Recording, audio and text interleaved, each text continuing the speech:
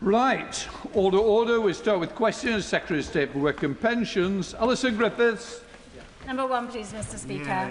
Minister. Thank you, Mr. Speaker. The unemployment rate is 4.7%, well below the historic high of 11.9% in 1984. But no one should ever be complacent about unemployment, especially considering the significant jump in economic inactivity under the Tories. And that's why I'm pleased to tell the House that employment is up by 725,000 to 75.3% since July 2024, and inactivity is down by more than the rise in unemployment, a reduction of 400,000. Alison Griffiths. Thank you, Mr. Speaker. On the House of Commons dashboard, the data for my constituency of Bognor Regis and Southampton shows that universal credit claims increased dramatically by 20% in just 1 month. Claimants have increased by over 2,000, from 10,344 to 12,415 from May to June this year. So given this recent increase in economic inactivity, what evidence does she have that the government's employment support programmes are successfully moving people from out-of-work benefits into sustained employment? Okay. Minister. Thank you, Mr. Speaker, and I'd like to thank the Honourable Lady for her question. Her government, the Conservative government, unified in-work and out-of-work benefits, so universal credit is also an in-work benefit. And as I mentioned some moments ago, the legacy of the Tories on economic inactivity is now seeing a welcome reversal, with economic inactivity down by 400,000. Right, Sir Russell. Could the Honourable Lady please tell me about the measures she is taking to reduce child poverty? Can the Minister? Yes. Mr. Speaker, as you know well, as the Honourable Lady knows well, improved employment is at the heart of our approach to child poverty, and that's why reductions in economic inactivity and improvements in employment will be part of our child poverty strategy to be published very soon. Tim Farrell. Mr. Speaker, does the Minister accept that the government's increase in national insurance contributions has had a negative impact on employment levels in communities like ours? Cumbria Tourism assesses that 37% of its businesses have cut staff as a consequence, 33% freezing recruitment. Is it possible that the government will actually get less in from this tax rise than it expects, and in doing so do grave harm to the Cumbrian tourism economy and many other parts of our economy? Minister. Thank you, Mr. Speaker, and I'd like to thank the honourable gentleman for his question. I speak to many businesses, and in fact, since coming into office, Secretary of State and I have totally changed our approach with employers. And that new approach includes a partnership with UK Hospitality, providing specific employment support to get into hospitality and a hospitality passport so that people can evidence their qualifications, which we believe, and UK Hospitality think, can help those people who really need a chance in life get a good start in the hospitality sector. Jessica Morgan. Thank you very much, Mr. Speaker. Visiting businesses in Newport East this summer, there's a high demand for companies, including Thames Valley Construction, who I visited to train more construction workers locally. And I was really pleased to see the government make that announcement in the summer to train 40,000 more people. Can the ministers tell me what conversations they're having with the Welsh Government to work together to do this? Minister.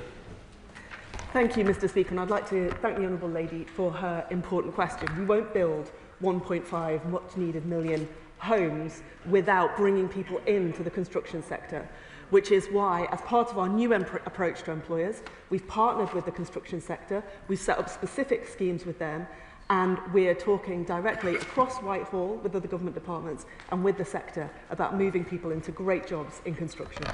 Secretary of State Helen Whately. Thank you very much, Mr. Speaker. Very good to see you back after the summer recess. Now, the Honourable Lady can fling around the stats all she likes, but the facts are clear and they are bleak. Under her watch, youth unemployment has gone up. Nearly 1 million and rising young people are not in work or education, including over 40,000 more young women. A generation of brilliant young people are going on to benefits rather than into work. But their jobs tax and the Unemployment Rights Bill were guaranteed to reduce opportunities for young people. We've had the winter fuel U-turn. We've had the welfare U-turn. Why not a U-turn to help young people? Thank you, Mr. Speaker. The damage was done to the coming generation under the Tories.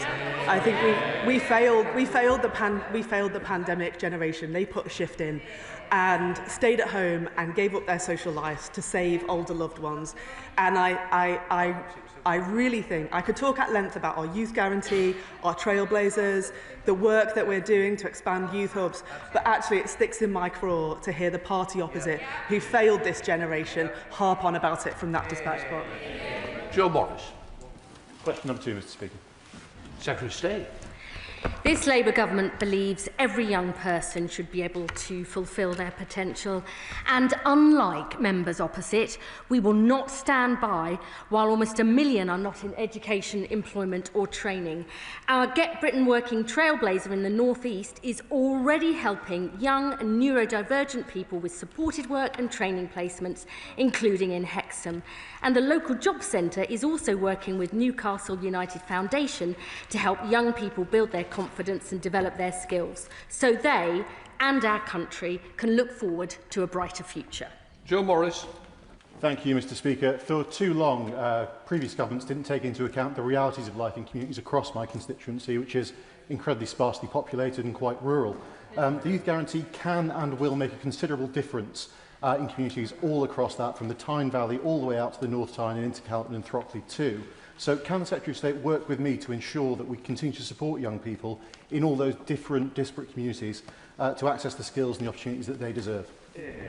Secretary of State. My honourable friend is right to say that people have different needs in different parts of the country.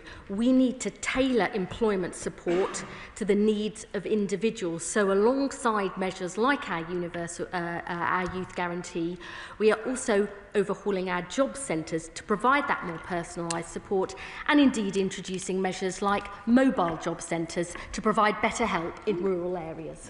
Michelle Scrockle. Question number 3, Mr. Speaker. Minister. Thank you, Mr. Speaker. Given the significant investment, DWP has partnered with BAE and the nuclear sector to promote a variety of career pathways, including roles across their supply chains. We're also working within BAE's The Bridge Hub in Barrow, a collaborative space offering employment advice and support from BAE systems and a range of local employers and organisations to connect talent with locally based jobs. In Barrow, further, our Youth Hub is run in partnership with Brathay Trust and Project John, supporting young people holistically to meet employers and develop their talents. Michelle Scrockle. Thank you, Mr. Speaker. I've been impressed by the work being done in Drop Zone in my constituency. They run a variety of projects for young people, including specialised education for those with additional needs, mental health support and support for the transition back into education, employment and training. But young people in Barrow and Furness still face difficult challenges from a long legacy of underfunding. The Youth Trailblazer scheme is already making a difference in some constituencies after just a few months. Will the Minister meet with me to discuss how we can tailor this scheme to specifically target young people in Barrow and Furness? Minister.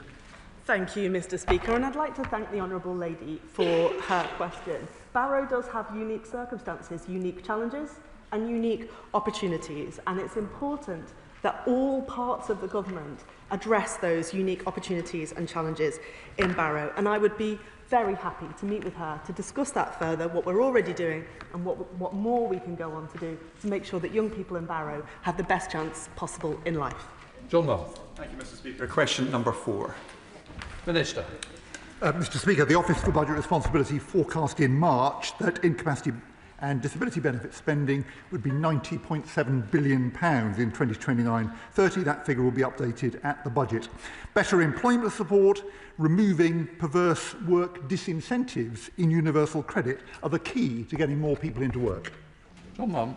Mr. Speaker, just 2 months ago, the Secretary of State was left humiliated after being forced to significantly water down her botched welfare bill. So can the Minister tell the House, if the Government had pressed ahead with the bill as originally drafted, how much less would taxpayers be spending on benefits by 2030? Well, as I've said, Mr. Speaker, the OBR will update its forecast at the time of the budget, but we inherited a terrible situation with record numbers of people economically inactive. Economic inactivity is down since the election, employment is up. Those developments have been encouraging, but our reforms will be going much further. The £3.8 billion that we're investing in employment support for people out of work on health and disability grounds, that's the biggest package ever, will be the key. Thank you, Mr. Speaker.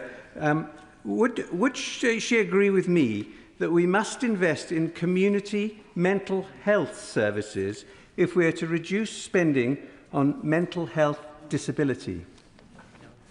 Well, Mr. Speaker, I very much welcome the NHS 10-year plan, which our right honourable friend has published, which does give a new priority and new commitment to mental health support. And I agree with my honourable friend, that's a very important part of tackling the problems that we need to resolve. Shadow Minister Danny Cook. Thank you very much, Mr. Speaker. And it's good to see the Minister back after the break. But I'm sorry to hear that there are still no plans to reduce spending on PIP. Indeed, he has said that he is collaborating with people who would not be working with him on his review if there were to be any reductions in the levels of benefit or eligibility. So given this veto on the cuts to PIP, can I implore him again to at least look at the benefits that PIP is gateway to? So motability, disability premium, council tax discounts, blue badges. Will he at least promise that these entitlements could come down? Well, Mr. Speaker, we've made it clear we are going to co-produce our review of the PIP assessment with disabled people themselves, with representatives of disability organisations. The review will cover the mobility component assessment, which leads on to the Motability scheme, and other entitlements which PIP is a gateway to. But no possibility of any of those entitlements coming down or any of the spending being reduced. Now, Mr. Speaker, we have 1.25 million foreign nationals claiming universal credit. Most of them are not in employment. I hope he doesn't plan to co-produce his plans with foreign nationals. Though knowing Labour lawyers, I expect they'll be saying that the ECHR demands they do just that. Can he tell the House whether he thinks that subsidising more and more foreign nationals is what the British security system is for? And if not, will he, as we've been arguing, will he restrict sickness benefits to British nationals only? Is that we have a fair system. We are reviewing universal credit at the moment. We're looking at problems, for example, the 5-week wait that was inserted into universal credit when it was introduced.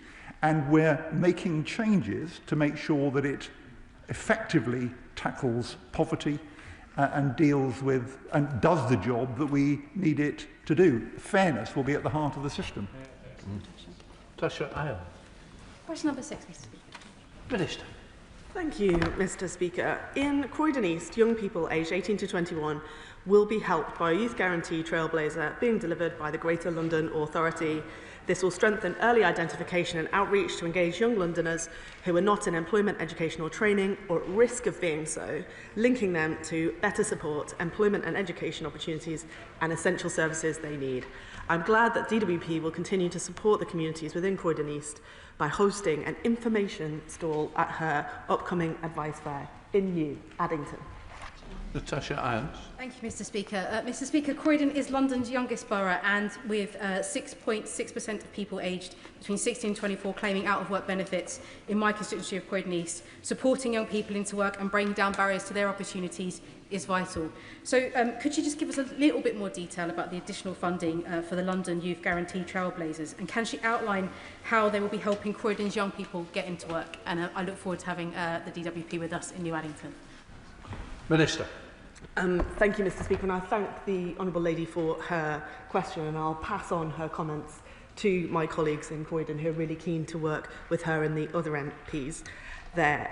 In the summer, the Secretary of State announced further funding for our 8 Youth Guarantee Trailblazers with an extra 45 million, and that will make sure that in London, like in the rest of the country, our young people get the choices and chances they deserve. John Cooper. Thank you, Mr. Speaker. Number 7, please.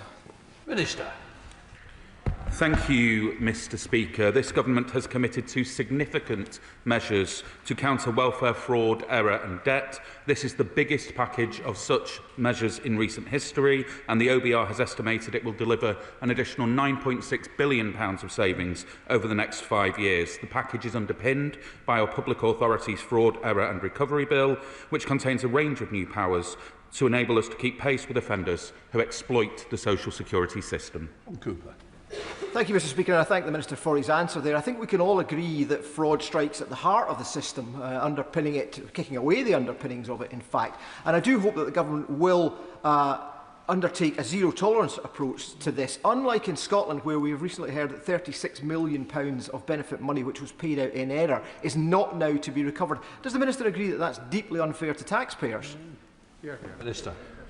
The honourable gentleman tempts me to encroach upon what are legitimately policy questions for the Scottish Government. What I would say is that the policy of this government is clear and is set out in the bill, but I am grateful to the Cabinet Secretary for Social Justice for continuing to work with me constructively to try and make this bill as workable as possible, alignment where we can, but where, if we end up diverging, we are still able to make sure that we are doing everything that we can from this Parliament and everything that the Scottish Government chooses to do to bear down on fraud and error. Chris Kane. Thank you, Mr. Speaker. Does the Minister share my surprise that a member of the party responsible for over a decade of rising poverty, record benefit delays and billions lost to fraud and error is now suddenly concerned about tackling it? And while across this House we recognise the need to tackle fraud within our welfare system, we should also recognise the huge issue we have with tax avoidance and tax evasion, as recently highlighted by the Public Accounts Committee, which requires significant attention.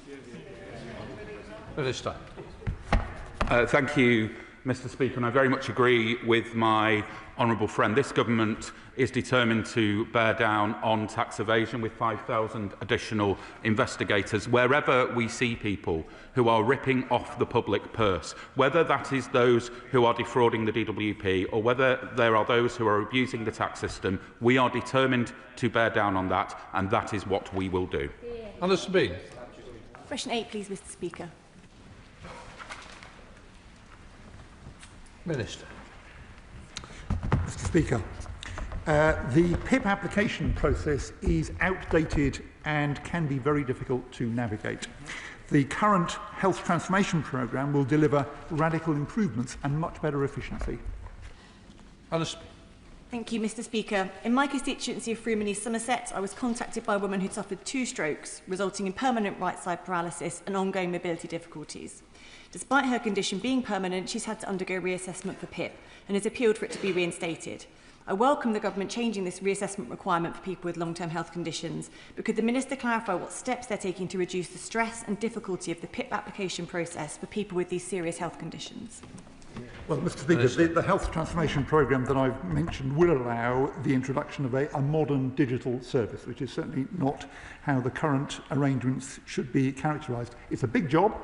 The programme is going to run until 2029, but the outcome from it will be a process which is simpler, which is easier to understand, I hope, reducing the stress that the honourable member has rightly drawn attention to, and also with shorter decision times.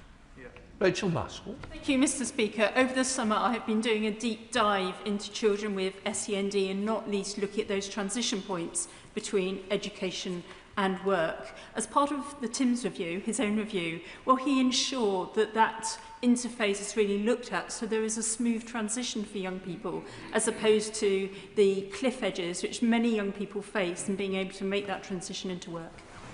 Well, Mr. Speaker, the review will look specifically at the PIP assessment, but we have, in the Green Paper published earlier this year, suggested that the age of transition from DLA to PIP should be increased from 16 to 18. That was one of the consultation proposals. I think that change could assist with the concern the honourable friend is raising. We're looking at the moment at the consultation responses we've received. Question 9, Mr Speaker. Secretary of State. We are determined to drive down child poverty in the Honourable Gentleman's constituency and right across Scotland and the rest of the UK. Our child poverty strategy will look at every lever at our disposal to drive up family incomes, drive down family costs and give every child the best start in life. I regularly discuss these issues with the Chancellor and indeed ministers across government, because we will leave no stone unturned in ensuring every child can fulfil their potential, because they deserve it and our country needs it. Thank you, Mr Speaker. 2 million pensioners in the UK are in poverty, with the British state pension amongst the worst in North West Europe. During the independence referendum, Better Together claimed our pensions are more affordable as part of the UK. 11 years on, can the ministers tell me exactly what the Union is doing for Scottish pensioners other than impoverish them? Thank you. Secretary. I mean, I would say to the honourable gentleman, investing in, an additional £31 billion in the triple lock over the Parliament is delivering huge benefits to pensioners in Scotland. Our measures to drive up uptake of pension credit to help the very poorest pensioners. Our measures to stabilise the economy, to invest in the NHS, which many pensioners rely on. I'm very proud of the action that we are taking, but indeed with the biggest ever funding settlement agreed for Scotland and given by this government, I would ask him to ask some challenging questions of his own government to make sure they deliver for Scotland's pensioners too. Thank you, Mr Speaker. Last year, a staggering 1 in 4 kids in Derby lived in poverty. Our local charities like the Derby Food for Thought Alliance do some amazing work, handing out last year 20,000 food parcels. Will the Secretary of State ensure that the upcoming food poverty strategy, the child poverty strategy, sorry, address the root causes of child food poverty, so that parents aren't left struggling to put tea on the table? Secretary of State. I understand very well the issues my honourable friend raises. As a former chair of Feeding Leicester, the programme to end hunger in my city, I see only too clearly the links between poverty and dependence on emergency food parcels. I'm very proud we've already slashed deductions in universal credit, that we have extended the Crisis and Resilience Fund, the first 3-year funding settlement for that under this government. There's much more to do, but we want to make sure children have hungry minds, not hungry bellies, and we are determined to deliver. Thank you, Mr Speaker. The best way of reducing poverty is being in work. But as a result of this government's damaging economic policies, we've seen youth unemployment rise by 6% since the general election. What representations will the Secretary of State make to the Chancellor ahead of the budget to ensure that more damage isn't done? Secretary of State. The Labour Party believes that everybody who can work must work. I would say to him he should look at his own party's record. The disability employment gap has stalled under their watch. The lone parent employment rate stalled. Economic inactivity rose. We haven't got the only country in the G7 whose employment rate hasn't got back to pre-pandemic levels. We are overhauling our employment system to help more people into work and get on in their work. I'm proud of our record. Maybe he should look at his own. Neil Duncan-Jordan. Thank you, Mr Speaker. Tackling poverty should, of course, be one of the key priorities of any government that wishes to see its people thrive.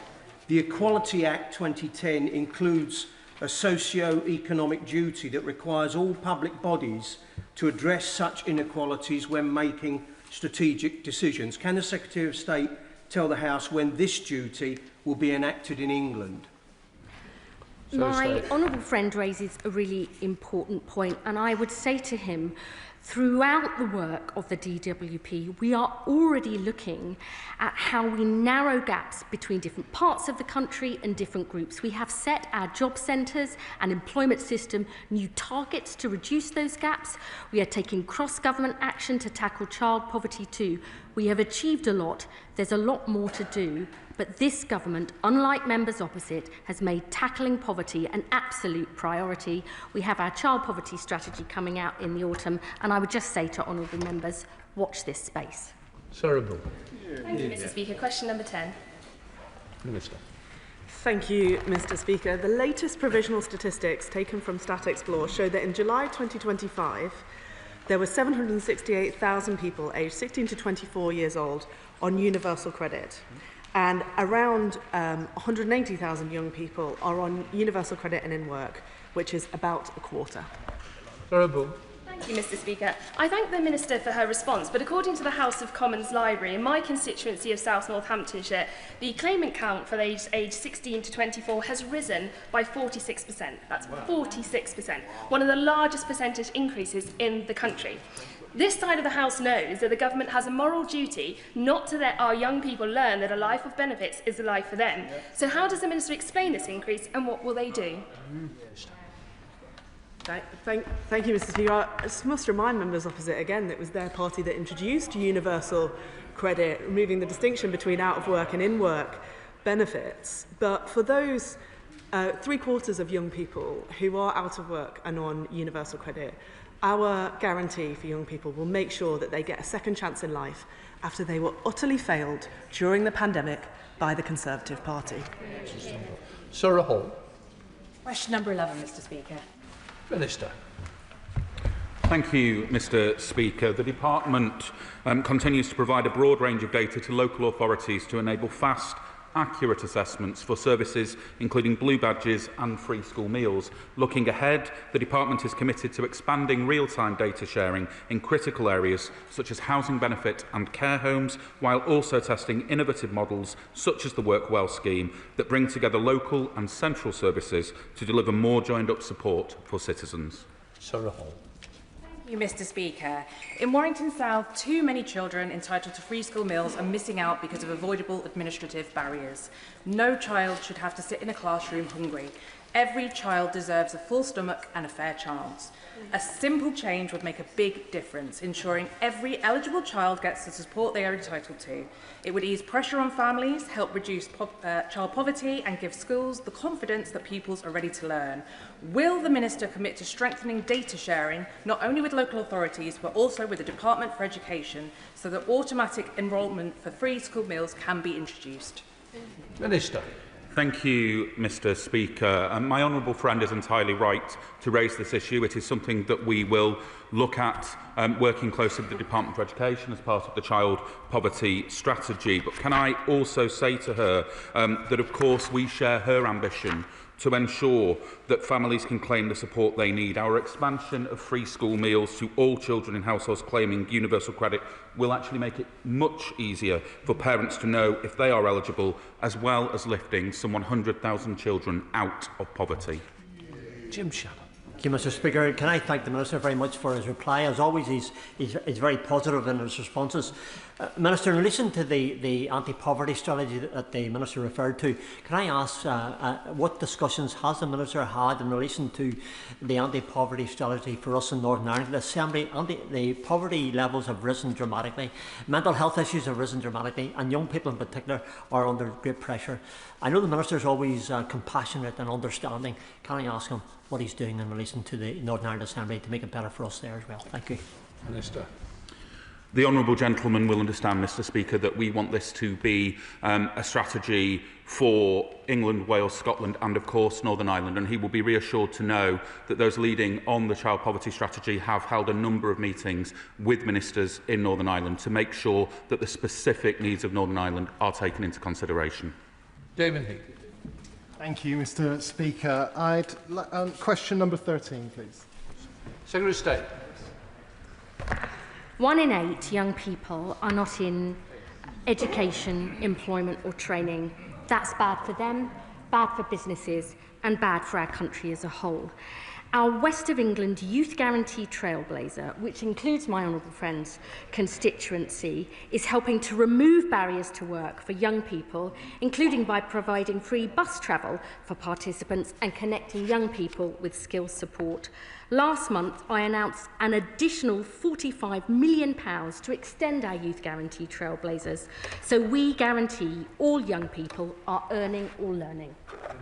Thank you very much, Mr. Speaker, and that's fantastic to hear. So I'd like to ask the Secretary of State to set out the practical impact so far of what the West of England Youth Guarantee Trailblazer is achieving, and assuming it's positive, to confirm plans to back this up with more investment to support our young people in the Bristol area.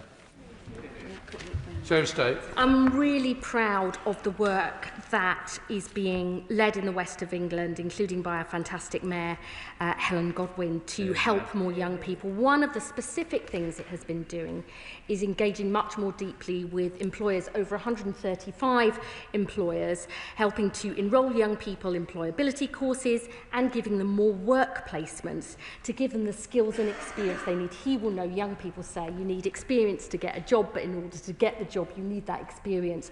We're trying to turn that around. The additional funding we've announced will provide up to another £5 million for that West of England Youth Guarantee Trailblazer. A lot done, but a lot more to do. Christine Jardine. Thank you very much, Mr. Speaker. Question number 14, please. Minister. Thank you, Mr. Speaker. The Government is committed to ensuring that all pensioners receive the support to which they are entitled. That's why we've been running the biggest ever pension credit take-up campaign. We plan to continue promotional activity through from September to the end of this financial year, with a focus not just on eligible pensioners, but on their friends and family too. Christine Jardine. Mr. Speaker, earlier this year a constituent of mine in Edinburgh West, however, contacted me about the delay she had faced in getting pension credit she was entitled to. She applied in September last year, was told it would be November, and it was actually March before she got her pension credit awarded. The delay meant she went without extra support at the same time as losing her winter fuel allowance through the winter. So what steps will the Minister be taking to cut these delays and stop more vulnerable pensioners left cold this winter? Minister. Well, I thank the honourable member for her question. On the individual case, I hope she'll write with me with those details. On the more general picture, I can reassure her that what we now have is the lower backlogs in terms of cases to be processed for pension credit than we inherited under the last government. That's despite the record level of claims that have come through. Judith. Thank you, Mr. Speaker. Boots has been a significant employer in my constituency of Broxtowe since 1927, and many of my constituents have been proud to work for them.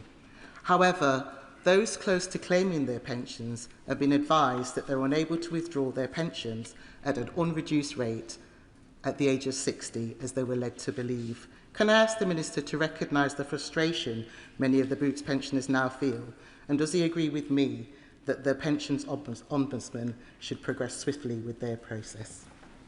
Minister. Well, I thank the honourable friend for her question. She's raised this matter with me before, and the one thing I can confirm is that she's a powerful advocate for her constituents on what is a very important issue for them. She knows that I won't be able to comment on the individual cases, particularly as it's now with the Pension Ombudsman, but more generally it is important that where promises have been made to pensioners in the details of their pensions, that those are lived up to, and that's exactly what the Pension Ombudsman exists to make sure happens. Shadow Minister Montgomery. Thank you very much, Mr. Speaker. Well, thanks to our Conservative winter fuel payments campaign, thousands of pensioners have signed up to pension credits, and millions more pensioners will receive winter fuel allowance after the party opposite admitted that their policy on winter fuel payments was wrong. But, Mr. Speaker, the Social Security Advisory Committee recently concluded that the government's winter fuel plans fall short in delivering their objectives of fairness, administrative simplicity and targeted support. It seems, Mr. Speaker, that the government has prioritised civil service bureaucracy over helping frozen pensioners. Does the Minister agree with the Social Security Advisory Committee's conclusion on their policies? Minister. Well, I thank the honourable member for his question, and I would also congratulate members on all sides of this House that have run campaigns to drive up pension credit. It is very important. That is why we've seen 60,000 extra awards over the course of the year to July 2025 compared to the year previously, and that is very welcome, not just work by members but work done by civil society organisations and local authorities too. Specifically on the points he raised about the process for winter fuel payments for this winter and forward, I don't agree with the characterisation he's chosen to present. Particularly on the tax side, the process will be automatic. Nobody will be brought into tax or self-assessment purely because of that change, and the vast majority will have their winter fuel payments recouped through the PAYE system automatically, and anyone that wants to can opt out. And I should remind members that the deadline for that is the 15th of September. Liberal Democrat spokesperson Steve Darling. Thank you, Mr. Speaker. And the Labour government inherited around 3 million pensioners in poverty from the previous Conservative government around a year ago. Sadly, the winter fuel cuts last winter saw many pensioners pushed into hardship. In light of winter fuel hikes, will the Minister reconsider their proposals and ensure that monies are paid to pensioners who missed out on winter fuel payments last winter? Thank you. Minister. I thank the honourable member for his question, but I would just gently say that every time that he comes to this House and opposes every single tax rise or any difficult choice that's making, what he's saying is that the Liberal Democrats are not a party that could deliver on commitments, for example, to the triple lock, which costs, as my honourable friend mentioned earlier, £31 billion in terms of the increase by the end of this Parliament a year. There are things called choices that are necessary to provide for the top priorities, and our top priorities on this side of the House for pensions to make sure that we are able to increase the state pension as the bedrock of most pensioners' living standards and to make sure we're able to save the NHS, and that's exactly what we're going to continue to do. Bumbrella. Question number 15, please, Mr. Speaker. Minister. Mr. Speaker, we will increase the number of face-to-face rather than remote PIP assessments, increasing the number of health professionals in assessment centres in order to deliver them. I think you'd agree, though, that it's important to keep telephone or video alternatives for those who need them. Brother. Mr. Speaker, many West Dorset constituents have written to me with deep anxiety about the assessment process for personal independence payments, especially the use of remote assessments. One constituent has endured months of repeated phone assessments triggering severe panic attacks, high blood pressure, lasting psychological harm, despite previously being awarded enhanced PIP. The Secretary of State has previously committed to me to move away from phone-based assessments. So my question is, what additional resources are going to be made available to support the rollout of more face-to-face assessments in West Dorset?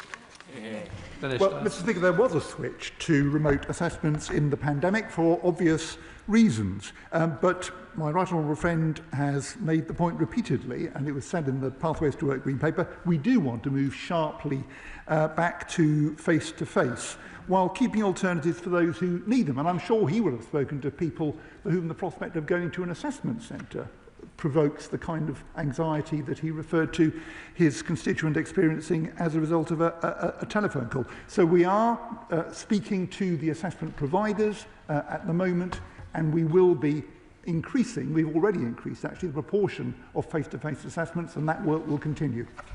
Leo Alba. Question number 16. Thank you, Mr. Speaker, and with permission, I'll answer questions 16 and 20 together, as they're both about the great city of Southend. Colleagues in Southend Job Centre are working very hard with Southend young people to help them gain skills, experience and confidence.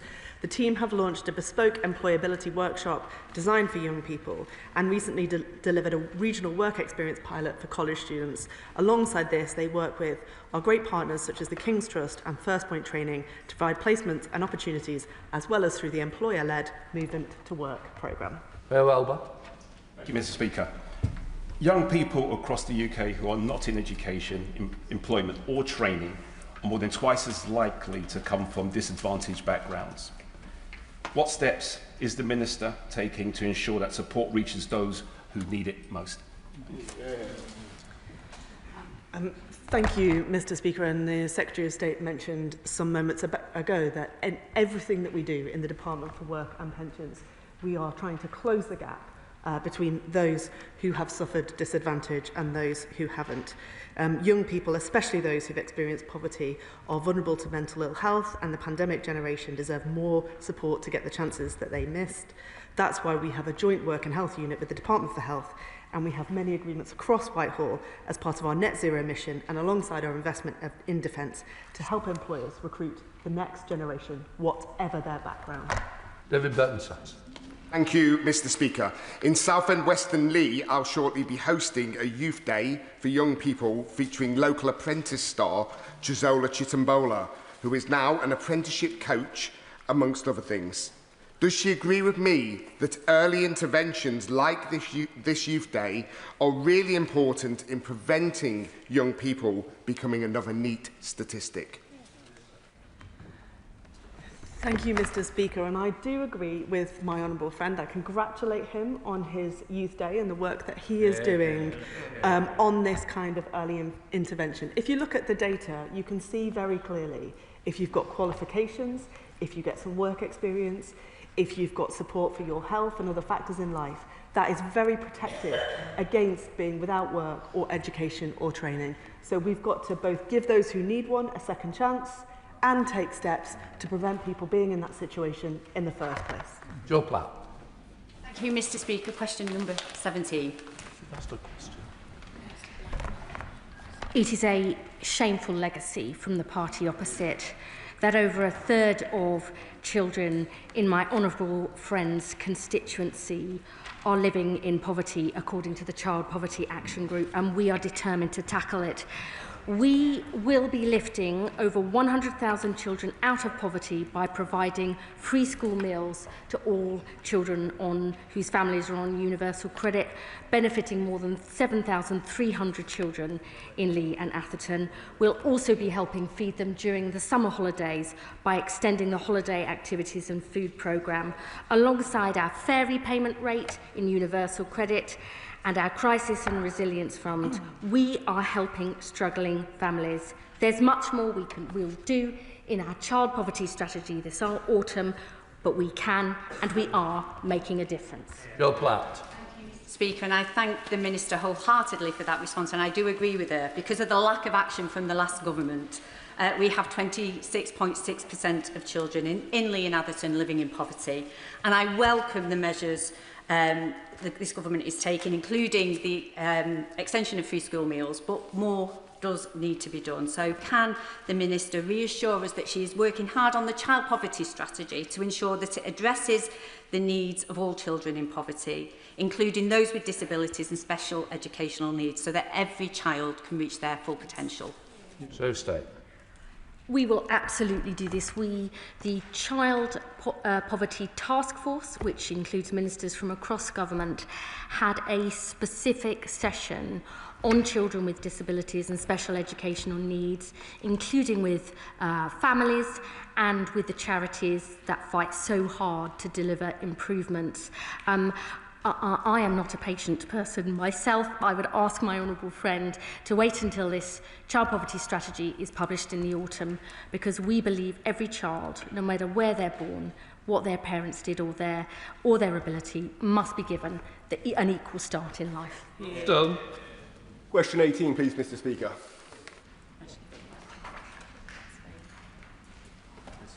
Secretary. Need my glasses. This government is determined to get Britain working again.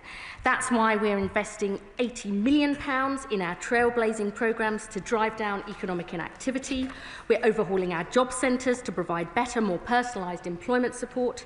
We're delivering a youth guarantee so every young person is earning or learning, and providing a record 3.8 billion people to help sick and disabled people who can work to get into work.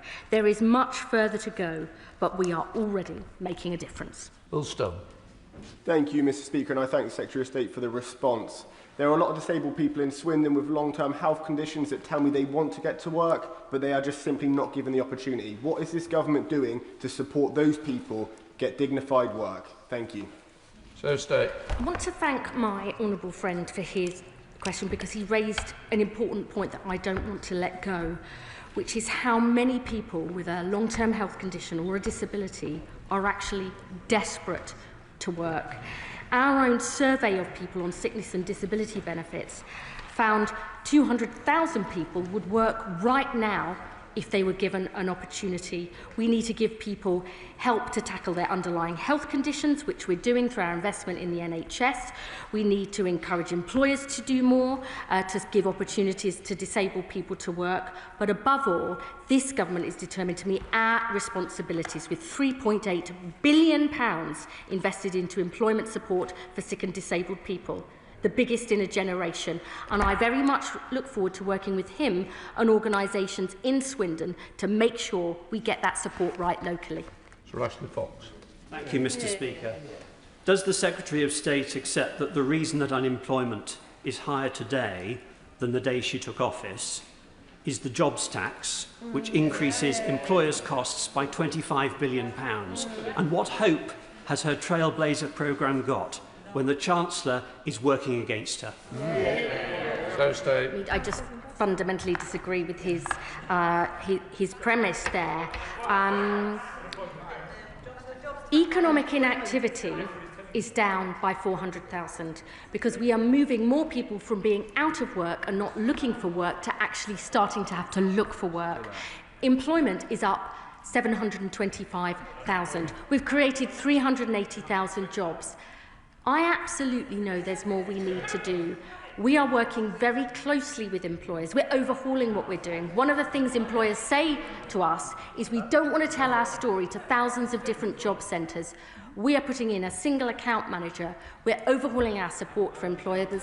And I would be happy to meet with him and employers in his constituency to see what more we can do to support them, because we want to get Britain working and earning again. Come to topicals, Chris Minns. Number one, Mr Speaker. Secretary of State.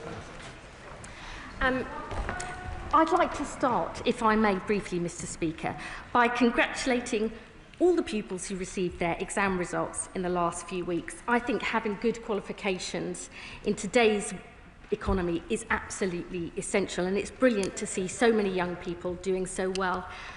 But I really believe that the number of young people not in education, employment or training is one of the biggest challenges facing this country, and you're much more likely to be NEET, so-called NEET, if you lack basic skills. That's why I'm so proud of the action this government is taking to increase the number of youth apprenticeships, overhaul foundation apprenticeships, and above all to put in place a youth guarantee so every young person is earning or learning. Chris Minns. Thank you, Mr Speaker, and I hope you had a lovely recess. Can I thank the Secretary of State for her? Answer to my initial question? Harlow is full of so many fantastic schools, and I see the potential that young people have in Harlow every single day. However, quite often that potential is overlooked because of economic circumstances. So can I ask the Secretary of State to explain how the new Crisis and Resilience Fund will support the poorest children in Harlow? Secretary of State. I thank my honourable friend for his question. At the spending review, we announced the first ever multi-year settlement of what was the Household Support Fund, but which we are turning into a Crisis and Resilience Fund with £1 billion of funding every single year. That will not only provide emergency help to families, for example, if their white goods break down or they need emergency food, but increasingly we want to start shifting it towards tackling the root causes of poverty, helping people become more financially resilient with debt advice. And we recently held a meeting with over 600 stakeholders to look at how we can get that shift, because we want to prevent people falling into poverty and give them the tools they need to get out of poverty themselves. Ellen Waitley, Shadow Secretary of State. Thank you. Can I welcome the Right Honourable Lady back after the summer? She said recently it had been a bumpy few months. An understatement, I would say, Mr Speaker, because last time we stood here, she had just completed a rather humiliating climb down on her welfare savings plans. She set out to save money, but ended up spending it. You couldn't make it up, but here we are. The number of benefit claimants has hit a record high. The sickness benefit bill is heading up, and still she has backbenchers and cabinet colleagues calling for even more spending on welfare. The Chancellor is busy doing her sums in advance of the budget. So can the Right Honourable Lady tell us how much will lifting the two-child benefits cap cost? Secretary of State. I mean, I'm not often called understated, but I thank the Honourable Lady for her comment. Look, welfare reform is always difficult because it's real people, real lives, and it is a complicated and personal issue. I would just say to her that we are investing £3.8 billion into employment support to get sick and disabled people into work.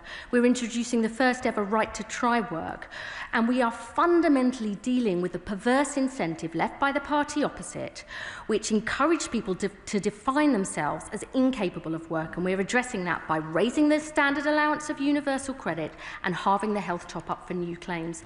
There's much more we need to do, and I will have to say to her, in terms of child poverty, we will be publishing our strategy in the autumn, But I am very proud. The last Labour government lifted 600,000 children out of poverty. Her party plunged 900,000 children into poverty. We'll take action. And as I said, she should watch this space. The Right Honourable Lady a simple question. I fear she doesn't know. She certainly didn't answer it. What is clear is that Labour wants to spend more on welfare, so do the Lib Dems, and so does Reform.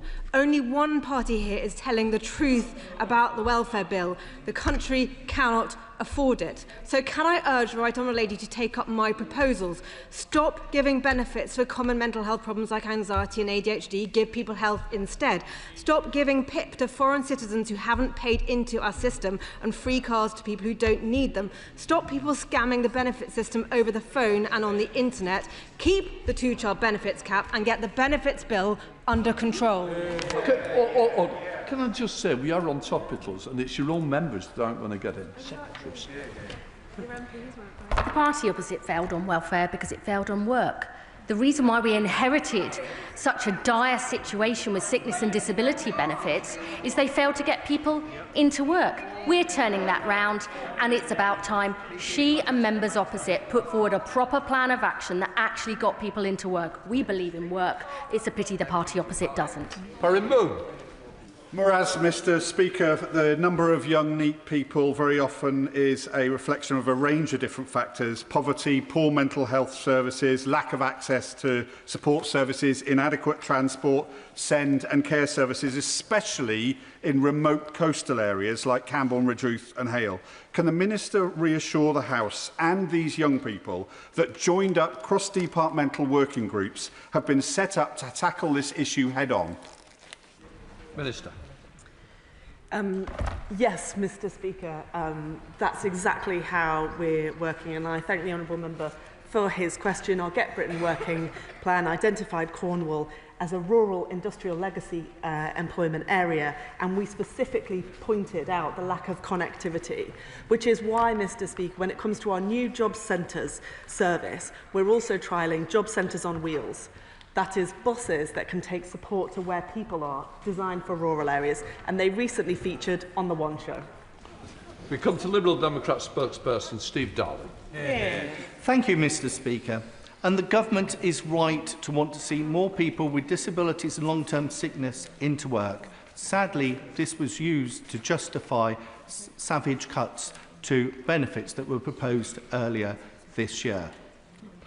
However, myself and colleagues are hearing reports of cuts being done by the back door of current awards on access to work and new payments of access to work. Can the Minister cast any light on this, whether guidance have been given to the civil servants of such cuts? Minister. Mr Speaker, there's been no change at all to policy on access to work. As the honourable member knows, we did consult in the Green Paper earlier in the year on reform to access to work. There's been a big increase in demand for it. Reform is needed. We're looking at the moment at the consultation responses. I think there may have been instances in the past where the published guidance hasn't always been properly applied. It is being applied now, and that may give rise to some of the issues that have been drawn to his attention. But there's no change in the policy at all. Jim Dixon. Thank you, Mr Speaker. Can I warmly commend the locally led £100 million Connect to Work programme, which supports those with complex barriers to employment to get into work and to stay in work. A constituent of mine, Charlie, has explained to me some of the barriers to work he experiences living with ASD and ADHD, but he's a dedicated and focused young man who is to be commended for wanting to be a useful member of society. Can the Minister update me on what support Connect to Work and other schemes like it will offer Charlie and other constituents of mine in Dartford?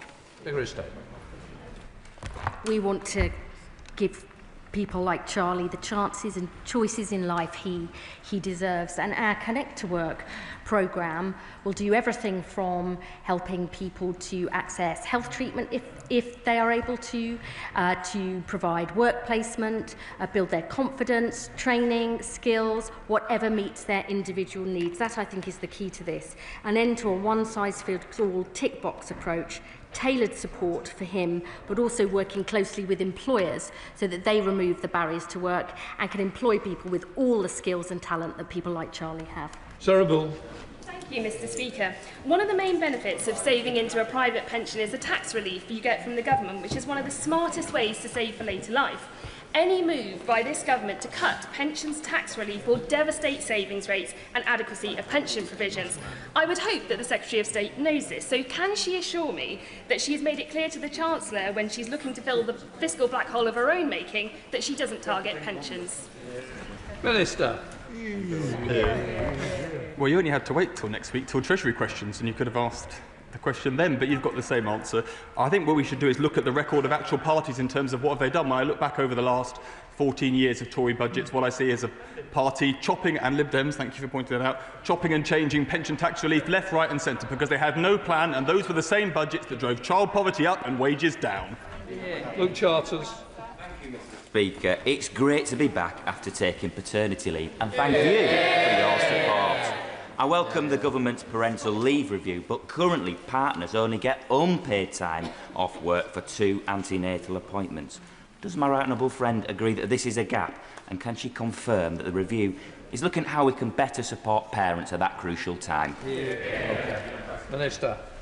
Thank you, Mr. Speaker, and can I begin by congratulating my honourable friend on the recent addition to his family. I hope he had a restful summer, although I doubt it, considering the likely lack of sleep. He is right to raise this issue, Mr. Speaker. It is now past the date for the call for evidence, but if he wants to write to me directly about that, I will ensure that it is fed in.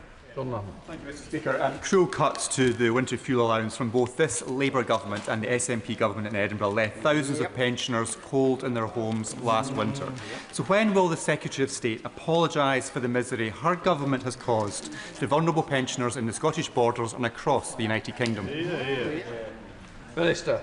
I thank the honourable member for his question. We obviously discussed this issue at some length in the statement before recess, and he knows the priority for this party has been to raise the state pension, committing to the triple lock throughout this Parliament at a cost of £31 billion a year. For the new state pension, that's an increase by the end of the Parliament of £1,900 a year. On the winter fuel payments specifically, I think most people, I thought this was the position of the party opposite, think that we shouldn't be in a position where we're paying hundreds of pounds to the very richest pensioners. We have listened to concerns and raised the level of the threshold, but it is important to maintain that principle. If the position of the party opposite is now that they want to see a return to universal winter fuel payments, they need to have a word with the leader of the opposition, who has not supported universal winter fuel payments or indeed a universal state pension. John Slinger. I'm visiting the Job Centre in Rugby next week, and I'm looking forward to hearing more from them about their work with local businesses and also with people with disabilities and special educational needs to get people back into work. So could the Minister set out what further steps we're doing in that very important job of a Labour government? Minister. Thank you, Mr. Speaker, and I thank my honourable friend for his question, and I'm glad that he's visiting Rugby Job Centre, and I would encourage all members right across this House to go to their local job centres, because their work coaches have the most experience and knowledge about the things that we need to do to get people into work. We are creating Job Centre in your pocket so that everyone can have access to help 24 hours a day. And that letting technology take the strain will mean that our work coaches can do more of what they do best, which is giving people, person to person, the confidence to take up life's chances. John Bland. Thank you, Mr. Speaker. Last week, Policy Exchange published a very insightful report, Out of Control, looking at the pathways into benefit entitlements. They made the point that 50 years ago, just 1 in 2,500 people was said to have autism. Today, that has risen to 1 in 36 children. Will the ministerial team undertake to look at the implications of that definitional creep and the specific implications for benefit entitlements of her department? Minister. Well, Mr. Speaker, we have set up a panel of experts to advise us on how best to improve employment prospects for people with autism and with neurodivergence. I'd also say to him, we are, as he knows, going to be undertaking a review of the PIP assessment so that co-producing it with disabled people so that we have a clear way forward for who should and should not be entitled to personal independence payment. Peter Swallow. My honourable friend set out how this government is reforming pensions long term to help people in Bracknell Forest and across the country to save for their futures. Minister. Well, I thank my honourable friend for his question, and it's a crucial question. That's exactly why we have revived the landmark Pension Commission. We've got to confront the reality that currently we are on track for tomorrow's pensioners to be poorer than today's. Auto-enrolment has been a huge success, with 88% of eligible pensioners now saving, but 45% of working-age adults are currently saving nothing. 3 million self-employed, 1 in 4 low earners, and the Commission will ensure we build a pension system that is strong, fair and sustainable. Listen, Bennett. Thank you, Mr. Speaker. The Carers Allowance Overpayments Review was due to report in early summer. It is now the 1st of September. In recent weeks, I've become aware of a case where the DWP has informed somebody that they now are owed, they now owe the DWP £18,000. That is a scandal. When is the review going to report back? Well, Mr. Speaker, we have received the report from Liz Sace, and I want to thank her very much for her review of earnings-related overpayments of carers allowance. We are currently considering the findings. We are, as she knows, making a number of changes. We've increased the earnings threshold for carers allowance in a way that will help, I think, avoid these problems in the future. We're looking at the possibility of a taper on carers allowance, but we'll come forward before very long at all, both with the report and with the government's response to it. Joanna Baxter. Thank you, Mr. Speaker. As someone who proudly served the trade union movement for 2 decades before entering this place, I warmly welcome this government's improvement to workers' rights. Can I ask the Minister to set out what steps are being taken to ensure that no one is left behind in the vital reforms to statutory sick pay? Yeah. Minister. Thank you, Mr. Speaker, and I know that so many of my honourable friends, including the Honourable Lady, will welcome the changes that we're making to statutory sick pay, improving eligibility for 1.3 million of the lowest paid employees, removing the waiting period, and many of those who will benefit are low-paid women. We know that the removal of the waiting period will mean all employees receive at least £60 more at the start of their sickness absence compared to the current system, but we will continue to evaluate these measures as they are implemented. Kirsty Blackman. It's the only part of these islands where child poverty is falling as a result of the Scottish Child Payment and as a result of the mitigation of the bedroom cap. When will the Labour Government move from empty words to actual action to take children out of poverty? Here. Secretary. We are already extending free school meals to all families on universal credit. We have extended the holiday activities and food programme, so we feed poor kids not just during school but in the holidays too. We have introduced a new fairy payment rate in universal credit. We have done the first ever multi-year settlement on the Crisis and Resilience Fund to help struggling families. We're introducing rolling out breakfast clubs. Our child poverty strategy will be published in the autumn. We're already taking action to tackle poverty. We will do more, and I would say to the Honourable Lady, the Scottish Government needs to look at how it's spending the biggest ever funding settlement given in the spending review, including on employment support, because helping parents into good quality jobs is the long-term key to tackling poverty and inequality. Chair of the Select Committee, Debbie Abrahams.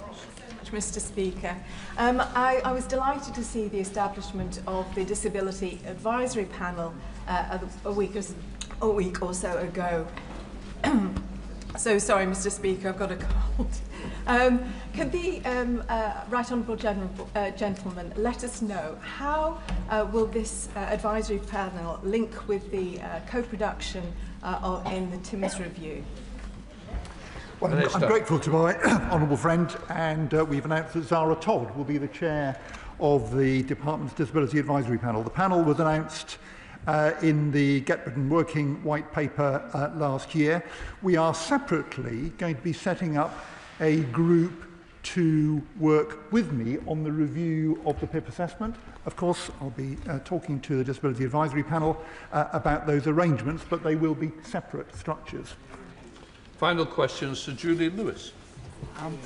Despite his new role in riding to the rescue of the Treasury, is the Pensions Minister still available to fulfil in principle the undertaking he gave me before the recess to have a meeting about the plight of ExxonMobil pensioners and the difficulties in them getting the discretionary surplus benefits to which I think they should be entitled? Absolutely. Minister. Right. Before we come to the statement by the Home Secretary, I should like to say something about the House of Judice resolution. The case of Epping Forest District Council versus Simona Hotels is still active and before the court. However, because this case concerns wider issues relating to the planning consent required for hotels to house asylum seekers, I've decided to grant a waiver so that members are free to refer to it in proceedings. However, I would remind the House that there are other active criminal prosecutions relating to disorder around the Bell Hotel and elsewhere, as well as one prosecution of an asylum seeker for alleged sexual offences. Honourable members may refer to the general issues relating to asylum accommodation, but should avoid discussing any specific criminal cases. I now call the Home Secretary. Thank you, Mr. Speaker. With permission, I will update the House on actions that we are taking with France to strengthen our border security and the next steps on our reforms to the asylum system. The House will be aware that when we came into the government, we found an asylum and immigration system in chaos. Small boat gangs for 7 years had been allowed to embed their criminal trade along the French coast. The asylum backlog was soaring and illegal working was being ignored. The previous government had lost control of the system and, as a result, opened many hundreds of asylum hotels across the country, while returns were a third lower than in 2010. And before leaving office, they deliberately cut asylum decision-making by 70%, leaving a steeply rising backlog behind. It is little wonder that people right across the country lost confidence in the system and demanded to know why they were paying the price of a system that was so out of control. But that does not mean that people rejected the long and proud history of Britain doing our bit to help those fleeing persecution or conflict, including in the past decade families from Ukraine, Syria and Hong Kong. Because it is the British way to do our bit alongside other countries to help those who need sanctuary, but the system has to be controlled and managed based on fair and properly enforced rules, not chaos and exploitation driven by criminal smuggler gangs. And it is exactly because of our important tradition that substantial reforms are needed now. In our first year in government, we've taken immediate action, laying the foundations for more fundamental reform. We have restored asylum decision-making and then rapidly increased the rate of decisions. Had we continued with the previous government's freeze on asylum decisions, thousands more people would have been in hotels and asylum accommodation by now. Instead, we removed 35,000 people with no right to be here, including a 28% increase in returns of failed asylum seekers and a 14% increase in removals of foreign criminals. We've increased raids and arrests on illegal working by 50%, and we cut the annual hotel bill by almost £1 billion in the last financial year. We are rolling out digital ID and biometric kits so immigration enforcement can check on the spot whether someone has a right to work or a right to be in the UK. And on channel crossings and organised immigration crime, we are putting in place new powers, new structures and new international agreements to help dismantle the criminal industry behind the boats. So I want to update the House on the further steps we're now taking. In August, I signed the new treaty with France, allowing us for the first time to directly return those who arrive on small boats. The first detentions took place the next day of people immediately on arrival in Dover, and we expect the first returns to begin later this month. Applications have also been opened for the reciprocal legal route, with the first cases under consideration, subject to strict security checks. We've made clear this is a pilot scheme, but the more we prove the concept at the outset, the better we will be able to develop and grow it. But the principles it embodies are crucial, because no one should be making these dangerous or illegal journeys on small boats, and if they do, we want to see them swiftly returned. But in return, we believe in doing our bit alongside other countries to help those who have fled persecution through managed and controlled legal programmes. This summer, we've also taken further action to strengthen enforcement against smuggling gangs. France has reviewed its maritime approach to allow for the interception of taxi boats in French waters, and we will continue to work with them to implement this change as soon as possible. In the last year, the National Crime Agency has led 347 disruptions of immigration crime networks, their highest level on record, and a 40% increase in a year. Over the summer, we announced a £100 million uplift in funding for border security and up to 300 more personnel in the National Crime Agency focusing on targeting the smuggler gangs. And the Border Security Bill will give them stronger powers, counter-terrorism powers against smuggler gangs, powers to seize and download mobile phones of small boat arrivals, and the power to ban sex offenders from the asylum system altogether. Mr. Speaker, if opposition parties work with us to speed passage through the other place instead of opposing the bill, those powers could be in place within months, making our country safer and more secure. Let me turn now to the major reforms that are needed to fix the broken asylum system that we inherited. Although we have increased decision-making and increased returns, the overall system remains sclerotic, outdated and unfair. So, as we committed in the Immigration White Paper, we will shortly set out more radical reforms to modernise the asylum system and to boost our border security, tackling the pull factors, strengthening enforcement, making sure people are treated fairly, reforming the way that the ECHR is interpreted here at home, speeding up the system, cutting numbers and ending the use of hotels, and developing controlled and managed routes for genuine refugees. At the heart of these reforms will be a complete overhaul of the appeals system, the biggest obstacle to reducing the size of the asylum system and to ending hotel use. Because tens of thousands of people in asylum accommodation are currently waiting for appeals, and under the current system that figure is to grow, with an average wait time already of 54 weeks. So we have already funded thousands of additional sitting days this year, and the Border Security Bill will introduce a statutory timeframe of 24 weeks, but we need to go further.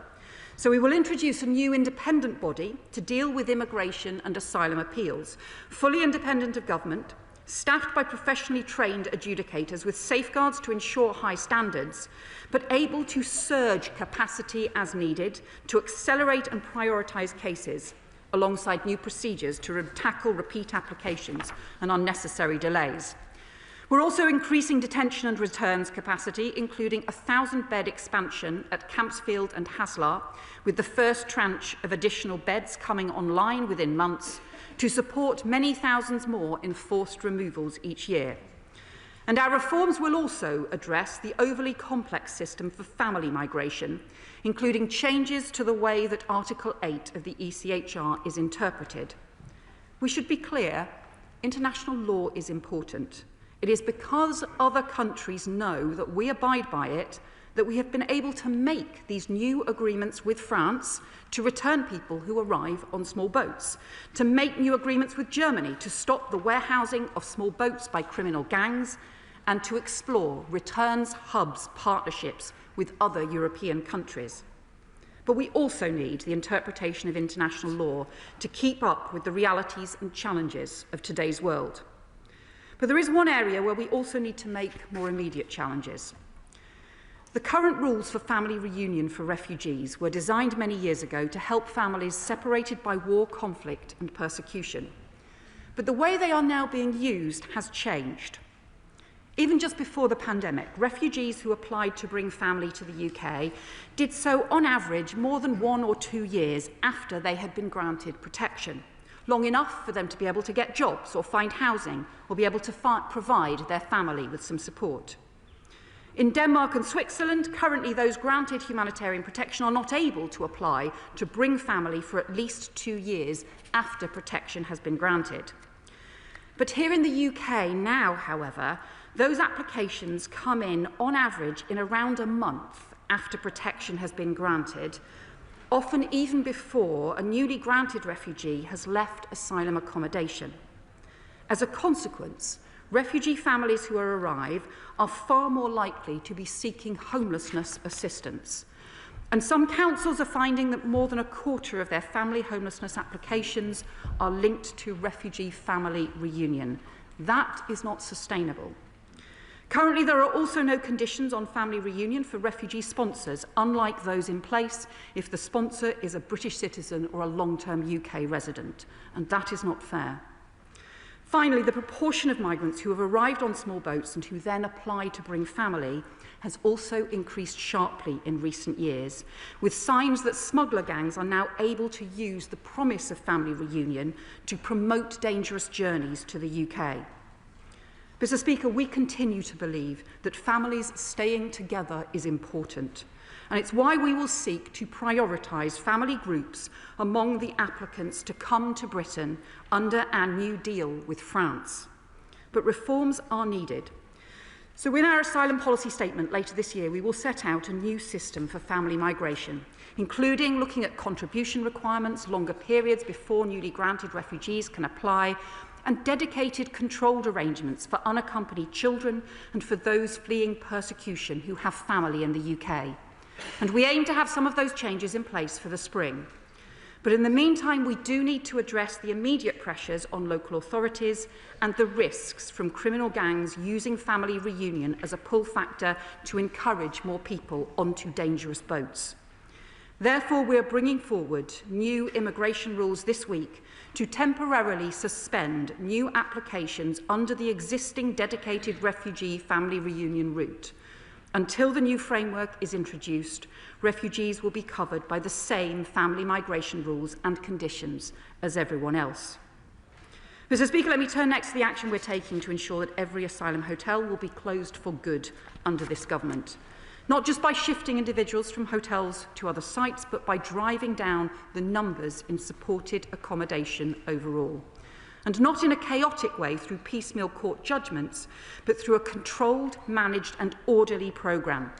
Driving down inflow into the asylum system, clearing the appeals backlog, which is crucial, and continuing to increase returns.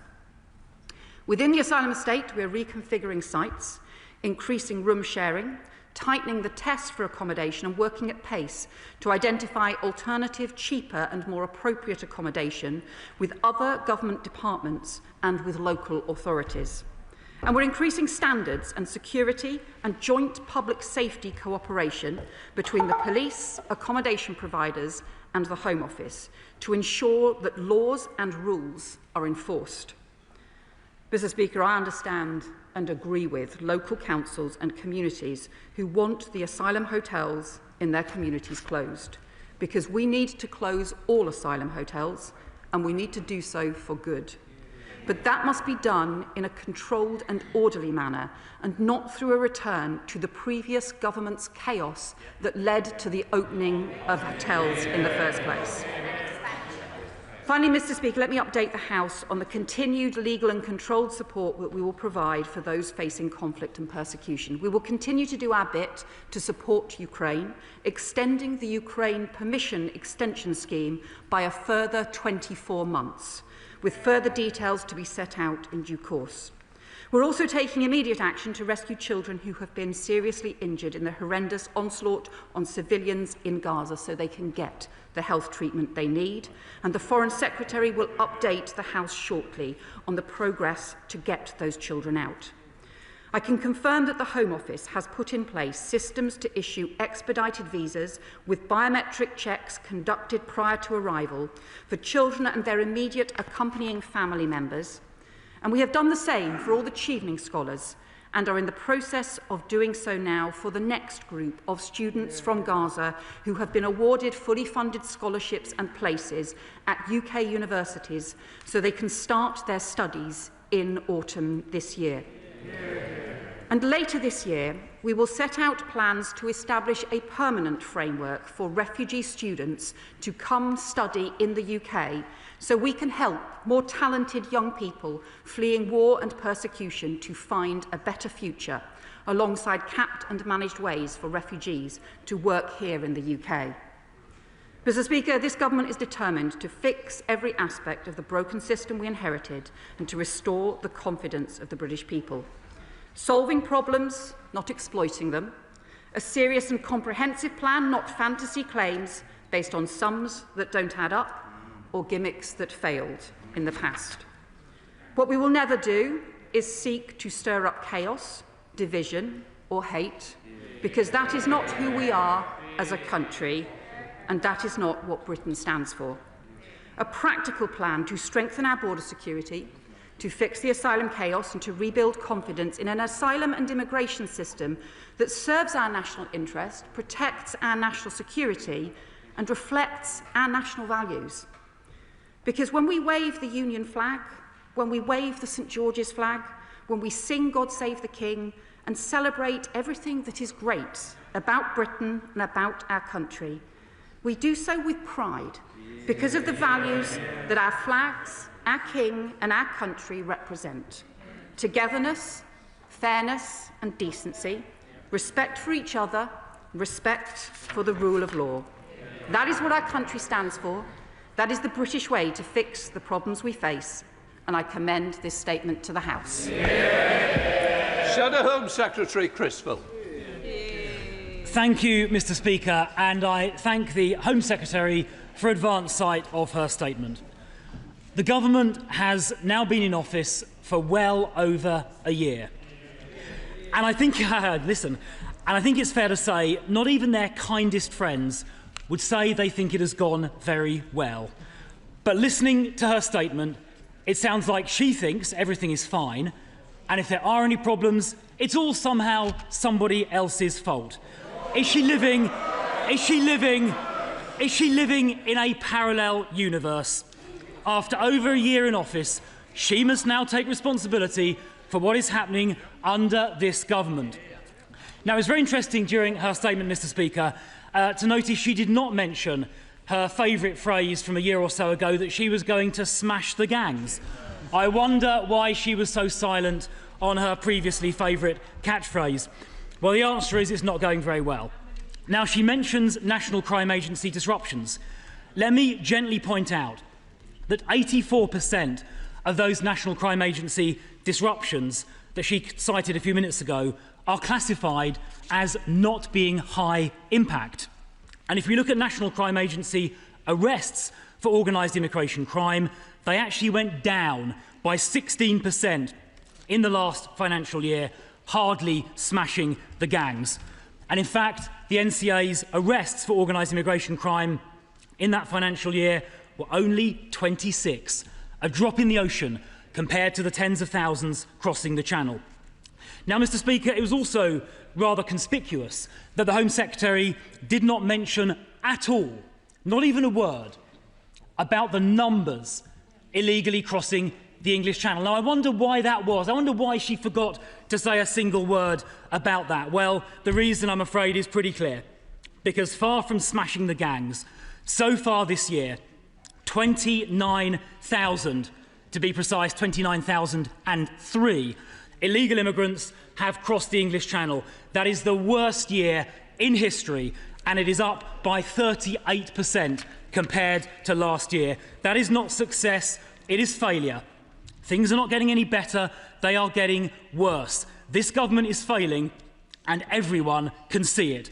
That is why there are protests up and down the country, and where those protests are peaceful, I support them. That is why, this is a shocking figure, 75%, let this sink in, 75% of the public think the government is handling immigration and asylum badly. 75%. Now, let me turn to hotels. Now, in the 9 months before the last general election, 200 hotels were closed down, including the Bell Hotel in Epping. But since 200 hotels closed down, but since the election, the numbers in asylum hotels have actually gone up by 8%. Now, had that previous trend of closures continued, today there would be no asylum hotels open at all.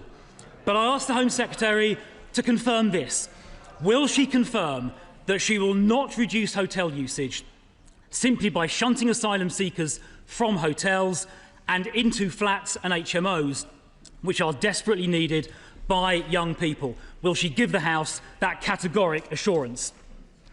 Now, Mr. Speaker, last week, the Home Secretary's lawyers said that the rights of illegal immigrants are more important than the rights of local people in places like Epping.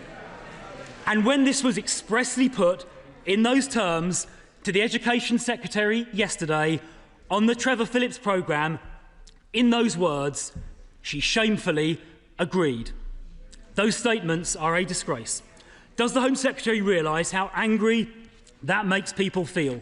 It speaks of a government not on the side of the people in this country.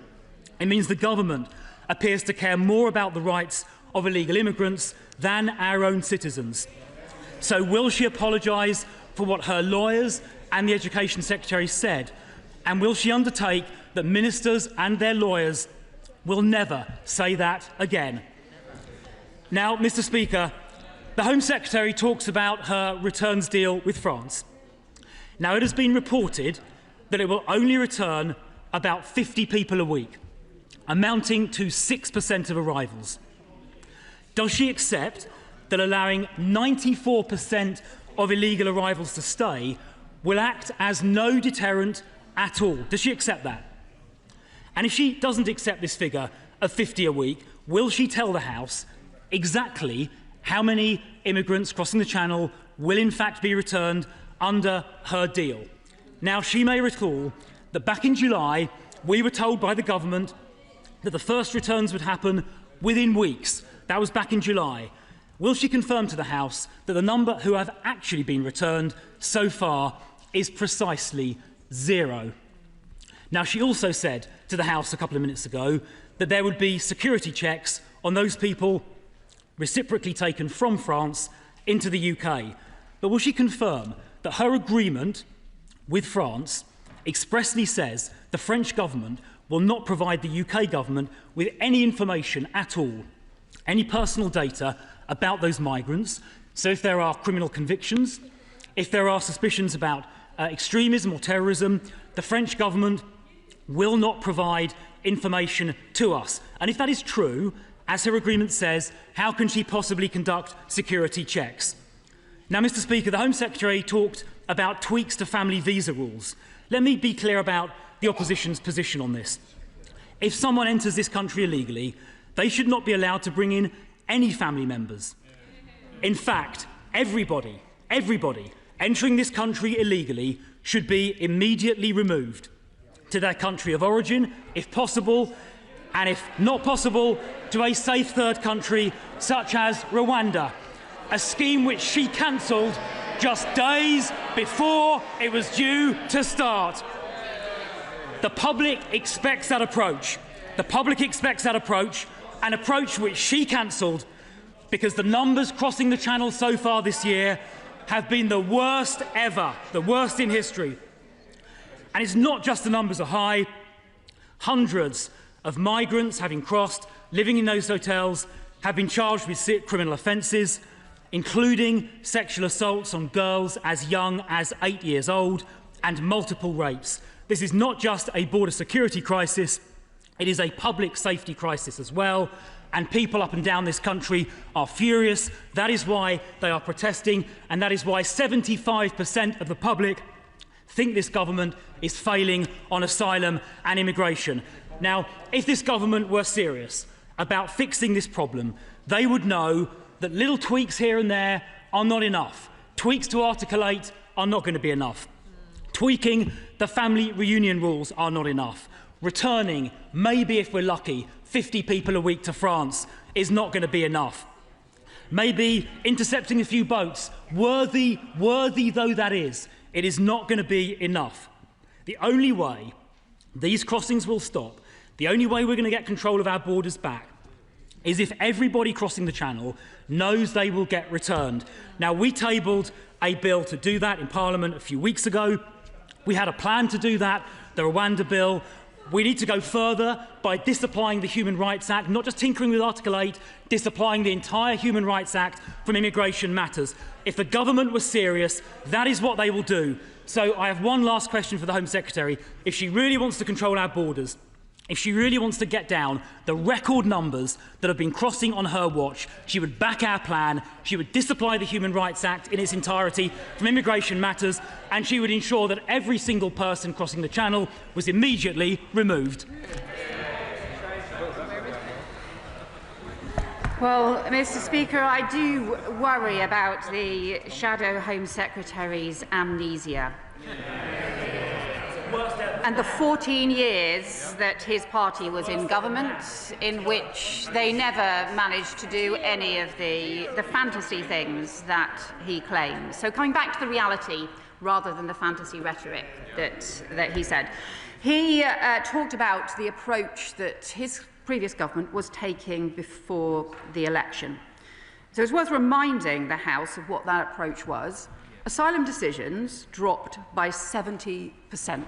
They effectively had a freeze on taking asylum decisions, and they were returning those asylum seekers nowhere. Not to France, not to the safe countries that people had passed through, not to Rwanda, despite running the scheme for more than 2 years. Only 4 volunteers went at a cost of £700 million. Their approach left us with a backlog that was soaring. And had we continued with that totally failed approach, not taking asylum decisions, not returning people anywhere, there would have been tens of thousands more people in asylum accommodation, in asylum hotels across the country right now. That is the kind of chaos that his policies were heading towards, and that is the kind of chaos that he is promising again now. The House will remember his personal record, obviously, where small boat arrivals went up tenfold on his watch when he was an immigration minister, and where the less than 1,000 asylum seekers were in hotels by the time he became immigration minister, more than 20,000 by the time that he left. And his new concern for local councils, well, he was the immigration minister who actually wrote to local authorities to tell them he was stopping the requirement for local authorities to agree to accommodation, saying, I have instead authorised providers to identify any suitable properties that they consider appropriate. So, Mr. Speaker, we agree with communities across the country that asylum hotels must all close. And I understand too why councils individually want to take action in their area. But I would say to the Shadow Home Secretary, a party that wants to be in government should have a proper plan for the whole country, not just promote a chaotic approach that ends up making it worse in lots of areas. But that actually is their record. The reason that we have asylum hotels in the first place is because they did no planning, they let Manston chaos get out of control, and both the Shadow Justice Minister, when he was Immigration Minister, as well as the Shadow Home Secretary, rushed around the country opening hotels instead of taking a practical, steady approach that gets to the heart of the problem, that reduces the asylum system, that strengthens our border security and tackles and reforms the appeals that are causing the huge delays now.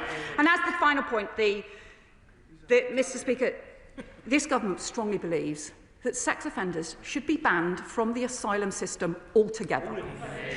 That is why we have put those details into the Border Security Bill, a bill that his party has voted against time and again, is still resisting in the House of Lords, a bill which, if opposition parties supported us and worked with us, we could have that law on the statute book. We could have those stronger powers against sex offenders. We could have the stronger powers on counter-terrorism powers to go after criminal gangs. We could have the stronger powers in place to tackle the offences that are being committed in the Channel and across the country as well. The trouble is, what the party opposite is doing in opposition is actually an even worse version of what they did in government, ramping up the rhetoric with policies that would just make the chaos worse. This government will fix the chaos that we inherited and strengthen our border security for the sake of the whole country. Judy Gosling. Thank you, Mr. Speaker, and thanks, Secretary of State, for everything which has been revealed today, which will make a difference.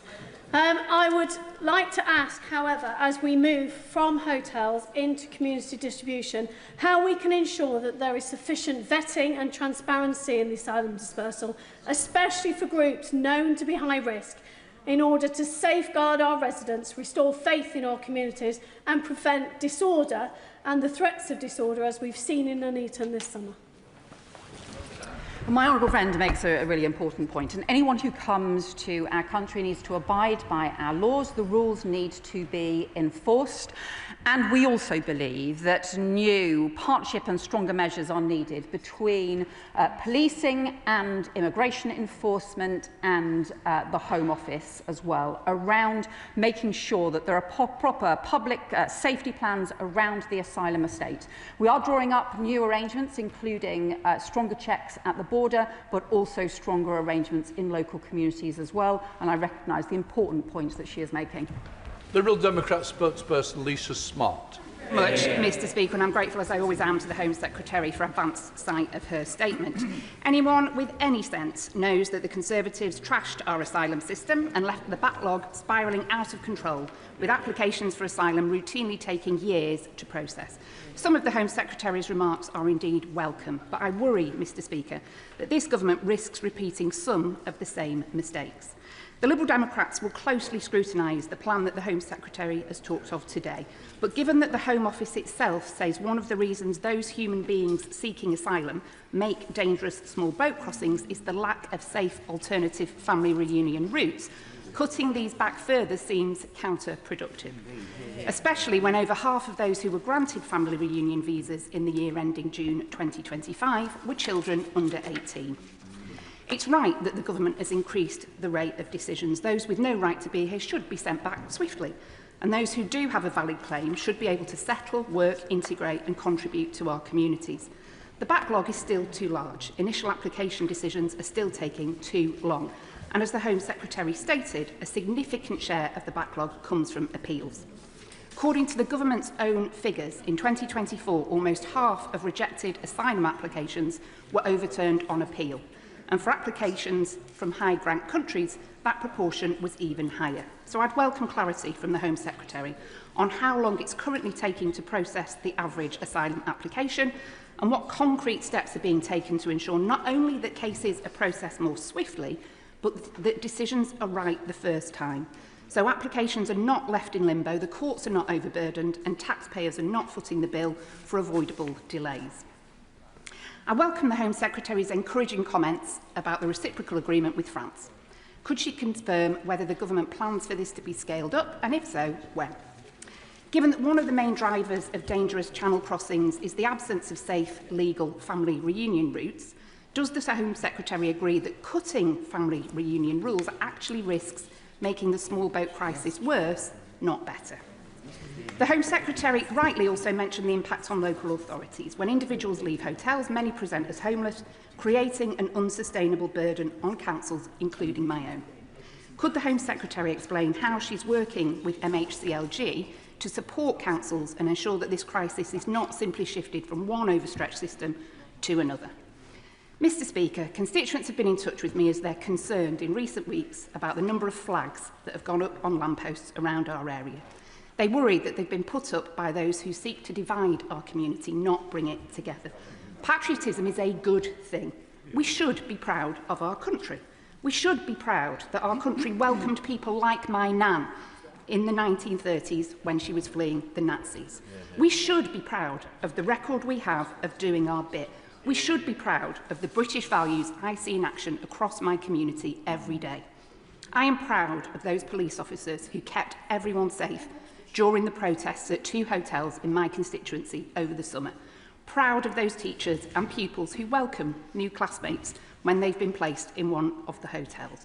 And I am really proud of those who volunteer their time to support new arrivals, whether through local churches or other voluntary groups and charities, because, Mr. Speaker, that's what patriotism looks like. Can I thank the honourable member for her remarks and questions? And what I would say to her is, obviously, at the heart of the France pilot that we have developed is the principle that those who are arriving on dangerous and illegal small boats should be returned, but we should also have, alongside that, in return, the legal route for those who apply, who go through proper security checks. And we will seek to prioritise, as part of that, people who have a connection to the UK, for example, also prioritising family groups, people who have family connections to the UK.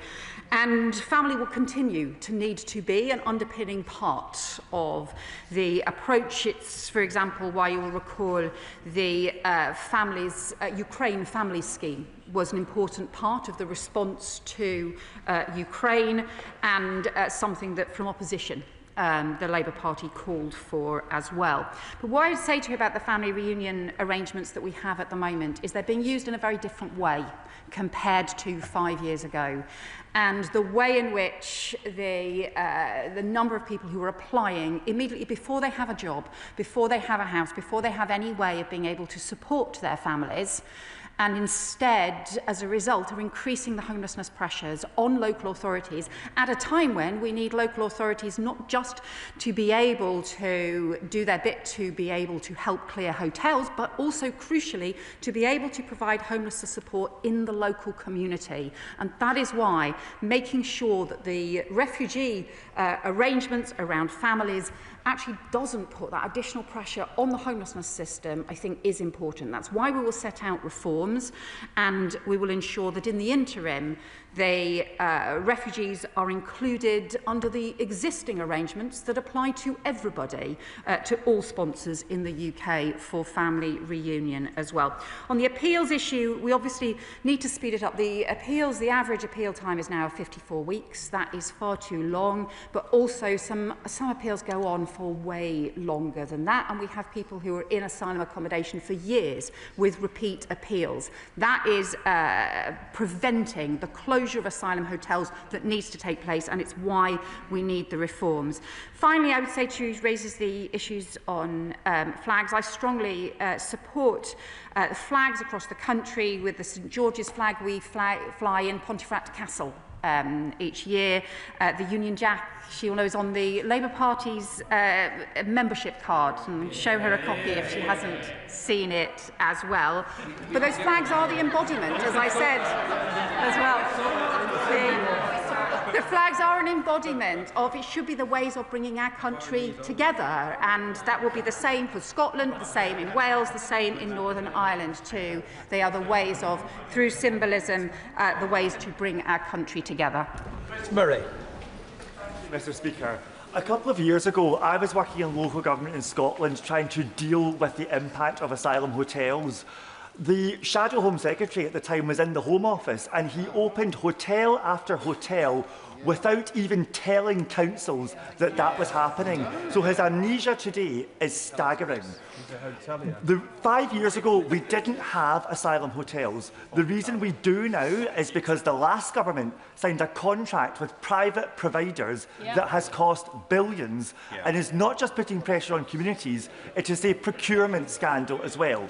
Will the Home Secretary commit to reading the Home Affairs report that we are about to publish on this issue, and to looking as creatively as she can at managing these asylum contacts to get the best deal for the taxpayer? I do look forward to reading the Home Affairs Select Committee's report, and I thank him for his work on the Home Affairs Select Committee. We've already been working to get better value out of the contracts that we inherited. It's one of the reasons why we have saved nearly £1 billion on some of the asylum accommodation costs, even just since the election. But he's also right to point out part of the reason what happened was the previous government completely lost control of the system in 2022, and how we had the total lack of planning, total lack of any grit, the chaos around Manston, incredibly costly, and this sudden surge of opening asylum hotels all over the country with really poor contracting, really poor value for money, that was really bad for the taxpayer, as well as really damaging in terms of having an effective system across the country as well. We cannot go back to that kind of chaos. Dr. Neil Hudson. Thank you, Mr. Speaker. Home Secretary, please. We have a tinderbox situation in Epping. We have the Bell Hotel with alleged sexual and physical assaults, and now twice weekly major protests, some of which became violent with injuries to police officers. Appallingly, last week the government successfully appealed against the injunction on the hotel, prioritising the rights of illegal migrants over the rights and indeed safety of the people of Epping. Our community, Mr. Speaker, is in distress. The situation is untenable. This week, the schools are back. The hotel is in the wrong place, right near a school, and many concerned parents have contacted me.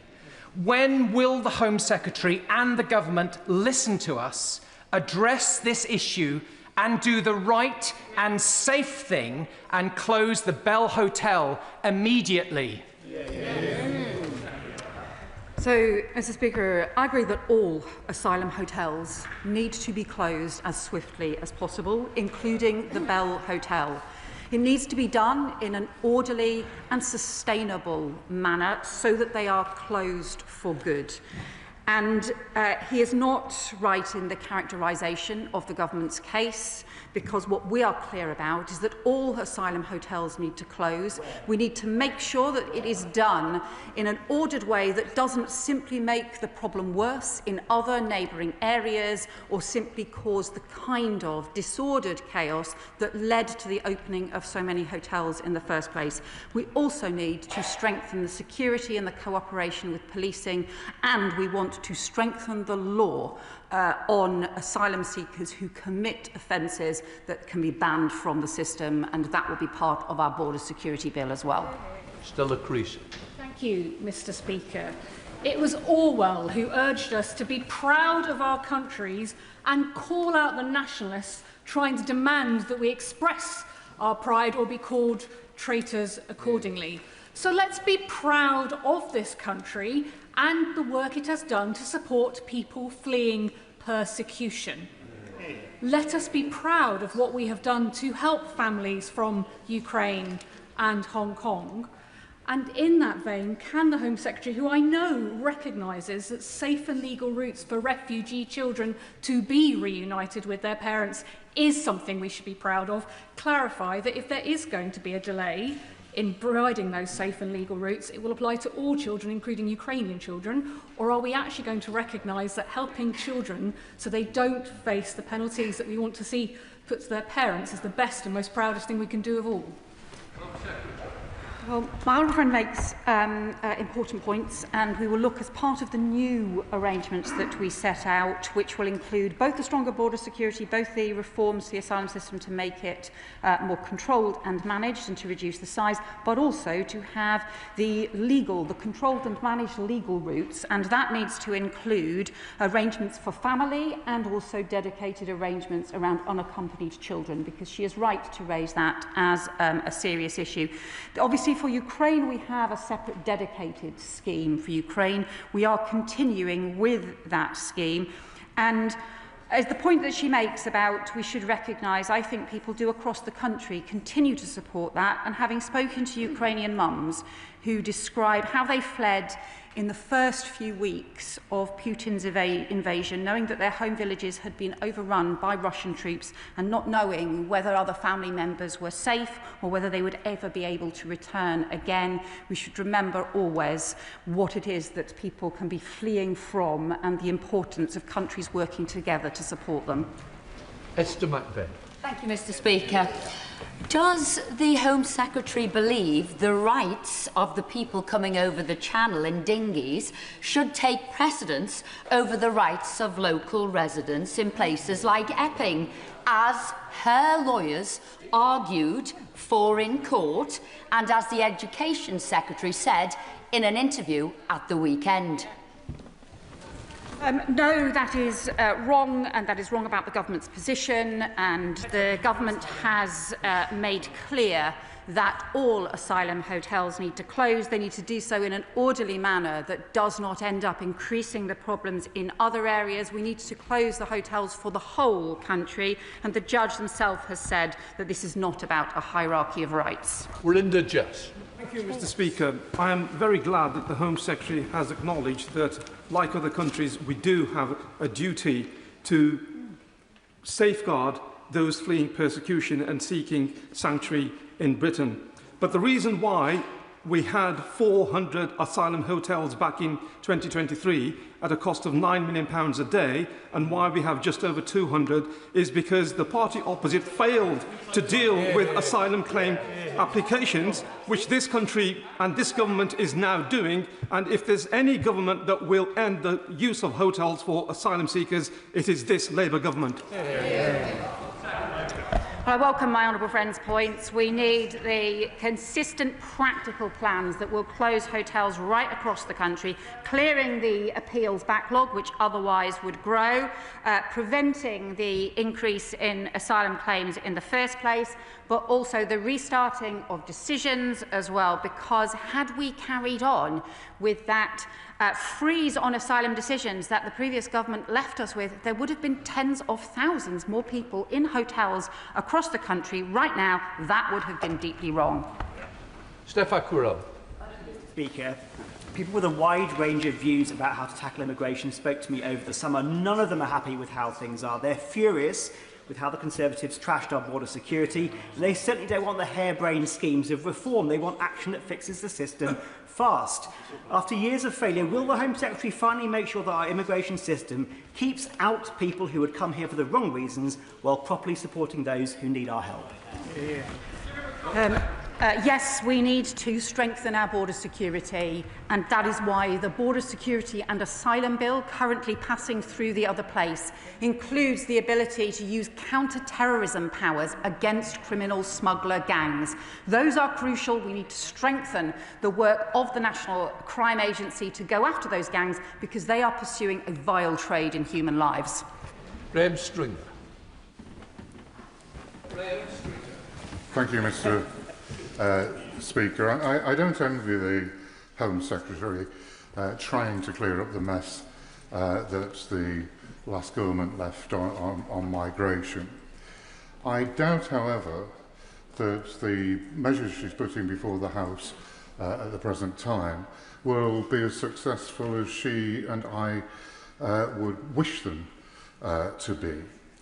They don't really deal with the fact that many migrants are not coming from war-torn countries. They're coming from France, which is not persecuting them in any recognisable form.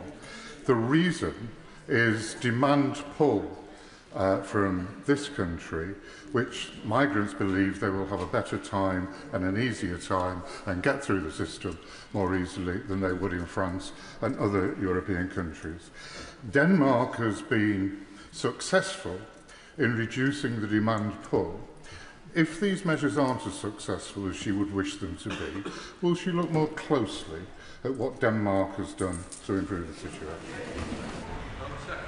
So he's right to say that obviously small boats are mainly setting off from France. People have travelled through France, but that is exactly why we have negotiated the pilot agreement with France to be able to return people back to France. The first time that this has happened, something previous governments tried and completely failed to do. It's important we do that and we build on that, but we also need to tackle some of those pull factors, particularly around illegal working. That's why we've had a 50% increase in illegal raids and arrests, and also to recognise that the family reunion issue is being used by some of those criminal gangs as well. And that is one of the things that Denmark has done, which is to increase the time before refugees can apply for family reunion so that they are more likely to be working, more likely to be supporting their families, and so that we have they prevent criminal gangs being able to use it as a pull factor. Bob Black. Thank you, Mr. Speaker. The Home Secretary has spoken about tweaks to the rules and regulations, potentially to interpretation of the law.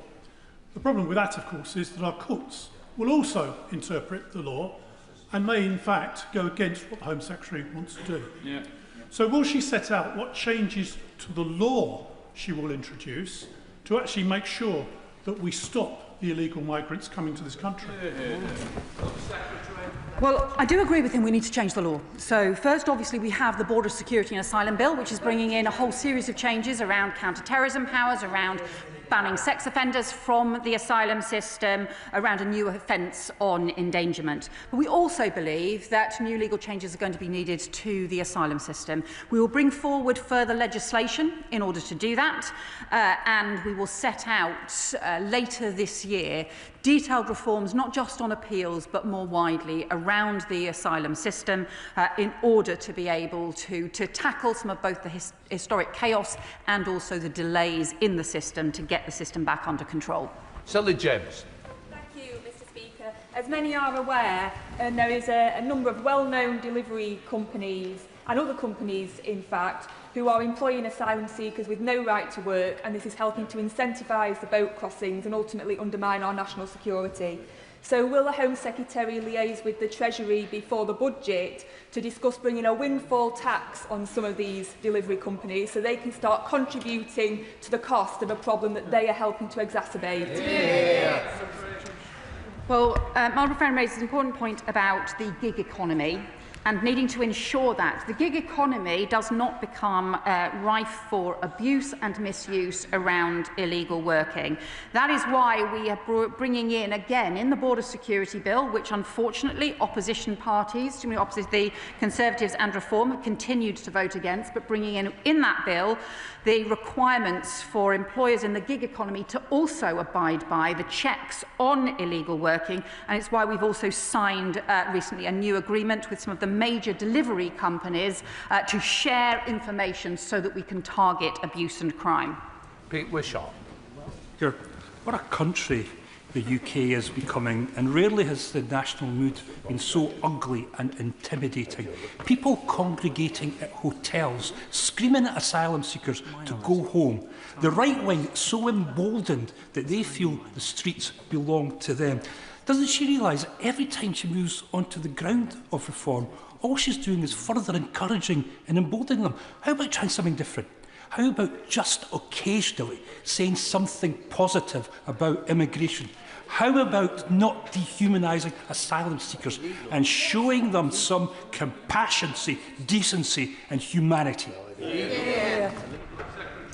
Well, I would just point out to the honourable member that I've spoken about Ukrainian mums and the experiences that they had fleeing from Putin. I have spoken about the students in Gaza who currently can't take up their places and who we are working to do expedited visas so that they can pursue a better future, and the importance of having a proper legal and controlled routes as part of an effective system, and that has been part of our history. But we also have to have a system that is properly controlled and managed. We also have to have a system that is not open to abuse and misuse and exploitation by criminal gangs. And we also have to have stronger border security so that it is government and not gangs that chooses who to come to our country. Dave McHillier. Thank Thank you, Mr Speaker, and I welcome the Home Secretary's statement. A lot to unpick, including more detail on this new appeals system. But one of the key concerns when I was in the Home Office many years ago was that the poor legal advice that people were getting early on and the lawyers who were putting them through many hopeless hoops to extend their stay unnecessarily, putting them in a miserable situation, costing the taxpayer and creating chaos and duplication in the system. Is she looking at what legal advice people will get at an early stage so that those appeals and processes can be expedited? My old friend, I know, is former Home Office Minister and has a lot of experience in dealing with issues around immigration cases as well, and some of the real concerns around some of both the advice that people are given, decisions, the way in which decisions are made. We are strengthening some of the regulation issues and some of the ways in which the system works around legal advice as part of the Border and Security Bill, and I'd be happy to talk to her about this issue further. Lincoln John. Thank you, Mr Speaker. In my Spelthorne constituency in Stanwell, we have the Stanwell Hotel, which is being used to house asylum seekers. I wrote to Home Office ministers on the 24th of July, again on the 25th of July, and again on the 29th of July, and I have had 0 responses to any of those letters. So please, will the Home Secretary show some respect to my constituents and the people of Spelthorne and reply to their questions and concerns? Well, I will ensure that the honourable member gets a written response to his questions, but let me also make clear that all asylum hotels, including the hotel in his constituency, need to close. They need to do so in an orderly manner, and they need to do so in a way that doesn't make the problem worse elsewhere or create more chaos, as we have seen in the past. That is the best way for us to reduce the size of the asylum system, to clear all of the backlogs, and to make sure that we have an effective system in place. Alistair Trapper. Thank you, Mr Speaker. The ECHR is an important bedrock, not just for protecting vulnerable people's rights here in the UK, but also our strong international relationships abroad, which have been crucial not just to securing that returns deal with France, but also cooperation with Germany and other European partners to finally clamp down on the dire scourge of people smuggling gangs that we inherited. So leaving it fully cannot be a solution to the problems. It doesn't, though, mean that every aspect of it is currently working in the right way, and it's clear it's currently standing in the way of some of the actions we need to take if we're going to take this issue seriously. So can I welcome the clarification of how we're looking to take forward interpretation of Article 8 from the Home Secretary today, and can I seek confirmation from her that we won't shy away from further clarifications like the one announced today, where the EHRC is currently getting in the way of the action we know we need to take to provide the border security our country is crying out for. Well, my honourable friend is right to talk about the international law and ECHR being parts of the reasons that we've been able to get international agreements, because other countries know that we will abide by international law. That is how we have got the French pilot in place in the first place, something that the previous government was repeatedly unable to do. But the way in which it is interpreted is significant and does need to keep up to date. We have the challenge around Article 8 and family cases, that far too many cases are being treated as exceptions to the rules rather than according to the rules that Parliament has set. We think the rules need to change in order to be able to address that, and we need to work through different changes to the way in which Article 8 in particular is interpreted as part of our immigration and asylum system, and we will set out more details on that as part of our asylum reform package that we will set out later this year. Leigh Anderson. Thank you, Mr Speaker. Every time the Home Secretary announces a new policy on illegal migration actually goes up. So I think a period of silence would be most welcome from the Home Secretary. But does she agree with me that the only way to stop the pull factor is to detain, deport and never allow these illegal migrants to claim asylum in this country? Yes. Well, the pilot scheme we have agreed with France involves being able to detain people on arrival in Dover for the first time, something that's not happened before, and then to be able to return them to France, to the place where the boats set off from. This is something that previous government, including the government that he supported and was part of, were unable to agree and unable to achieve. And we have increased returns of failed asylum seekers by nearly 30% just since the election alone, because we believe that the rules need to be enforced and also that returns need to be increased as well. The problem with his party's approach is, frankly, he sounds a lot like the last Tory government's promises, grand promises that totally failed. They're just rehashing the same chaotic promises without ever being able to provide the detail of how they would make any of their policies work. The British way is to roll up our sleeves and to do things in a practical way, to increase returns and to sort the problems out. Kim Johnson. Thank you, Mr. Speaker. In the Home Secretary's statement, she has stated that she will never seek to stir up chaos, hatred and division. Yet that's what we've seen this summer, with the far right emboldened because of racism and demonisation in the media and from politicians. And instead of scapegoating refugees and asylum seekers, maybe the Home Secretary needs to be thinking about more humane policies, including safe route, employment and right to remain. So can you explain whether these policies have and will be considered? Well, what I say to my friend is that part of the French pilot scheme involves people who apply lawfully to come to the UK and go through proper security checks, being able to do so on a one-for-one basis with those being returned who have arrived on dangerous small boats in the hands of criminal gangs. We've also set out, as part of the statement I've just made, our intention to have a permanent framework for refugee students to be able to come to the UK rather than the ad hoc approach that we are currently applying to Gaza students, but we think there needs to be a more systematic approach as well as the captain-controlled approaches to other refugee work programmes as well. That has to be alongside the better controls and management of the existing system, which has become chaotic, where there are long delays and where we have had the undermining of our border security by criminal gangs. We have to do those things together, and we have to do so in a way that pulls our country together rather than see division and tension continue. Alex Shelbrooke. Thank you, Madam Deputy Speaker. Reform announced in the summer that they would house all asylum seekers in former RAF bases. In my constituency, RAF Linton on Ouse was ruled out for inappropriateness of its location in the small village around it. Can I ask the Home Secretary to confirm that she has no plans to reverse that decision to rule out those inappropriate RAF bases? Well, we clearly don't want asylum accommodation in inappropriate places.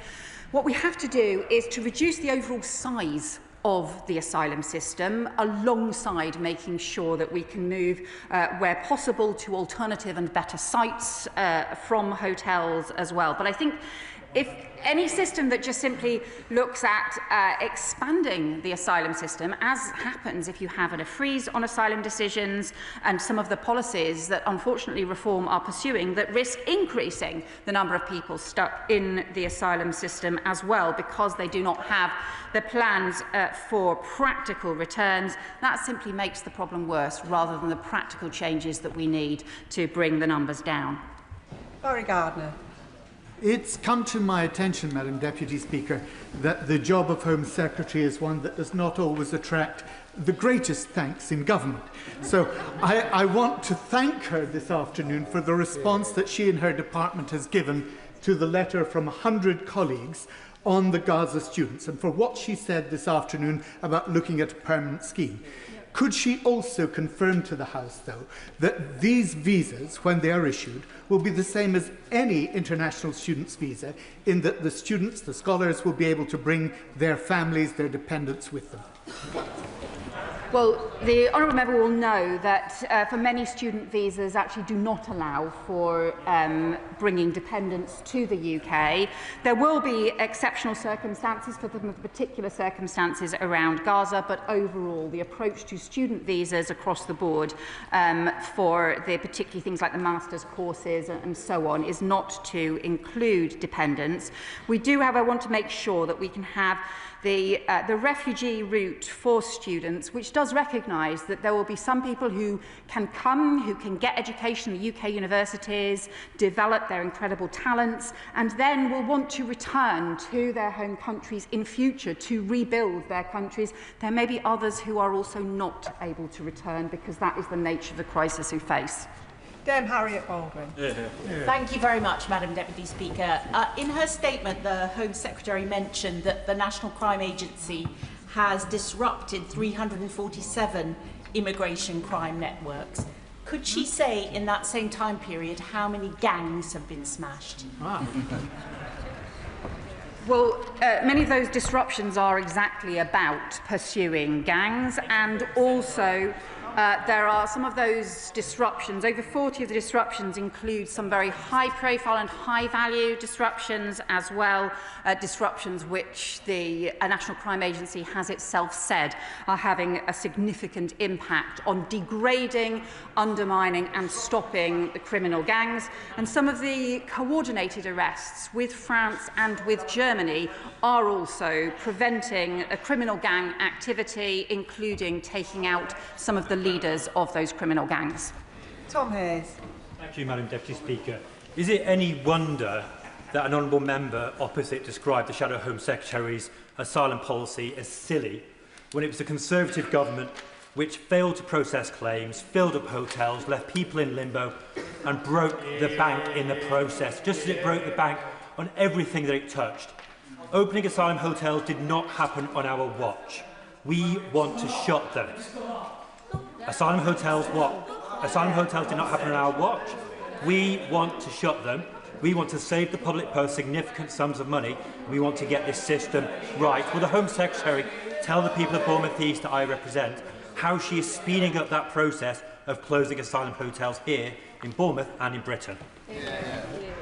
Our British friend is right. We need to end asylum hotels across the board. That means making sure that we can clear the appeals backlog through major appeals reform, because that is currently the biggest cause preventing faster closure of hotels at the moment. It means also preventing people taking up accommodation in the first place when they should not be entitled to, and it means looking for alternative sites where they are more appropriate, including working with other government departments in order to be able to do so. But it also crucially means recognising that the system that we inherited, if we had carried on with that, not taking asylum decisions, just this frozen system, which the previous government was not returning people and they were not taking asylum decisions, that would have left us with tens of thousands more people in asylum hotels. That is the system that they want to go back to. That would be deeply damaging for his constituents and for the country. Tim Farron. Madam Deputy Speaker, providing safer routes for refugees, it's not going to eradicate the entire problem. None of us are saying that it is, but it's surely part of the solution to stopping trafficking across the Channel. So isn't it just cruel madness to restrict family reunion, one of the few safe routes that actually currently exist? Particularly when we know that 93% of refugee family reunion visas this year were to 93% to women and children. Won't this increase the number of people putting themselves at the mercy of evil traffickers? Won't this increase the number of tragedies in the Channel? So I know that this is an issue that the Honourable Member has taken a very strong interest in over a long period of time. What I would say to him is that since he and I think, probably first started discussing this issue many years ago, the way in which the family reunion system is being used has changed. And so it has gone from people applying after they had been had refugee protection here in the UK for maybe a year or 2 years to applying in around a month. And that means that those people applying have often not left asylum accommodation or asylum hotels. They don't have housing, they don't have jobs, they don't have ways in which to support family members who they seek to bring to the UK. And we've also seen issues around risks that criminal gangs are using it and exploiting it. That is why we are temporarily pausing the existing refugee family reunion, and we'll be consulting on what are the new arrangements that should be brought in, that we would aim to bring in some of those arrangements by this spring. In the interim, The refugees will be covered by exactly the same rules as everyone else and the same conditions as everyone else through the Appendix FM process. But there is a concern where there are no conditions at the moment on refugee family reunion. The way in which it's being used has changed, and there is a responsibility on us to not have huge problems on homelessness assistance for local authorities, to have a managed system that also supports contributions and doesn't simply end up being exploited by criminal gangs. Debbie Abrams. Madam Deputy Speaker, and I thank the Home Secretary for her statement. I recognise the complexity of the issues that she's facing. I was very struck with Lord Dubbs on the radio this morning when he was describing his own personal circumstances. His father left Prague as soon as the Nazis invaded in 1939. He got kinder transport, one of the last ones out, and his mother followed a few months later. That's not the year's timetable that we've talked about in terms of the parity of the scheme. So perhaps there needs to be an Alf Dubbs test that would make sure that families facing the similar sort of circumstances where their lives are in jeopardy would be protected. He also mentioned about ensuring that people understood why people flee as refugees. The conflation between economic migrants and refugees is frankly very unhelpful. Thank you. Secretary. Can I recognise the important points that my honourable friend made, and also the work that Lord Dubbs has done over many years, and particularly to champion unaccompanied child refugees. And we have recognised there will need to be dedicated arrangements that recognise the particular plight of unaccompanied child refugees. But I think this needs to be done in a properly controlled and managed way, which actually it hasn't been for a long time. To do that through a controlled and managed way. There are always, under the existing systems that will apply to everyone in the meantime through the next 6 months while we bring in the new arrangements for the future, there are always provisions for exceptional circumstances, but what we need to do is to prevent the system that we have at the moment, which is pushing significant pressure on homelessness for local authorities and also is being exploited by criminal gangs. Sir Desmond Swain.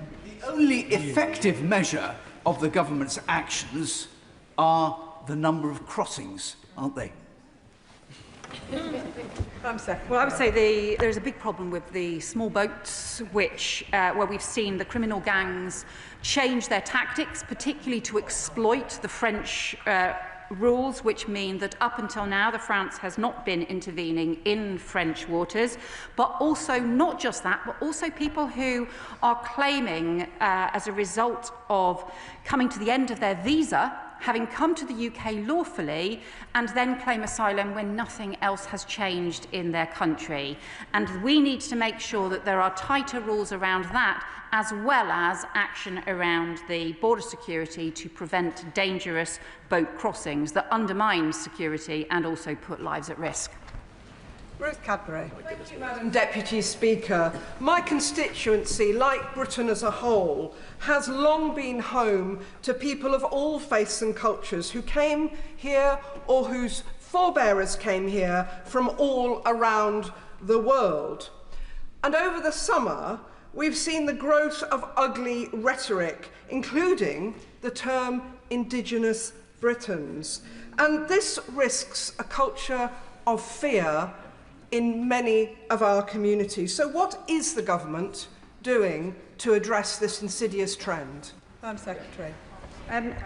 My friend makes a really important point, because ours is a country that has been strengthened through very many generations, people coming to our shores from all over the world to work, to reunite with family, to be part of communities, to set up businesses, to be part of our public services, particularly our National Health Service, and have done so through generation after generation. That is an important part of our country.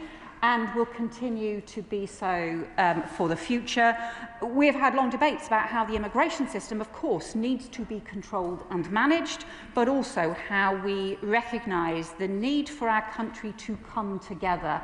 Whatever people's history, whatever people's family history, for people to be able to come together and be proud of the country that Great Britain is, not to be divided, not to pursue hatred, and not to pit people against each other. Carla Daniel. Madam Deputy Speaker, our communities are divided and they are scared.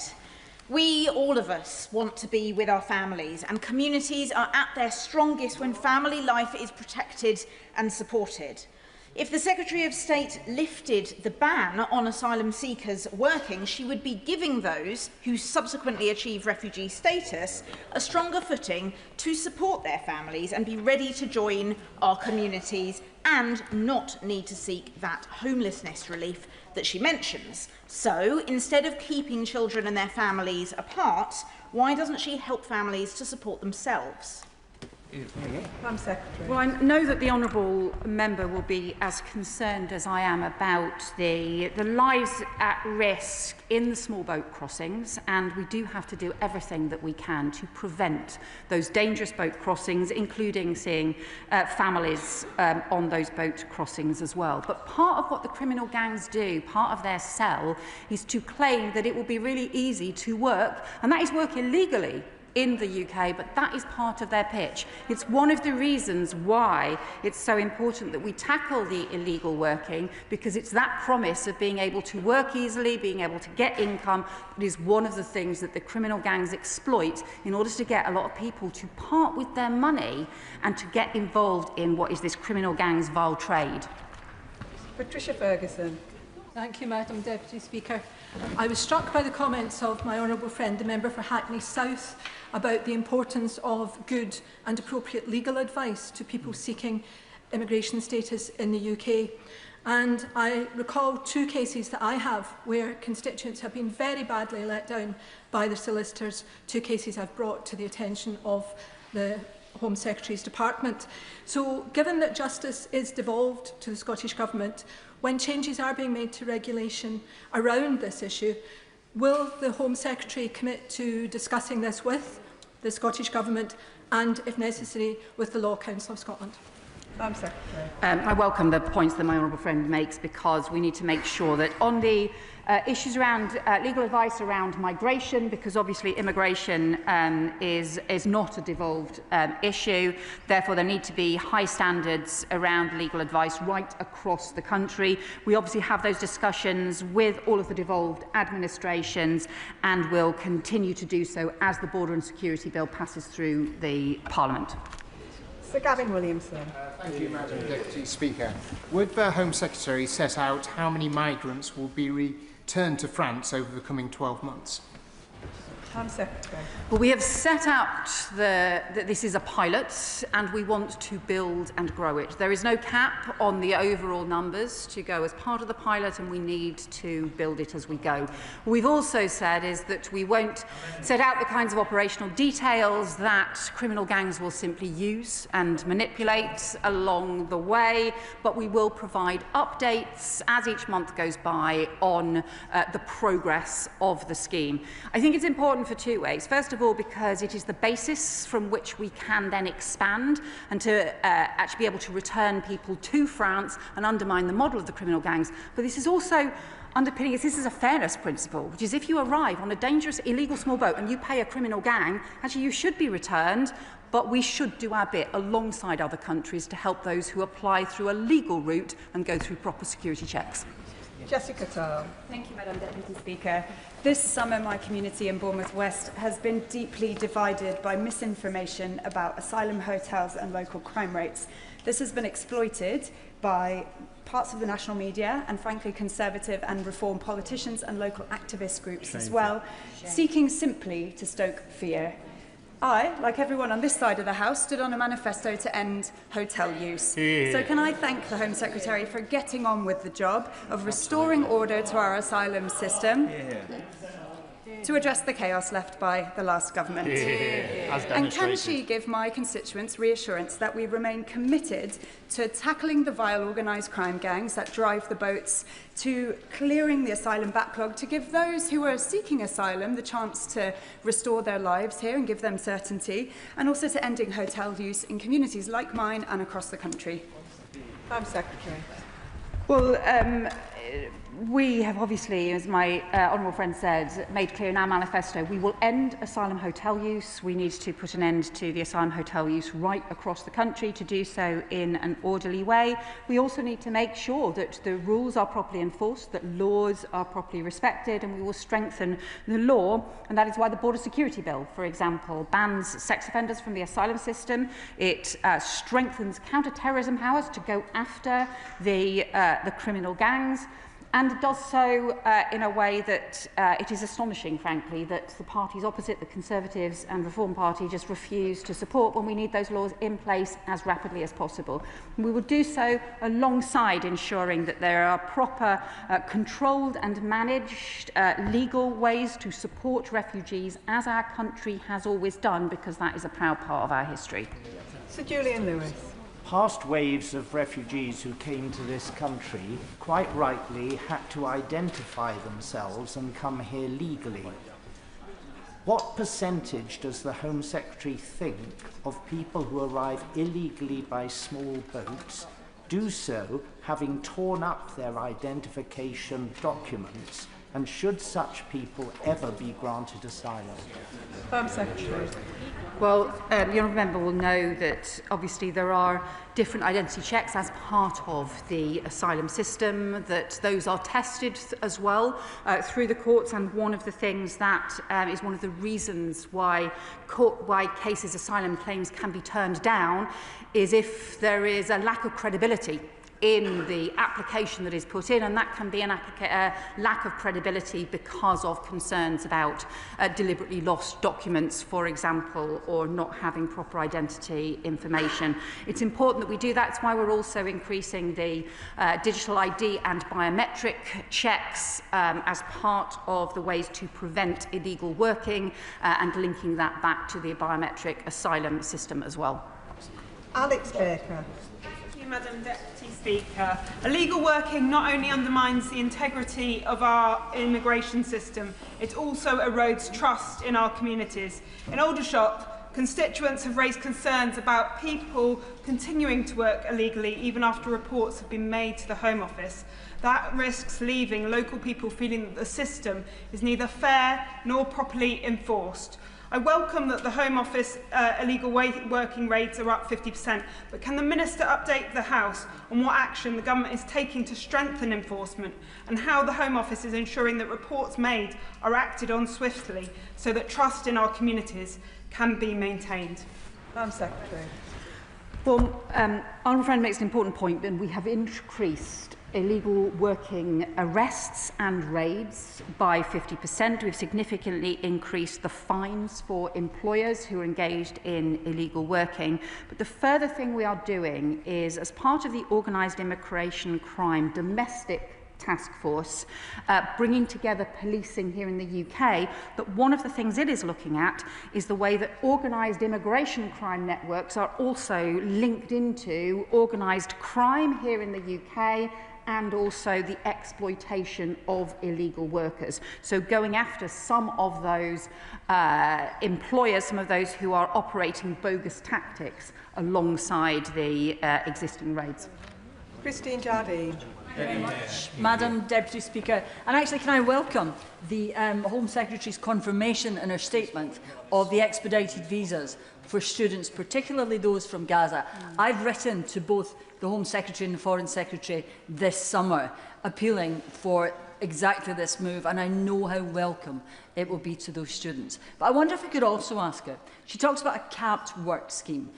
We talk a lot about the pressure on local authorities and the cost to the taxpayer. Would she not agree with me that if we could give asylum seekers the right to work, pay national insurance, tax and contribute, they would then be carrying their own burden and it would no longer be a weight on the taxpayer. Home Secretary. Well, can I welcome the campaigning she has done to support students in Gaza, because it is horrendous, the situation that we're seeing. The Foreign Secretary will shortly make a statement about the truly abominable situation in Gaza and also the work we are doing to get students out who have the fully funded places in the UK and to provide them with that support.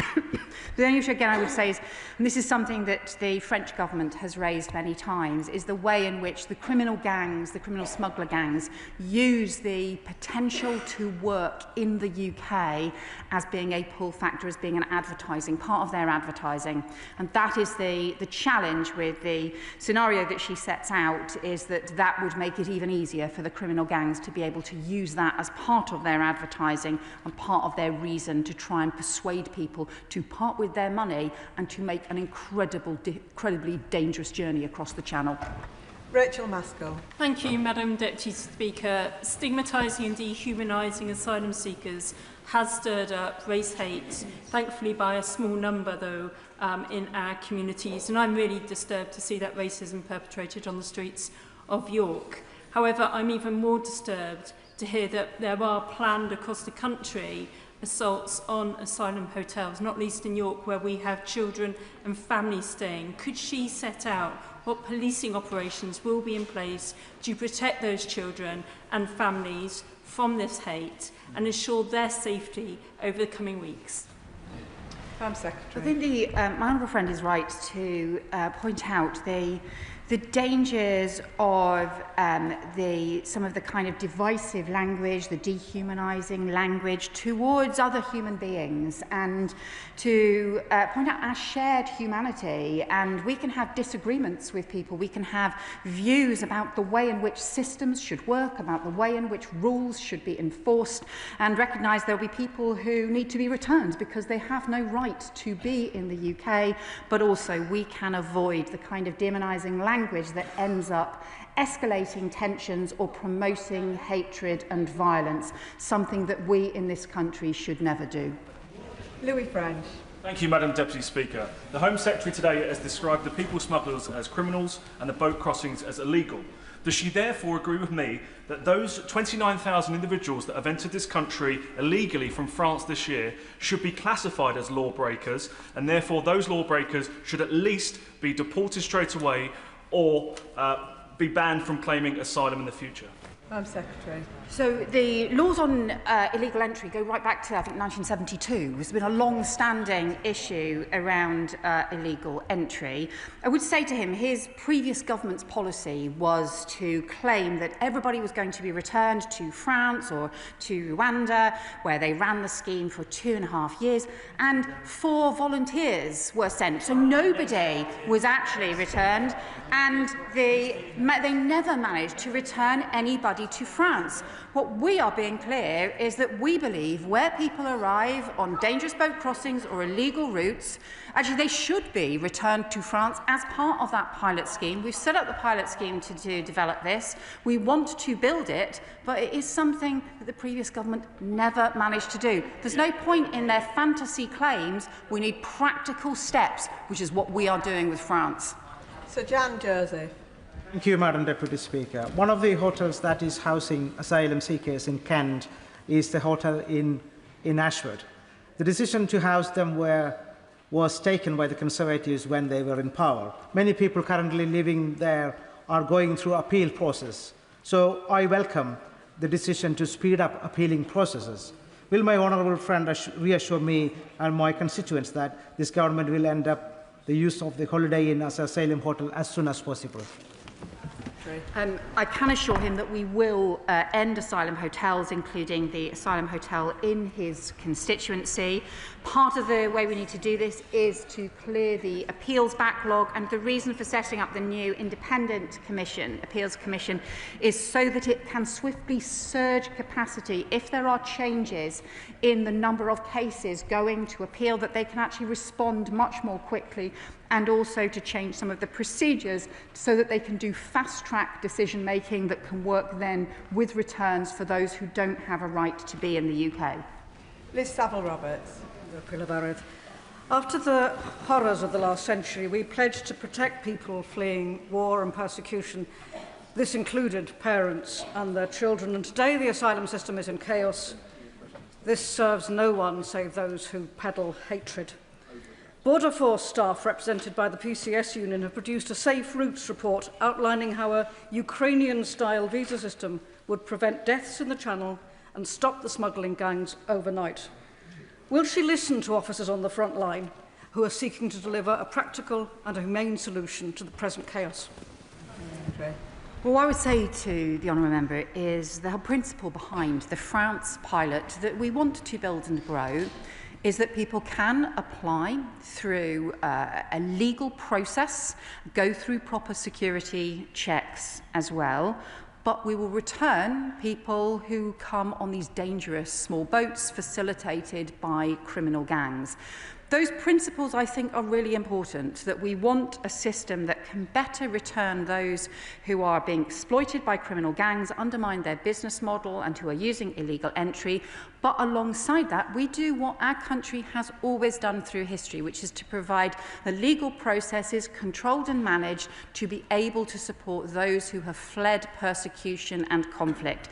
It's what happened as part of the Ukraine scheme. It's what we will now seek to do as part of a refugee approach to students, and it's what we need to do to have a proper system across the board that does both things, that looks at dealing with the control, bringing more control into a chaotic system, and also having something that is true to our historic values. Clive Efford. I welcome my right honourable friend's statement today, and can I commend her for the way she's working with our neighbouring countries to try and deal with this problem. The approach of the previous government was basically to stand on the cliffs of Dover and shout abuse across the Channel and tell the Conservatives that they should keep all refugees and we would take none. So if we're going to provide a solution to this problem, it has to come from the sort of cooperation that she has been working on. And does she agree? Secretary. Well, I agree with my honourable friend. Frankly, we saw what happened under the previous government, and we saw also the system that we had inherited, where they made grand but empty claims about where people were going to be returned to, but then had none of the agreements, nothing workable in place to actually do it, and then instead just had people stuck, potentially indefinitely, in the asylum system, which would have meant increasing numbers of asylum hotels. In contrast, what we have done already is a 28% increase in returns of failed asylum seekers and put in place the foundations for building a new approach with France and with other European countries. I think most people recognise the complexity of this issue rather than the sort of a fantasy promise approach which just ends up undermining trust. Mark Pritchard. Thank you, Madam Deputy Speaker. Does the Home Secretary accept that some of the UK's adversaries are seeking to weaponise illegal migration? And does she share my concern of the growing nexus between malign state actors and non-state actors, such as the criminal gangs that she's mentioned today? And if she accepts that collaboration and malevolent cooperation is going on, that it is a national security threat, yes. And as such, that even though there'll be more powers, counter-terrorism powers under the new bill for the National Crime Agency, which I welcome, there also should be more collaboration between the Security Service and the National Crime Agency. Secretary. Can I agree with the points that the Honourable Member has made? The Prime Minister said early last year that border security is a national security issue. He is right about that. He is also right that we see malign forces attempt to exploit and undermine border security, and also he's also right to talk about the interaction sometimes between malign state-backed threats and also organised immigration crime. Why we already have growing cooperation between the intelligence and security agencies and also the National Crime Agency that looks at some of the these smuggler gang threats and routes, and have pursued further issues there, and are also looking at strengthened checks that we may be able to do at our borders. It also strengthens the argument for the international cooperation with other law enforcement and intelligence and security agencies as well. Alex Ballinger. Thank you, Madam Deputy Speaker. In a previous life, I worked on the Turkey-Greece returns deal, a deal that returned refugees that had crossed in small boats from Turkey to the Greek islands in return for properly registered asylum seekers in Turkey. As we all know, that deal drastically reduced the number of small boats that crossed into Turkey. Does the Home Secretary think that the UK's deal with France, negotiated just last month, is already having a deterrent effect, and might that be connected to the smallest number of crossings in August since 2019 that we've seen? Well, my honourable friend is right that the crossings in August were the lowest for several years, although there was the same level of crossing days as last summer. You will also know there's a lot of different factors involved, and we have been seeking with France as well to get the implementation of their maritime review to also be able to do stronger interventions. But I welcome the point that he made about the Greece-Turkey deal, because that did have a very significant impact on those crossings, and it's why we believe it is the right thing to do to pursue this cooperation with France, and I welcome the work that the French government has done to support this pilot agreement on returns. Josh Babarinde.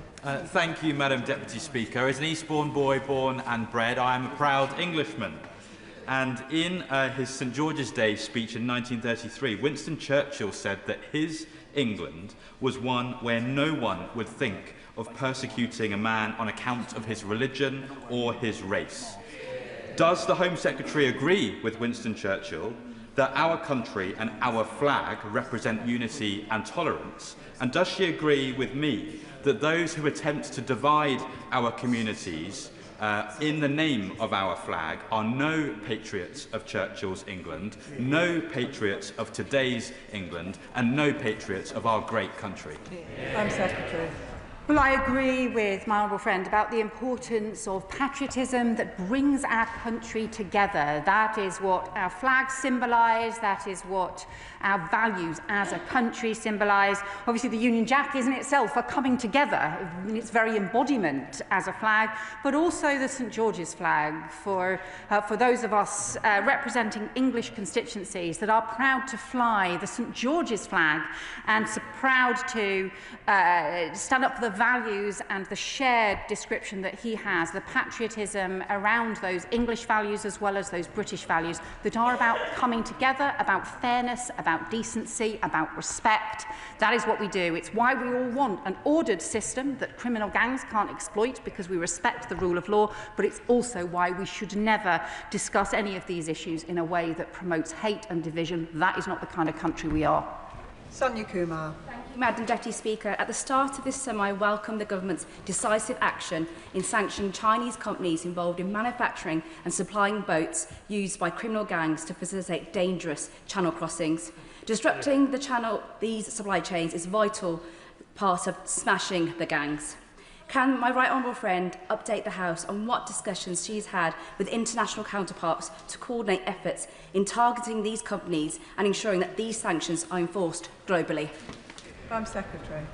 Well, my honourable friend is right to welcome the Foreign Secretary's introduction of sanctions around criminal smuggler gangs. It's the first time that this has been done. And we also have extensive cooperation with the National Crime Agency with Iraq, for example. We have massively strengthened the cooperation because we know that there are Iraqi Kurdish gangs that are operating in northern France, and where we have recently signed a new agreement with Iraq, with Turkey, with Bulgaria, with Belgium, with France, with different countries, and crucially with Germany, that is going to be changing the law in order to help us go after the criminal gangs and their supply chains. The work that is being done to disrupt supply chains is having an impact. It is significant too that we are seeing not only the disruptions and arrests internationally as well as in the UK, we are also seeing fewer boats physically crossing, but instead the criminal gangs are resorting to overcrowding those boats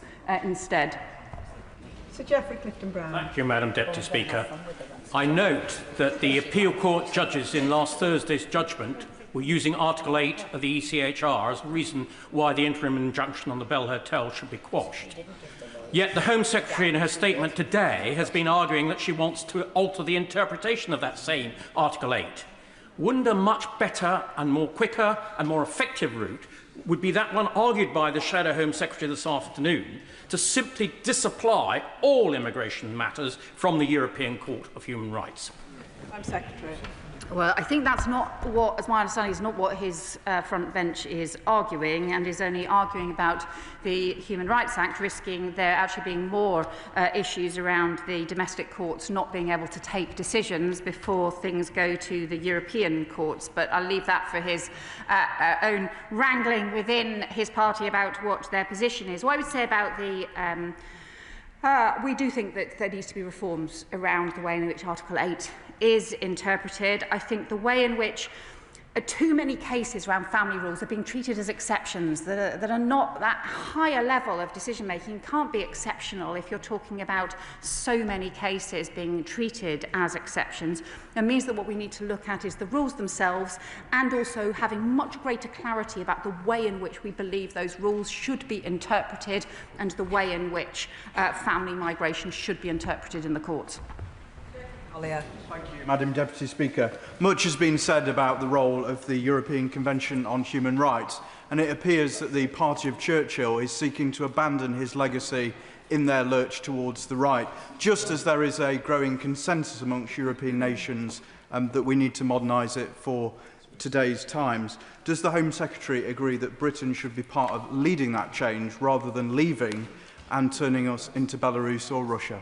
Home Secretary. Well, we do have a strong history of leading around international standards, around international legal frameworks. Of course, laws and the way in which they're interpreted need to move with the times and need to keep up to date with the new challenges, including in a world of mass communications. We face very different kinds of challenges than maybe 20 years ago or 50 years ago or more.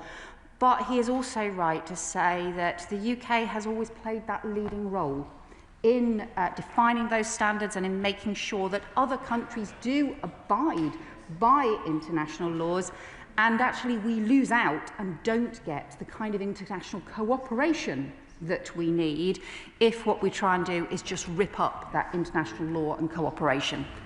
Chris Coughlin. Deputy Speaker, I'm proud that this country helps refugees, and I'm intensely proud that I spent years building a charity with a Rwandan refugee from the genocide.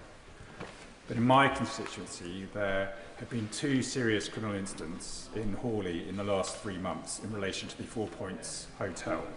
My constituents do have legitimate safety concerns, and although the police have acted promptly, what steps is the Home Secretary taking to ensure the 4 Points Hotel is closed as an asylum hotel as soon as possible?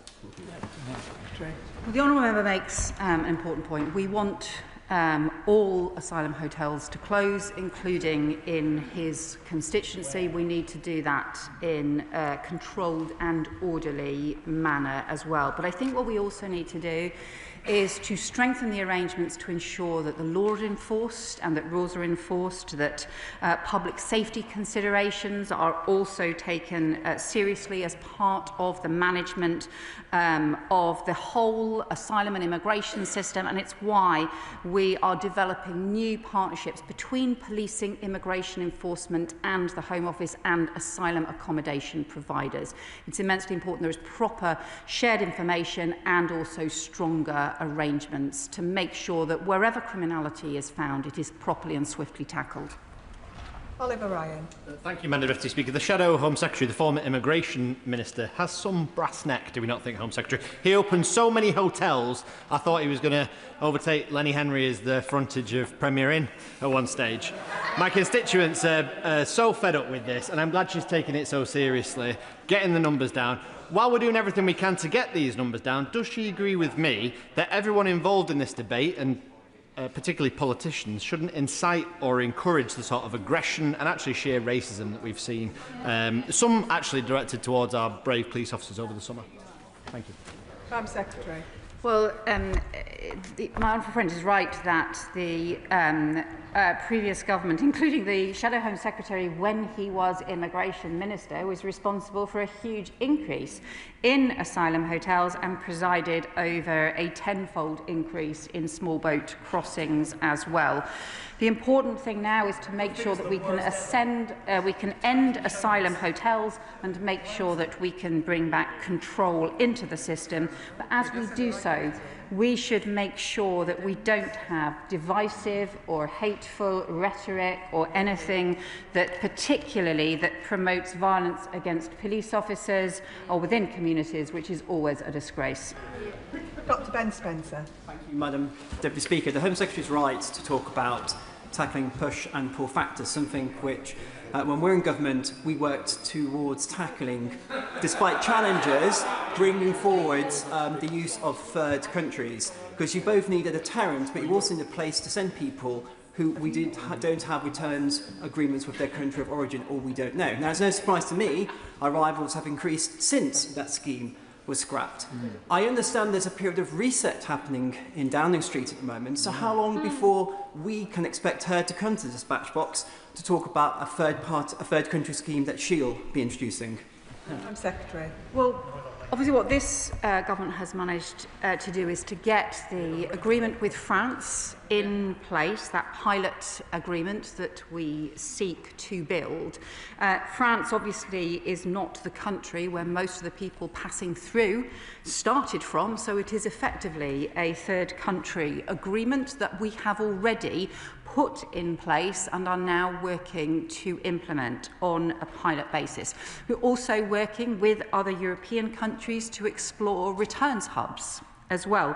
But what we don't think is the right thing to do is to have an incredibly expensive programme that sent just 4 volunteers, and during the 2.5 years, 2 years plus that it was in operation, ended up costing £700 million, while 84,000 people arrived in the UK.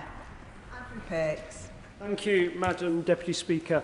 Peterborough is a proud and generous place and has welcomed many people to our doors over the generations. And I'd like to put on tribute my thanks to the churches, mosques and community groups which are looking after and welcoming people.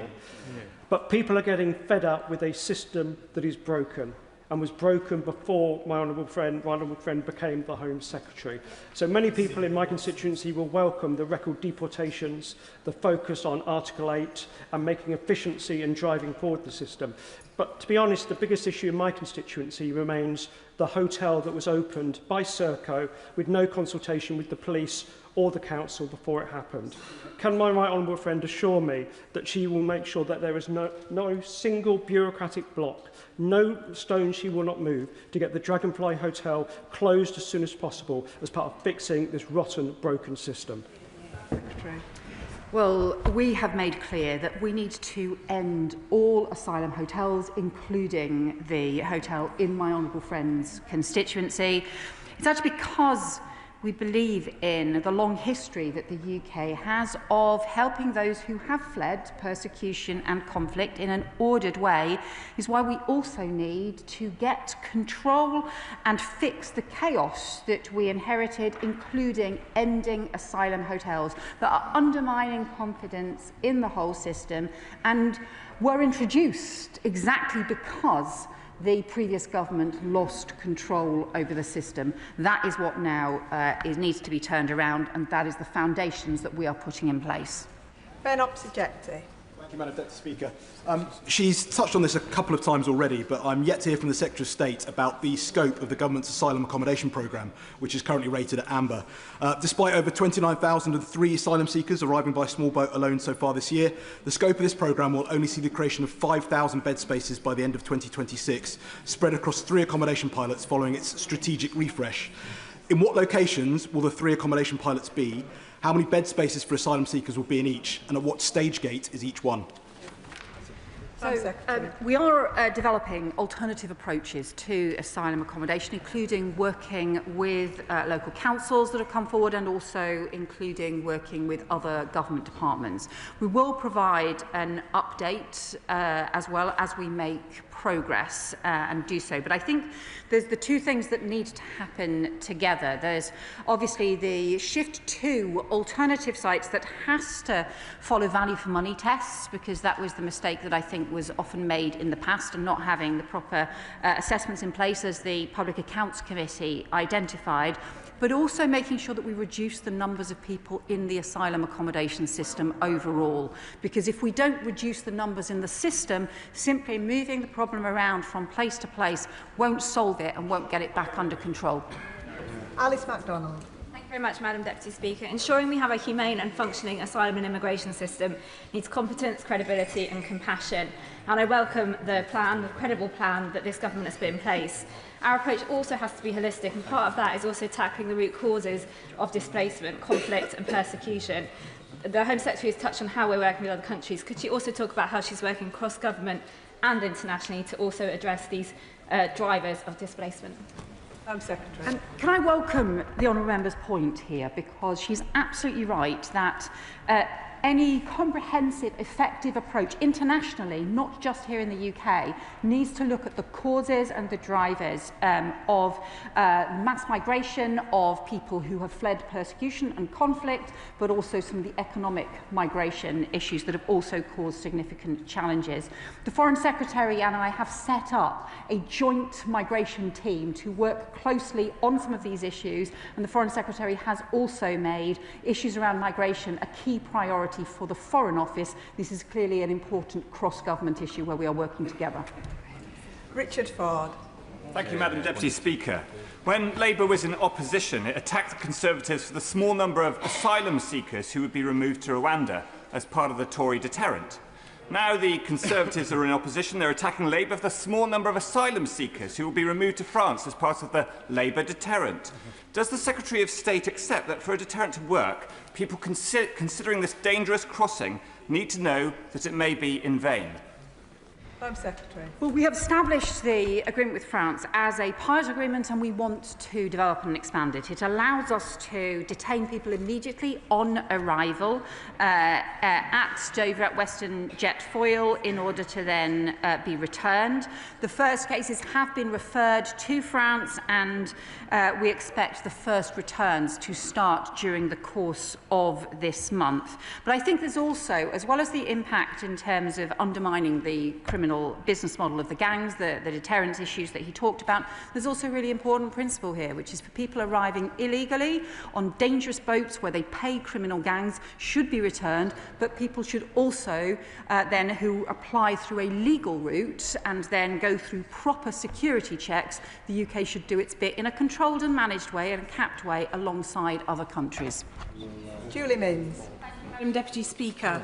Can I welcome the Home Secretary's statement, and can I strongly welcome the enforcement action recently taken by UK Border Force, Cumbria Police and local trading standards in cracking down on illegal trading and illegal working in retail in my Carlisle constituency. Will the Home Secretary reassure my constituents that there will be no let-up in this enforcement activity, and that the same rigour will be applied to migrant workers working as delivery riders? Can I also welcome the law enforcement work in my honourable friend's constituency, and this is why we have set up a domestic organised immigration crime task force to be able to work across different police forces into those networks that are exploiting illegal working, that often have networks into all kinds of other organised crime as well, that undermine communities, that undermine town centres and also exploit individuals and undermine border security. We are strengthening that domestic work, which had never been done before as a result of some of the report by the Her Majesty's Inspectorate of Policing. Morton. Thank you, Madam Deputy Speaker. Under the watch of this Home Secretary, the fact is 2025 has been the worst year on record for small boat crossings. And whilst the government claims it wants to end the use of asylum hotels, the Right Honourable Lady is not telling us when, and so I'd like some reassurance today that she will not, as a result of this, we will not see an increase in HMOs or the use of local houses or local flats to rent for these particular individuals, nor will we see any increase of costs to local councils. Home Secretary. Well, unfortunately, the position that we inherited from the previous government that her front bench wants to go back to actually had the freeze on asylum decisions and would have left us with tens of thousands more people in asylum hotels. We will end asylum hotels over the course of this Parliament, but we need to do it not simply by moving people to different kinds of accommodation, and I do think that is an important point, but also by reducing the overall size of the asylum system. If we don't reduce the overall size of the asylum system, because their policies were doing the opposite, they were increasing it, then actually we will never solve this problem or rebuild the confidence of the people across the UK. Ms Barner Begum. Thank you, Madam Deputy Speaker. In the East End of London, we have a proud history of welcoming refugees and migrants, many fleeing war and persecution. Yet we've seen over recent years and months the political and media establishment complicit in the normalisation of Islamophobia and anti-migrant rhetoric, with campaigns targeting asylum seekers outside hotels over the summer and resorting to violent aggression, including yesterday in my constituency. This is putting all of us at risk. Could the Home Secretary say exactly what she will do to ensure that asylum seekers, refugees, migrants and all those who live in my constituency can live safely from attempts, including organised by the far right, to create fear and division in our area? Home Secretary. Well, everyone has a right to be safe, everyone has a right to respect, and the pursuit of division and hatred and violence is never acceptable, both as part of the immigration and asylum system, but also more widely across our country. It's hugely important that alongside all of the reforms we introduce, because we do need reforms to the system, we also have a clear recognition of the importance of our shared humanity and the importance of preventing any kind of violence, hatred or the kinds of tensions and problems that she describes. Richard Tice. Thank you, Madam Deputy Speaker. With crossings up over 40% this year alone at some 30,000, clearly the government's current policies are acting as a magnet, not a deterrent. So when will the Home Secretary realise that the only effective deterrent is to detain and deport everybody who comes here illegally, and to do that we must leave the European Convention on Human Rights? Secretary. Well, this government has increased the returns of those who have no right to be here since the election, including a 28% increase in returns of failed asylum seekers. We're strengthening enforcement and bringing in new counter-terrorism powers to go after the criminal gangs, counter-terrorism powers that incomprehensibly his party has voted against and seems to be opposing the action that we need to go after the criminal gangs. If he would support them, if the Conservatives would support them, we could bring those powers in swiftly in the course of a few months and give our law enforcement the powers to take stronger action against those criminal gangs. And I hope he would support the agreement with France as well that does provide for the immediate detention of people arriving in the UK and returning them also to France as well. The trouble with his party's policies is, frankly, they sound an awful lot like the last Conservative government's policies that totally failed. And so whilst the previous Conservative government was chaos, his party just seems to be chaos on steroids. They're not trying to solve the problem. All they're trying to do is exploit it. What we need is a properly controlled and managed system that goes after the criminal gangs who should not be able to get away with their vile trade. Alex McIntyre. Thank you, Madam Deputy Speaker. Gloucester has a proud history of being a welcoming and diverse city, and just last week I was pleased to attend the Ukrainian Independence Day celebrations in my constituency with some of those who have sought refuge in our city. But many of my constituents have written to me, particularly those who live next door to the Asylum hotel that was opened by the last Conservative government, with legitimate concerns about the future of that site and the impact of things like protests on their front doorsteps. So can she reassure my constituents confidence that the policies that she's announced today will speed up the closure of that hotel as for use for asylum seekers? And will she meet with me to discuss the impact of those sites on local residents in Gloucester? Home Secretary. Well, I can tell my honourable friend that we will end asylum hotels, we will close asylum hotels that the previous government opened, including in his constituency, and it is hugely important that we do so. He is right to talk about the long history of people right across the country, including the more than 100,000 families who came forward to offer homes to Ukrainians at the beginning of Putin's war and invasion of Ukraine. And that spirit, those values are immensely important, but people need to know that the system is being properly controlled and managed and that misuse is being tackled, and that's why it's so important to end asylum hotels. Lewis Cocking. Thank you, Madam Deputy Speaker. It is clear that the government has lost control. The government are going against their own election manifesto by taking it through the courts. So I've asked before with no answer, so I'll ask again. Can the Home Secretary give me a date when the hotel in my constituency of Broxbourne will close to illegal asylum seekers?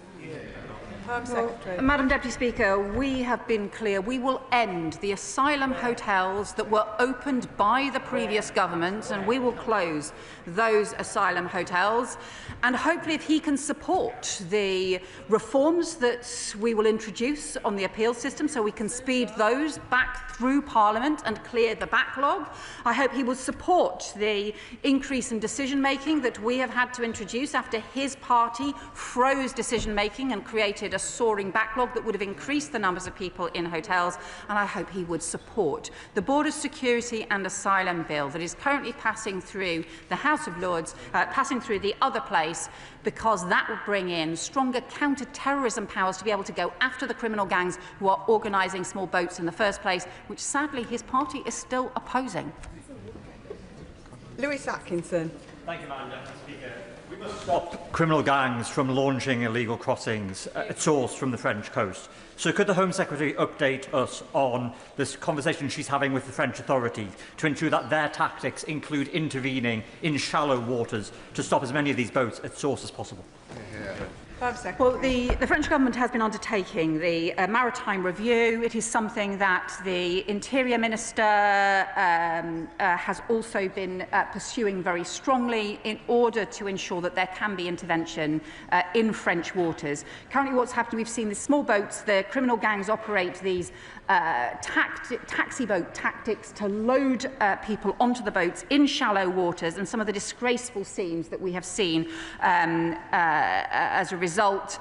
And that maritime review is looking at ways instead to be able to intervene in shallow waters and to be able to prevent the boat crossings in the first place. This is alongside the extension of the Compagnie de Marche, additional patrols along French beaches, which has been agreed, and also the new judicial prosecution unit in Dunkirk, which is now working very closely with the Border Security Command as part of the important foundations to strengthen law enforcement. Jim Allister. Thank you, Madam Deputy Speaker. Whatever the promised tinkering with Article 8, the reality is that this government, or any government, will only get a grip on the out-of-control illegal immigration by quitting the ECHR.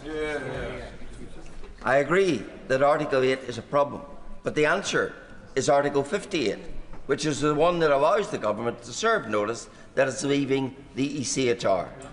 Unless and until it does that, we're not going to solve this problem. Could I ask the Home Secretary this? How does she hope to sort out this mess while her every action is subject to the foreign stipulations and ultimately the foreign court that is diligently applying the very ECHR to which she clings? Isn't that mean we go round endlessly in a circle? And when it comes to the appeal panels, will they be subject to judicial review, where again the ECHR can be relied on? Well, the fact of having international law and abiding by it has helped us to get new agreements in place to be able to return people who arrive by small boats, and is also helping us work with other European countries on returns hubs to increase returns as well. I do think there is a problem with the way in which Article 8 is being interpreted in the courts. That's why I have been clear that reforms are needed, and we will bring forward that as part of a major package of reforms to the asylum system before the end of this year. John Slinger. Thank you, Madam Deputy Speaker. The Conservatives and Reform appear to be engaged in competitive populism, and one of the consequences of that is opportunism. And in that light, does my right honourable friend agree that it's surprising that they pose as the party on the side of local democracy when it comes to asylum hotels? Can she confirm not only did the current Shadow Home Secretary decide in March 2020 to suspend the practice of consulting local authorities before opening asylum hotels in their area, but that the practice remained suspended for the rest of the time they were in government, even after the emergency of the pandemic ended? Home Secretary. Well, my honourable friend is right that not only did the the Shadow Home Secretary lift the responsibilities to consult local authorities, he also voted against amendments put forward by the Labour opposition at the time to strengthen the work with local authorities. This government is strengthening that work with local authorities. Instead, all the Shadow Home Secretary and the Shadow Justice Secretary seem to do is chase each other around chasing each other's tails to try and get to the next photo opportunity first, or to chase the honourable member for Clacton as well. It's just more chaos from the parties opposite. Peter Bedford. Thank you, Madam Deputy Speaker. It's not populist to want safe and secure communities. But the only way we're going to solve this crisis, we've been going round in circles, is to withdraw from outdated refugee conventions, to rescind the insidious ECHR from our own laws, and to use British military assets to prevent incursion in British waters. That is the only way we're going to solve this crisis. And will the Home Secretary commit to doing that today? Home Secretary. Well, I'll just point out to the honourable member opposite that his party was in power for a period of 8 years in which criminal gangs were able to take hold along the borders, in which they were able to undermine our border security. Frankly, it should be governments, not gangs, that decide who enters our country. And what we need is to have the counter-terrorism powers to go after those criminal gangs that, frankly, he and his party are still voting against. Shameful. Martin. Thank you, Madam Deputy Speaker. Madam Deputy Speaker, it cannot be denied that we have inherited a very difficult position, and that recently there's been a real increase in the rhetoric, which is causing serious worry, upset, anger and mistrust in our communities. But, Madam Deputy Speaker, many vital measures to tackle this organised crime, like counter-terrorist style powers against gangs, a new offence of engagement at sea, banning sex offenders from the asylum system and powers to search phones are stuck in the Borders Security Bill. Does my right honourable friend agree with me that if the Tories and Reform were really serious about these changes, they would stop voting against and organising against this bill and put their constituents and my constituents in Portsmouth North at the heart of this and let us put this bill in force? My honourable friend is exactly right. The Tories and Reform could start working with us tomorrow to speed up the passage of this crucial legislation that would give our law enforcement counter-terrorism powers to go after smuggler gangs, that would mean new offences, that would mean they could download and search the mobile phones of people arriving on small boats, and would mean, crucially, that they could ban sex offenders from the asylum system altogether. You'd think that the parties opposite would support this. Instead, they have been blocking it. It's shameful. Cameron Thomas. Madam Deputy Speaker, our country should be proud that in the 1930s we welcomed 10,000 Jewish children from Europe upon the kinder transports. Alas, our predecessors would not countenance bringing across their parents, and we know that the cost of that decision was that those parents were massacred in the Holocaust.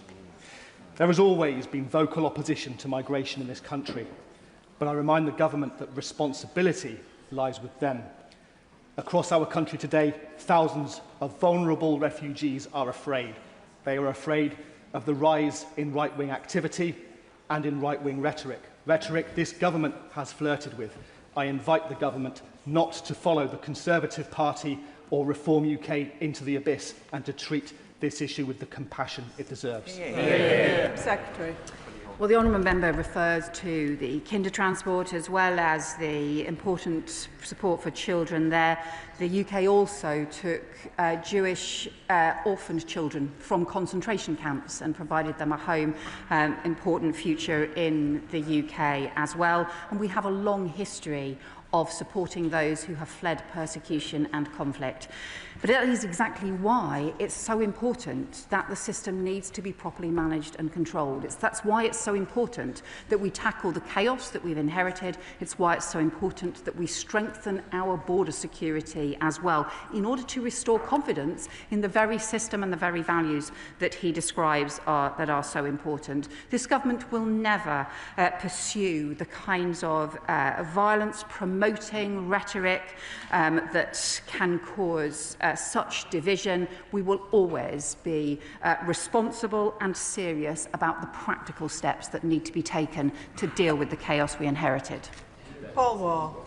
Madam Deputy Speaker, I warmly welcome the Home Secretary's statement today, particularly the UK-France migrant deal, which provides a safe and legal route for all those families genuinely fleeing persecution, but who play by the rules and want to enter the country legally. And also it balances that with the need to remove from this country and send back to France those who try to jump the queue in small boats. But, Madam Deputy Speaker, the Shadow Home Secretary suggested that the potential figure of 50 returns a week under this pilot scheme is not enough. So can the Home Secretary remind the House that under the last government there were 128,000 people who crossed the Channel, and of those, how many were returned to France? It wasn't 50 a week, it wasn't 100 a week, it was 0 a week, every week for 6.5 years. My honourable friend is exactly right. The previous government made a whole series of grand but empty claims. They returned no one to France who arrived on the small boats. They had no agreement in place to do that, but they also sent no one to Rwanda other than 4 volunteers who were paid to go, because again and again, all they did was escalate the rhetoric and escalate the chaos rather than taking the practical steps to get the returns that we need. Neil Shastrahurst. Thank you very much, Madam Deputy Speaker. And in her statement, the Home Secretary set out that they would have an independent body to process asylum appeals. Well, that only works if it's delivered at pace, if it's resourced, and if it's well staffed. So can the Home Secretary set out when they will start recruiting arbitrators and support staff, when they will be operational at full pelt, will it operate 7 days a week, and if in a year's time we come back from next summer's recess and the immigration rates are higher than they were this year, will she take personal responsibility? Madam Secretary. Well, we're seeking accelerated legislation to bring in the new Independent Appeals Commission, and he will know that once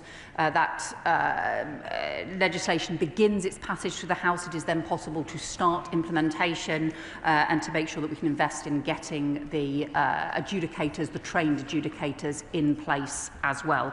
So we will set out an update before the end of this year, both of the timetable and also the further details around how that appeals system will work. It obviously has to be fully independent from the Home Office and fully independent from the government, but it needs to be able to surge and respond swiftly in order to prevent huge backlogs growing up. I really hope that he and his party will be able to support this legislation, because then we can move through it much more quickly and make sure that we can implement the new body much more quickly as well.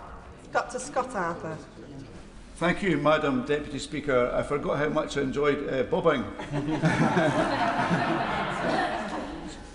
I think we all want to be proud of the UK's asylum system, but because of the mess we inherited from the previous government, none of us are there right now, and I think that is just a fact. So I do thank the Home Secretary for the work she's doing, the quite methodical work to get a grip of the situation and get the system back on track. It really pains me, though, that some of the people who are behind this mess are now sitting opposite and are seeking to weaponise it rather than apologising to the country. So does the Home Secretary share my hope that extending the Ukrainian visa scheme, the refugee student scheme, bringing Gaza students here and supporting those injured Gazan children is going to be a chance to show the UK immigration system at its best? Thank you. Well, I hope the party opposite will support Gazan students being able to take up their places and scholarships in the UK, just as I hope they will also support the border security bill, which they are still opposing. Bradley Thomas. Thank you, Madam Deputy Speaker. The government appears to be conflating the terms illegal immigrant and asylum seeker. The UK has rightly in the past taken in asylum seekers, including Ukrainians who have been fleeing persecution, but these are different to those crossing the Channel illegally, the vast majority of whom are men aged 20 to 30 with no children or families appearing to cross with them. So I've got 3 questions for the Home Secretary. First one, does she agree with the Prime Minister's comments that the UK has plenty of housing to accommodate illegal immigrants? Will she rule out the use of houses of multiple occupation, and will she rule out the use of social housing for illegal immigrants? Home Secretary. Well, I would say to the honourable member, given what he said about crossings, I hope he would support the French pilot agreement that we have in place, which means we can return people who make these dangerous or illegal journeys so that we can return them to France, but in exchange we also have a legal process for people who apply properly, who follow the rules and who go through security checks. We've been clear that the way to tackle the chaos in the asylum system is to end asylum hotels, but to do so as well by reducing the overall number of people in the asylum accommodation system, and that includes sorting out the appeals chaos we inherited from his party. Peter Swallow. Thank you, Madam Deputy Speaker. Respect for each other and respect for the rule of law. The Home Secretary was right to emphasise those as fundamental British values, and they're underpinned by our robust human rights framework, which underscores and protects individual liberties. Winston Churchill knew that, which is why he was such a supporter of the ECHR after World War II. So will the Home Secretary do all she can to protect our human rights framework from those on the opposition benches who would tear it up for a cheap headline by campaigning as hard as she can to make sure that the ECHR is fit for the 21st century and can restore public confidence? Home Secretary. My honourable friend is right that we do need reforms, but we also need to recognise that international law can help underpin international cooperation. The criminal gangs operate across borders and exploit the fact that too often governments don't operate across borders and law enforcement doesn't operate across borders in order to go after them. So that's why we need that international cooperation in place, underpinned by legal framework. Caroline Verdon. Thank you, Madam Deputy Speaker. The national conversation on immigration and asylum is being dominated loudly by colleagues in this place who have a sorry track record of stirring up division, dehumanising people who are seeking sanctuary from some of the world's harshest regimes and conflicts, and many of my constituents raised their fears with me this summer. As immigration has soared since we left the European Union, would the Home Secretary agree with me that the architects of the damaging Brexit campaign are probably the least likely people to have the answer to the small boat crossings, and that we must do all we can to emphasise the benefits and value that migrants bring to the UK, as they have done for centuries? Home Secretary. Well, it is the case that the Conservative Party in government managed to also both create the chaos in the asylum system, let criminal gangs take over along our borders, but also saw legal migration quadruple in the space of just 4 years. Immigration has always been an important part of our history, but that is also why it needs to be properly controlled and managed in a fair and sensible way. That hasn't happened too often in the past, but it needs to do so also in a way that is serious and respectful to other people, to make sure that we as a country come together at the same time as making sure there are proper controls in the system.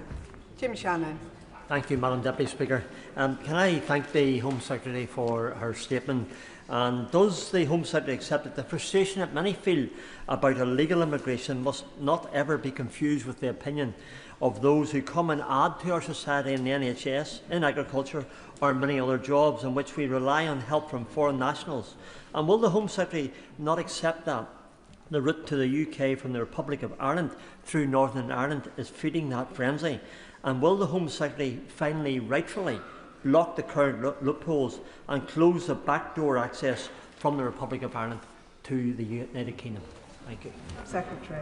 Well, my honourable friend is right that people have long supported people coming to work in our NHS, coming through legal routes.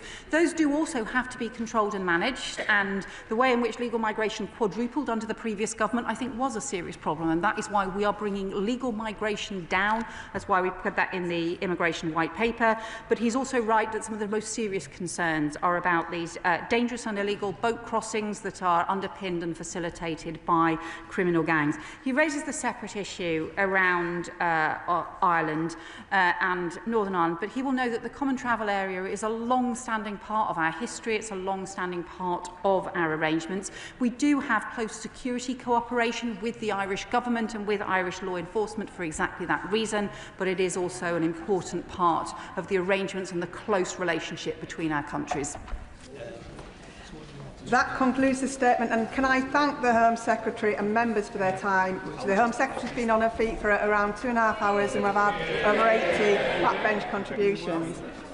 We'll now give the House a few moments to settle and for the front benches to swap over.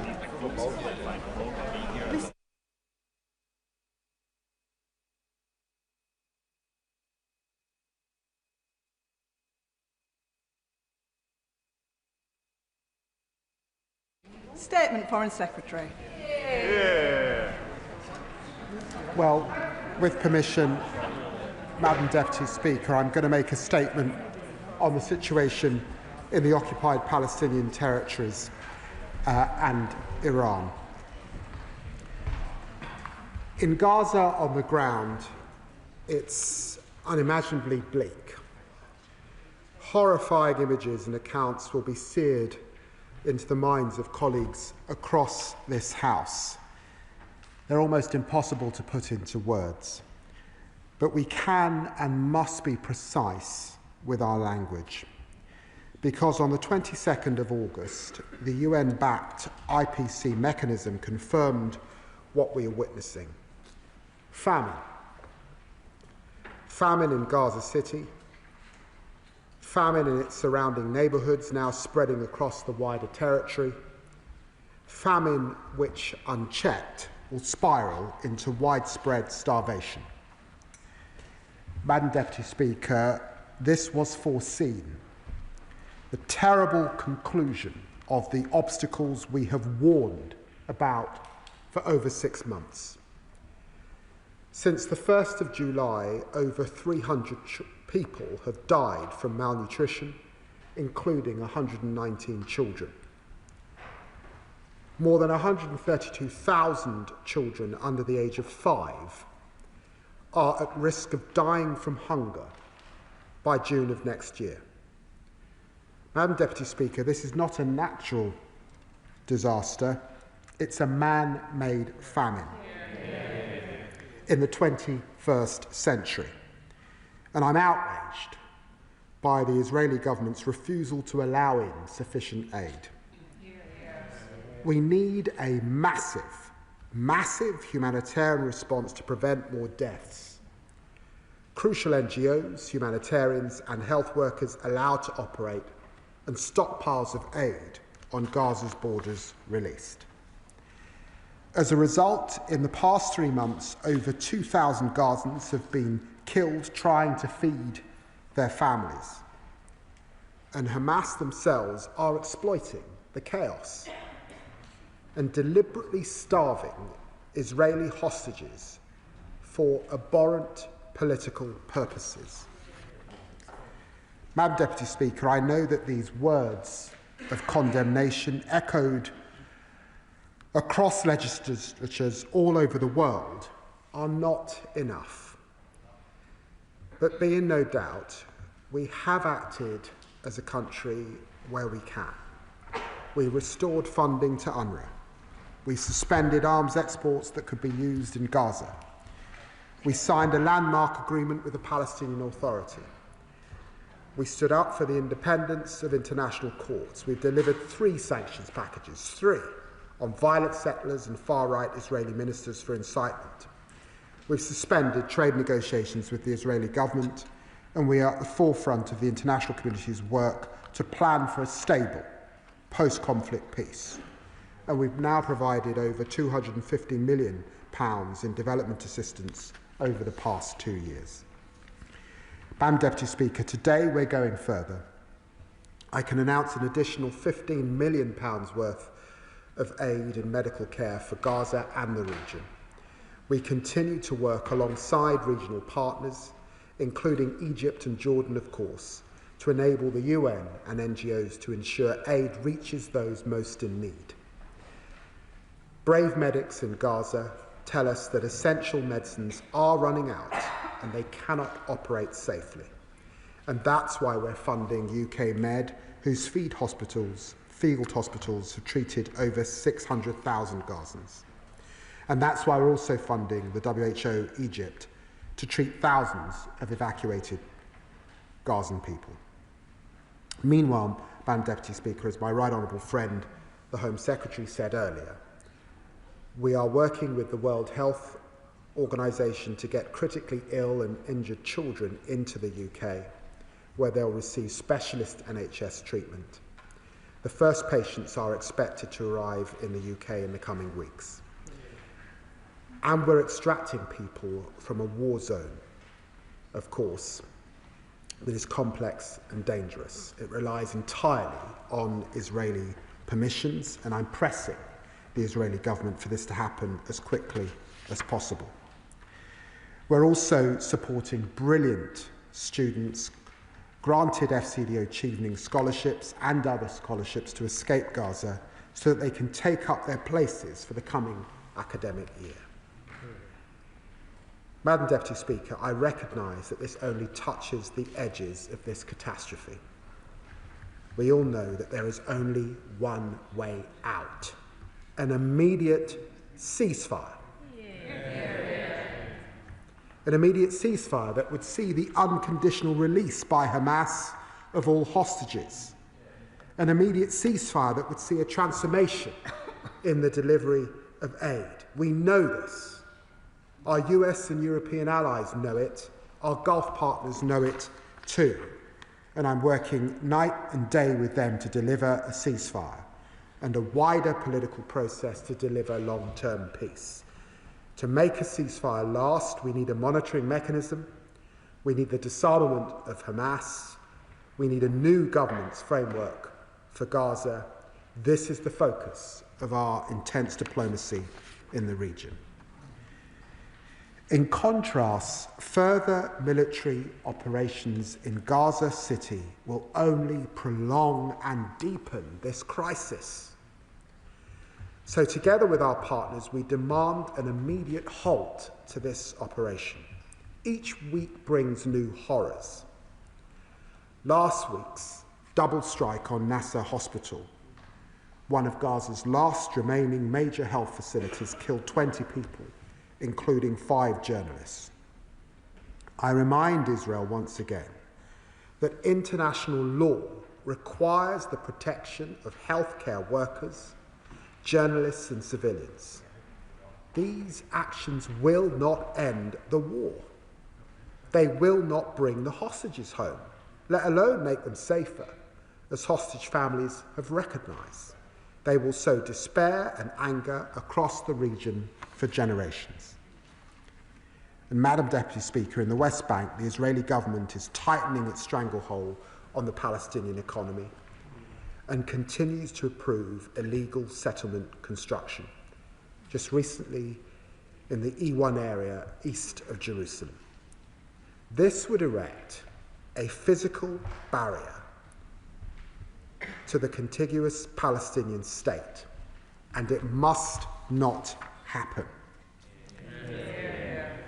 Madam Deputy Speaker, in July, I described before the UN General Assembly our intention to recognise the state of Palestine later this month. Unless the Israeli government takes substantive steps to end the appalling situation in Gaza and commits to a long-term sustainable peace. Madam Deputy Speaker, this commitment responds to the current crisis, but stems from our historic responsibility to the region's security, reaching back over a century to the Balfour Declaration. As I said last month in New York, I am deeply proud that it was a British Foreign Secretary who helped establish a homeland for the Jewish people. But the same declaration promised that nothing shall be done which may prejudice the civil and religious rights of the Palestinian people. And Madam Deputy Speaker, those rights are more under threat than at any point in the past century. To those who say recognition rewards Hamas or threatens Israeli security, it does neither. Recognition is rooted in the principle of a two-state solution which Hamas rejects. We have been clear that any Palestinian state should be demilitarized. Indeed, President Abbas has confirmed this in writing. We see no contradiction between the two-state solution and our deep commitment to Israeli security, because security comes from stable borders, not indefinite occupation. Madam Deputy Speaker, before I finish, I would also like to update the House on Iran. On the 28th of August, the UK, along with France and Germany, triggered the snapback mechanism under the UN Security Council Resolution 2231.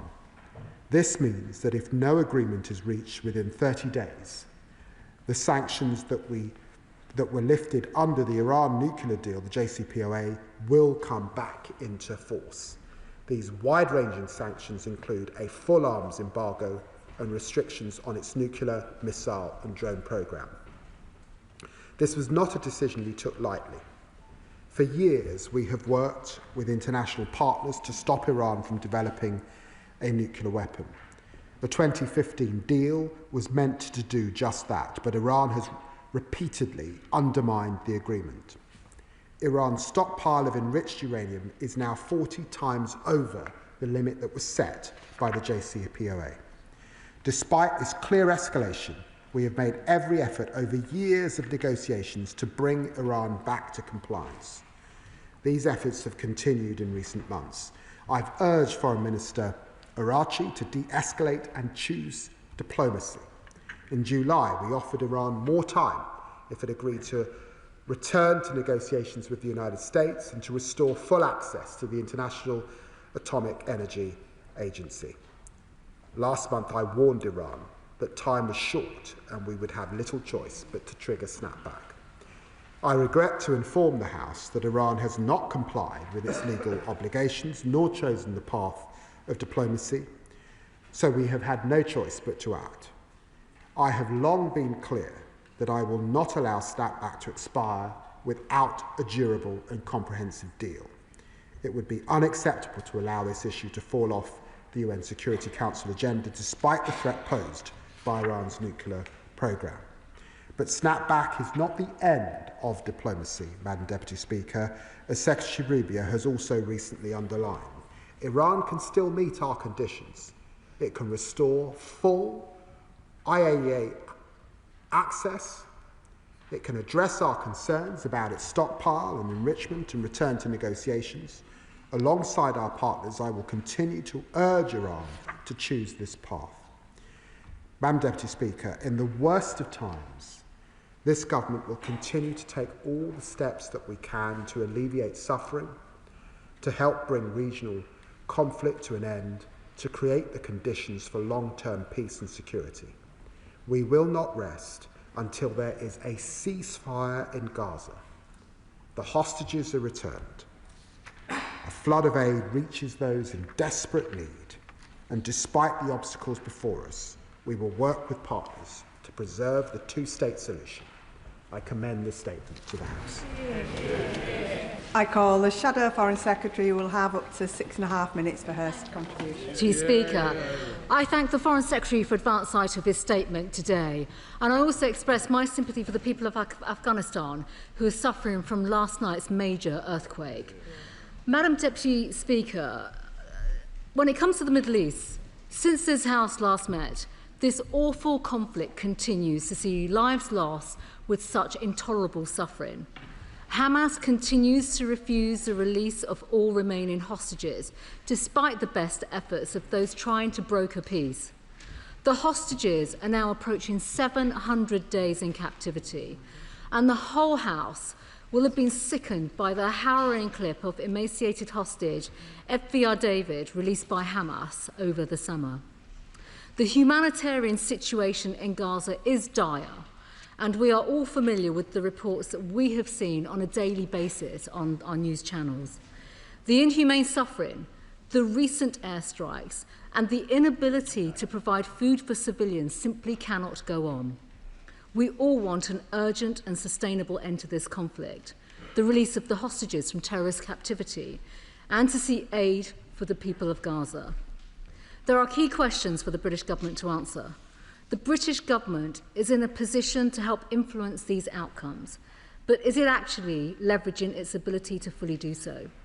The government's frequent statements have so far not moved the dial closer to a sustainable end to this conflict. And as the Foreign Secretary himself has said, we are not in any position whatsoever to see any alleviation of this horrendous situation. Diplomacy is about putting in the hard yards to find solutions and not just giving statements. So I do want to ask the government on 3 specific points today. Is the government taking any new specific action to tighten the screws on Hamas, to pile more pressure on them to release the hostages? Should we expect more measures to further degrade Hamas's ability to finance their campaign of terror?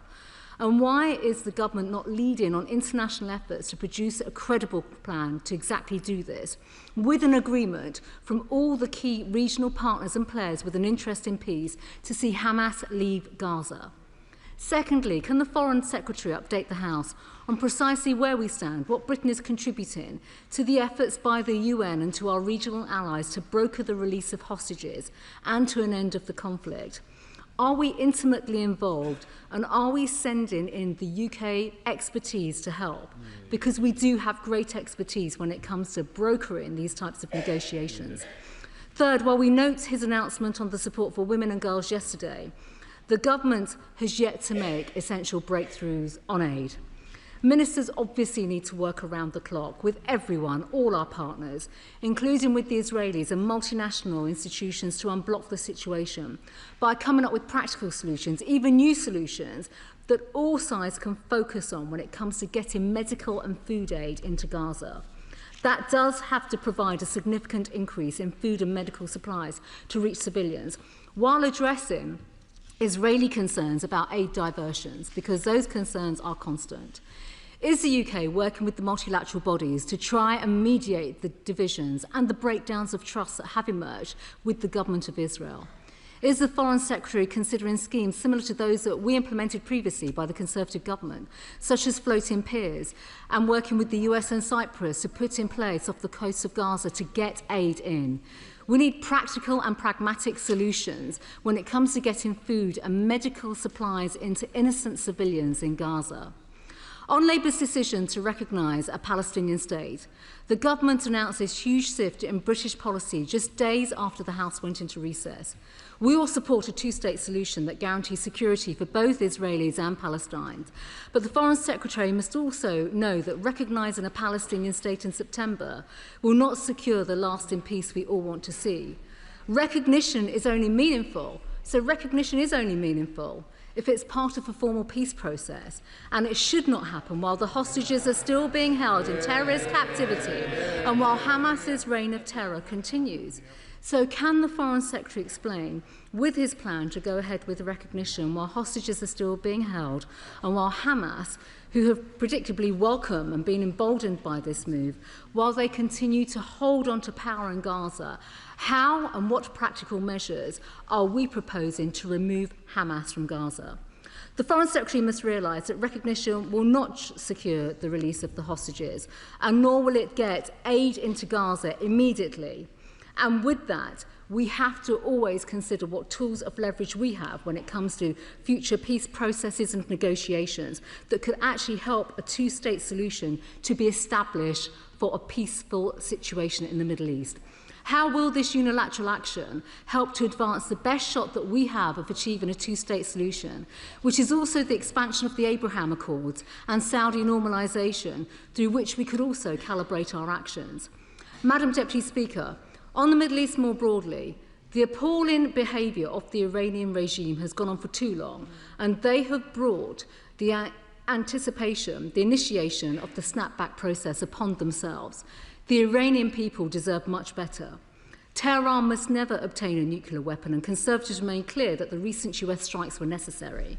So can the Foreign Secretary confirm whether he believes Iran has the capability and the intention of recommending or recommencing its nuclear programme, and whether his assumption is that snapback, the process will be seen through to completion? And finally, can the Foreign Secretary confirm whether or not he welcomes Israel's actions regarding the Houthi leadership in Yemen, and update the House on how the UK will now use this moment to further degrade the Houthis' ability to carry out the recent attacks and strikes that we have seen? Well, I'm grateful to the Shadow Foreign Secretary for the tone of her remarks, and I'm pleased that she agrees with me, and I suppose the sentiment of the entire House, on the dire, as she describes it, humanitarian situation in Gaza, on the inhumanity that she also described. And she will recognise that even before we came to power, the last government was calling for a ceasefire that we all want to see. She asks what the government is doing in relation to Hamas. And can I just say to her that in New York, with our Arab partners, with the French and others, we were doing just that, supporting the Prime Minister's framework for peace, working with colleagues to establish the circumstances of the day after. We've been crystal clear there can be no role for Hamas. We need the demilitarization of Gaza, and we are working with partners to try and set about the trusteeship, the new governance arrangement with Gaza. And of course, no government is doing more than we are. We signed an MOU with the Palestinian Authority. We're working with them on reform in a deliberate, day-to-day action, because there must be a role subsequently for the Palestinian Authority. And she asks what new solutions might be found on aid, and that's where I depart with the sentiment of what she's saying, because I'm not sure we need new solutions. It's the old ones. It's UNRWA. It's OCHA. It's the World Food Programme. They exist. They exist. Let us support them. That is why it was this party that restored funding to UNRWA when it was opposed by the opposition. That is not what feeds, I say to her gently, that's not what feeds women and girls. The mechanisms are there. They work all over the globe. It worked last time when we had a ceasefire. Suddenly the trucks went up to 607. We can do it once more. That is the position of the UK government. I spoke to Tom Fletcher at the UN this morning to get the latest. The moderately good news is that truck movements are up in August over where they were when I last updated the House as we came to recess in July. But he reminded me 60 or 70 trucks a day is nowhere near where it needs to be. And one of the reasons why I found the extra resources today is because we know also that the medical situation is dire, and the work that we can do with UK Med is so important and so valued, even up against that horrific situation. And let me be crystal clear. Hamas is a terrorist organisation. Our demands are unconditional and have not changed. The hostages must be released without delay, and there can be no role for Hamas. But equally, she will have seen the situation in the West Bank. She didn't comment in her remarks on the E1 development, running a coach and horses through 2 states. 2 states has been a united position of every single party in this chamber. That is why we set out the plans that we did towards recognition. Unless we get the breakthrough that we need on the ceasefire and a full process, we will move to recognition when the UN meets at UNGA in New York. I'm grateful for her support on Iran and the snapback. My assessment is that no country needs the percentages of enriched uranium that we see in Iran. We don't have them in our country. We don't have them at sites like Sellafield and other, Urenco.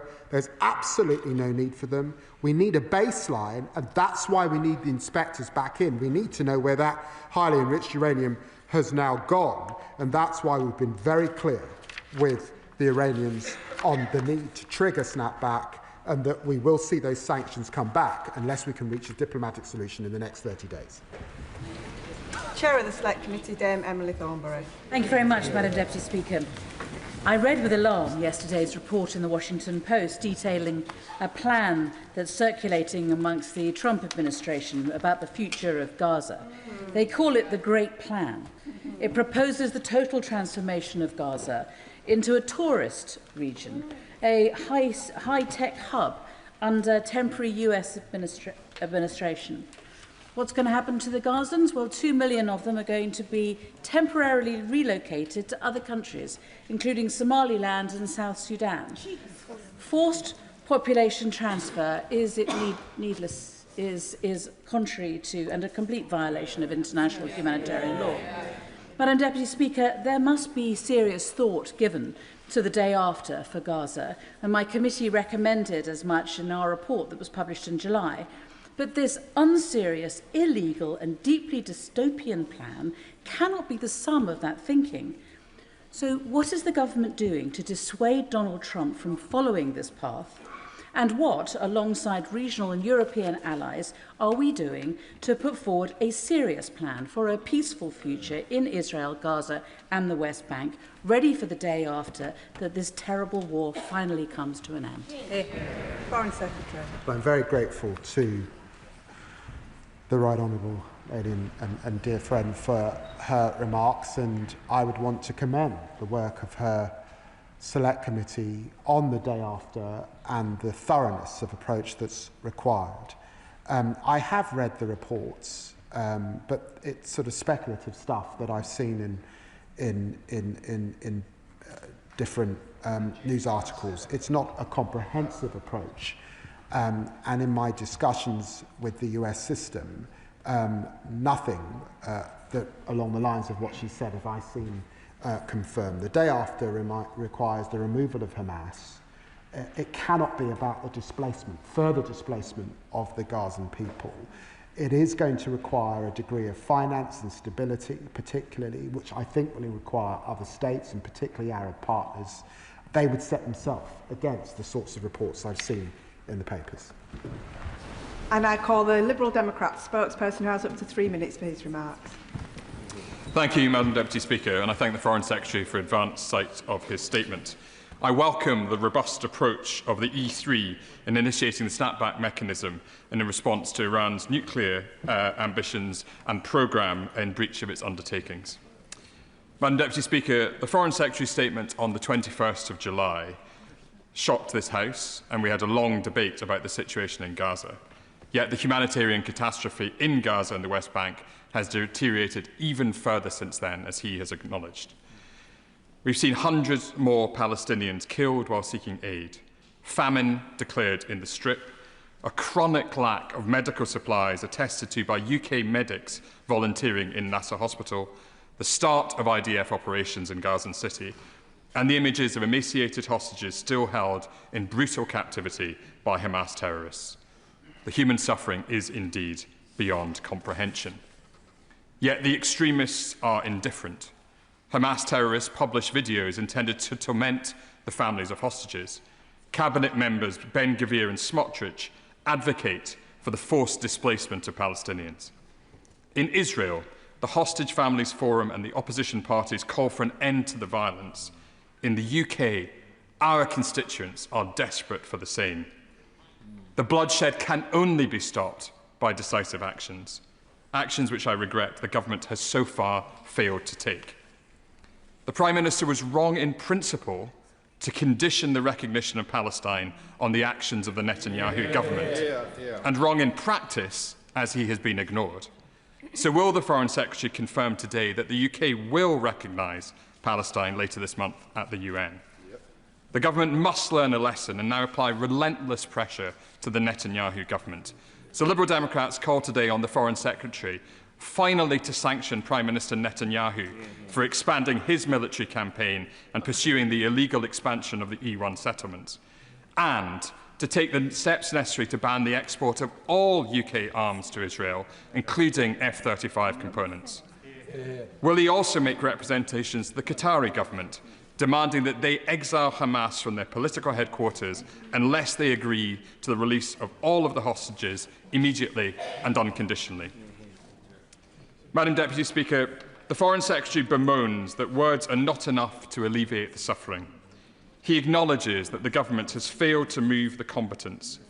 Yet there is one man who could unlock progress. Donald Trump has the power to secure peace in Gaza if he chose to, by picking up the phone to Netanyahu. So will the Foreign Secretary tell the House how he will use his special relationship with Vice President Vance to help secure that goal? And will the government commit to making a ceasefire in Gaza a priority during President Trump's state visit? I'm grateful to the honourable gentleman for his remarks on Iran particularly, and he's absolutely right to place at the centre the 15,000 people who have been injured in Gaza simply seeking aid, and the over 2,000 that have died seeking aid. It's totally unacceptable. And he's right too to remind the House about the position of the hostage families, who are crystal clear that they do not want to see further military endeavour and operation in Gaza City. What they want is a ceasefire, and they fear that further military endeavour will actually harm their loved ones further, not succeed in bringing them home. He criticises our position on recognition. I'd ask him to reflect on that, because it must be right that the government continues to give diplomacy and opportunity as we head to the UN alongside other partners. And surely he would want us to be working with our French, our Australian, our Canadian partners as we head to that gathering in UNGA. And surely he would want to see the Israelis commit to a ceasefire, commit to a process, end the war.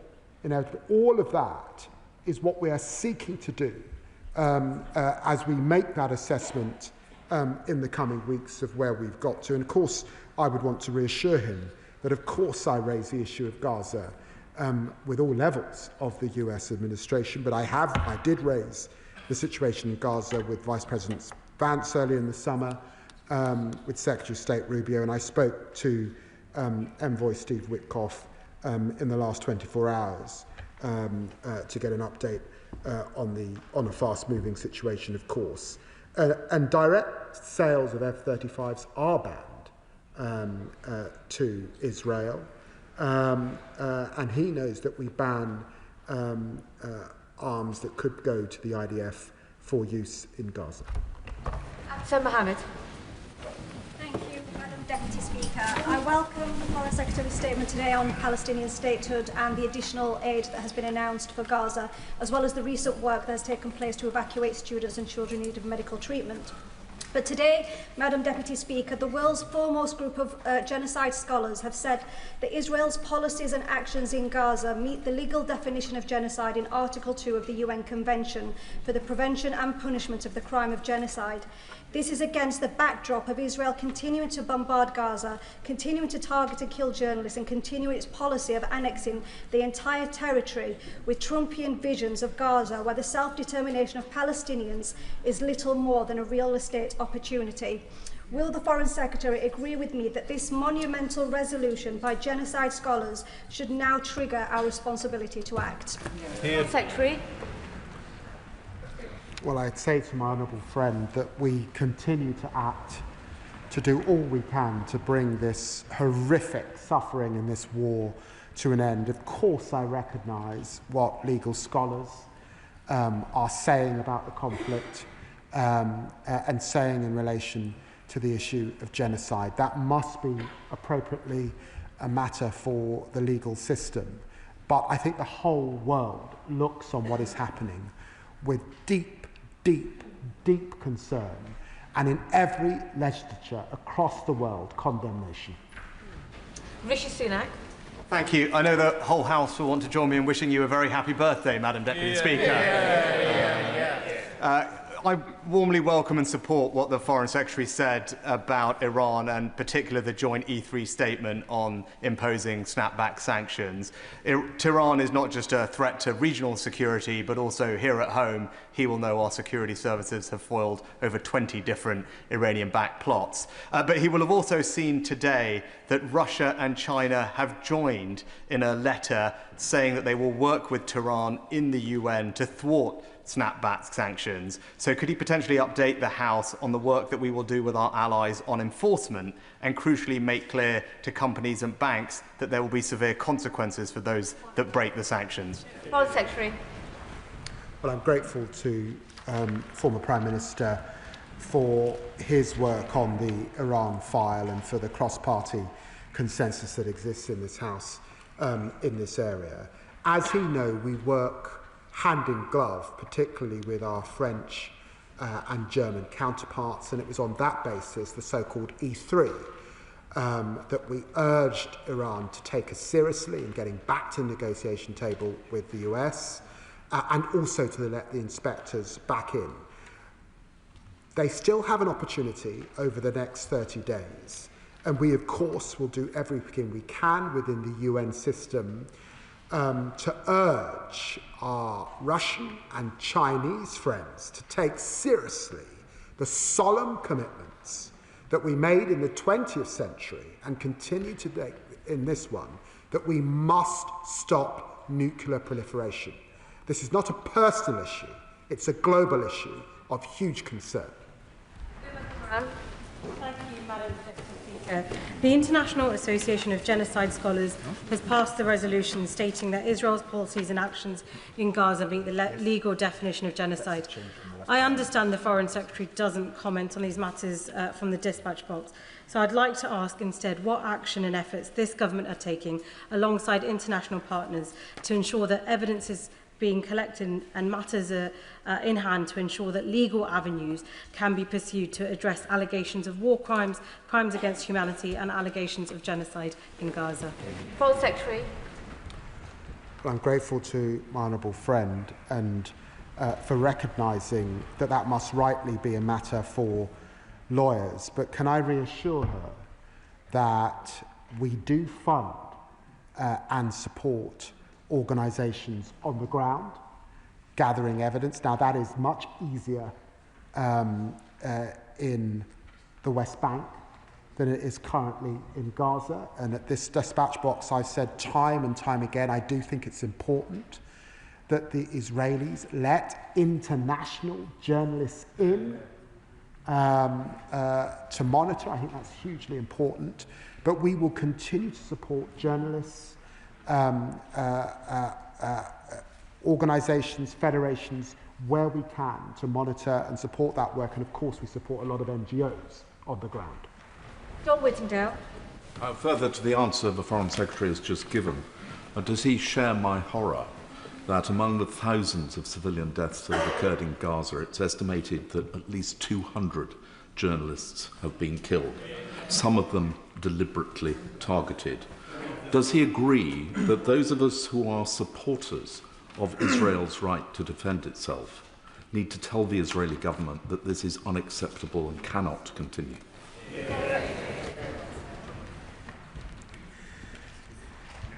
I entirely would want to associate myself with the remarks that the Right Honourable Gentleman has just made.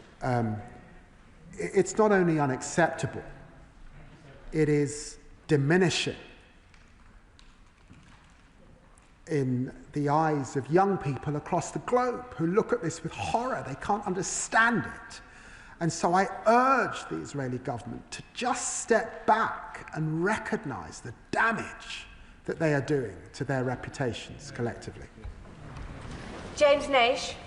Thank you, Madam Deputy Speaker. Attempts to settle the E1 area of the West Bank, splitting Palestinian areas in two, in an Israeli government minister's own words, will bury the idea of a Palestinian state by the end of this month. Would the Secretary of State commit to a further coordinated response with European partners over the coming weeks to ensure that those destructive plans are halted? Secretary. Yes, yes, yes. You know, I've spent time in Bedouin villages that would be entirely gone as a result of these abysmal plans. So, of course, I will continue to work with partners to oppose them. Richard Ford. Thank you, Madam Deputy Speaker. In May, the government revealed in court that it, the executive, had made recent assessments of the risk of breaches of international humanitarian law in Gaza. I say breaches, but the government revealed that it had found only one possible breach of IHL among tens of thousands of airstrikes in Gaza across 11 months. Surely this proves that the FCDO does not have the capacity to properly assess all the possible breaches of IHL in Gaza. Foreign Secretary. Well, it's axiomatic that the Honourable Gentleman's is wrong. I made an assessment back in September that there was a clear risk. That was based on IHL assessments, and for that reason we suspended arms sales to Gaza. The machinery of government's working very well in terms of the assessments it's able to make, notwithstanding, of course, how difficult it is to get all the evidence that's necessary. Louise Sandert-Jones. Thank you, Madam Deputy Speaker. The famine in Gaza is clearly man-made and is abominable. The tens of thousands of civilians that have been brutally killed is abominable. The retention of the hostages by Hamas and even the retention of those who have passed away in their bodies is equally abominable. We can all see what is happening in Gaza and we can all see what is happening in the West Bank, and this cannot be allowed to continue. What more messages can we send to Netanyahu and the Israeli government to say that the two-state solution is the only way forward? It is the only way to guarantee the peace and security in the Middle East that every single innocent civilian deserves, and to stop the increased illegal settlements in the West Bank. Foreign Secretary. Well, I'd want to associate myself with the remarks of the Honourable Lady and congratulate her, I think, on her recent wedding. Can I just... She's absolutely right, because there seem to be those in the Israeli government that either want to see one state in which it's incumbent on them to be clear about how everyone in that one state has equality before the law, or they want to see no state perpetuated forever. And that we must stand against, because it's not in the interests of Israel to be safe and secure, and it's fundamentally against the interests of the Palestinian people, because the desire for two states is a just cause and one we must stand behind. Swain. What actions were His Majesty's government take if the government of Israel proceed with their plan to build in the E1 corridor? Foreign Secretary. I'm not going to get ahead of my skis. We continue to work with partners internationally on making those assessments. I spoke to the Israeli Foreign Minister and was very clear that we stand against this, and he will recall that the last government, when these plans surfaced, stood against the E1 development, and at that time I think the government's position was that they would recognise if they went ahead. So we will continue to make that assessment, but I hope we can see these plans put to one side. Claire Hanna. Last month, along with 8 party leaders across Northern Ireland, Scotland and Wales, I wrote to the Prime Minister about the catastrophic situation in Gaza and about the deficits in the UK response, alongside the unbearable suffering that we're seeing, biblical levels of injustice and pain and hunger. Does the Foreign Secretary recognise the parallel crisis in the belief of ordinary people across England, Scotland, Wales and Northern Ireland in international law and in the UK's response? People who aren't seeing their values reflected in the UK's actions, in the continued supply of arms, in the failure to levy all possible sanctions, and in the strings attached to the recognition of the State of Palestine. Foreign Secretary. Can I just be clear? There is a lot of mendacity in relation to some of the sort of TikTok stuff that you see. We have stopped the sale of arms to Gaza. We have stopped the direct sales of F-35s to Gaza. To Israel. Germany only just recently made a decision that we made last September. 1% of sales is what the UK represents. 90% are Germany and the US system. And there are many other governments that supply that have not made the decisions that we have made. And on recognition, we will continue to work with partners as we head towards UNGA and make those necessary assessments. Edward Morello. The Foreign Secretary in his statement outlined all of the steps that this government has taken against the Netanyahu government. He has also repeatedly said that the UK has done everything it can. In my mind, both are tacit admittances of defeat, as we have seen the Netanyahu government increase its activity in Gaza, increase its prosecution and persecution of the Gazan people. My question to the Foreign Secretary is, if we have done so much and had no effect, if there is nothing left to do, what does he expect to change before the UN General Assembly meeting, and why should we not immediately recognise a Palestinian state? Foreign Secretary. Diplomacy is failing until it succeeds. So I'm not going to give in to the honourable gentleman's pessimism. And can I just say that in my conversations with Prime Minister Mustafa, after I had completed my statement at the UN, he walked up to me and gave me a warm embrace. We continue to work alongside the Palestinian Authority as we make these fine judgments. John Pearce. Thank you, Madam Deputy Speaker. I welcome the government's decision to trigger the snapback mechanism to address the Iranian regime's nuclear ambitions. Following arrests in May relating to a suspected Iranian-backed terror plot, my constituents in High Peak, and indeed 3/4 of Labour voters, want to see action on the terror threat posed by Tehran on the streets in the UK. Can the Foreign Secretary provide an update on the government's progress in prescribing the IRGC as a terrorist group? Foreign Secretary. Well, I'm very grateful to honourable friend for raising this question, and he will know that alongside the Home Secretary, we commission work from Sir John Hall on that specific issue of state threats, and we will be coming forward with further plans in the coming months. Stephen Flynn. The Foreign Secretary has just said that on the ground it is unimaginably bleak. Horrifying images and accounts will be seared into the minds of colleagues across this House. They are almost impossible to put into words, but we can and we must be precise with our language. I agree. It's a genocide, isn't it? Foreign Secretary. Well, the honourable gentleman joins many. I don't know if he's legally qualified, but I know that there are many lawyers that take that view. As he knows, we made an assessment based on a clear risk of a breach of international humanitarian law that meant that we did suspend arms sales that could be used in Gaza. Tansing Desi. Thank you very much, and happy birthday. Madam Deputy Speaker, Benjamin Netanyahu's blockade and weaponisation of starvation has plunged Gaza into famine. And that is why the UN Secretary General has described this man-made catastrophe as a failure of humanity. And while children die of hunger, unfortunately, we have a situation whereby the Israeli government continues to deny the existence of starvation in the very territory that it seeks to occupy.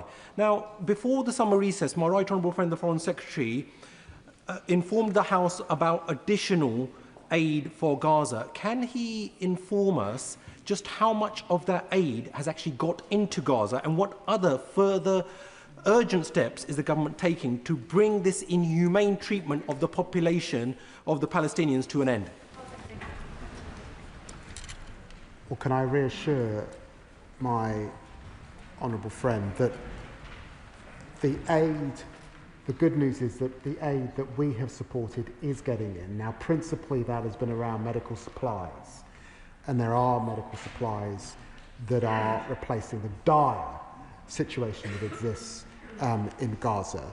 But it's also the case that we've been able to work with the World Food Programme, and the World Food Programme appear to be the UN agency that is having most effect at delivering aid on the ground. They're not sufficient, but it is having some effect. I will be in the region in the coming days discussing these issues in further detail. Kit Malthouse. Madam Deputy Speaker, another, I'm afraid, profoundly disappointing statement from the Foreign Secretary, devoid of anything that is likely to bring a swift end to this conflict. While at home, the police have been arresting vicars and grannies, and the government's been hiring American spy planes to fly over Gaza. As he himself said, the Israelis have intensified that campaign, their aggression and the slaughter of innocents in that awful conflict. And everything he said, all his condemnation has come to nothing. In every statement I've been in this chamber that he's spoken at, he's stressed the importance of international humanitarian law. So my question today is why he's been so passive in defending the International Criminal Court in the face of another wave of American sanctions. What steps is he going to take to support that institution and the individuals that staff it in the face of these sanctions? And what discussions has he had with the American government to get them to reverse them? Foreign Secretary. Well, it's just wrong to say that this government has been passive in relation to the ICC. We fund the ICC. We continue to support the ICC. I think I raised the ICC in my second meeting with Secretary of State Rubio.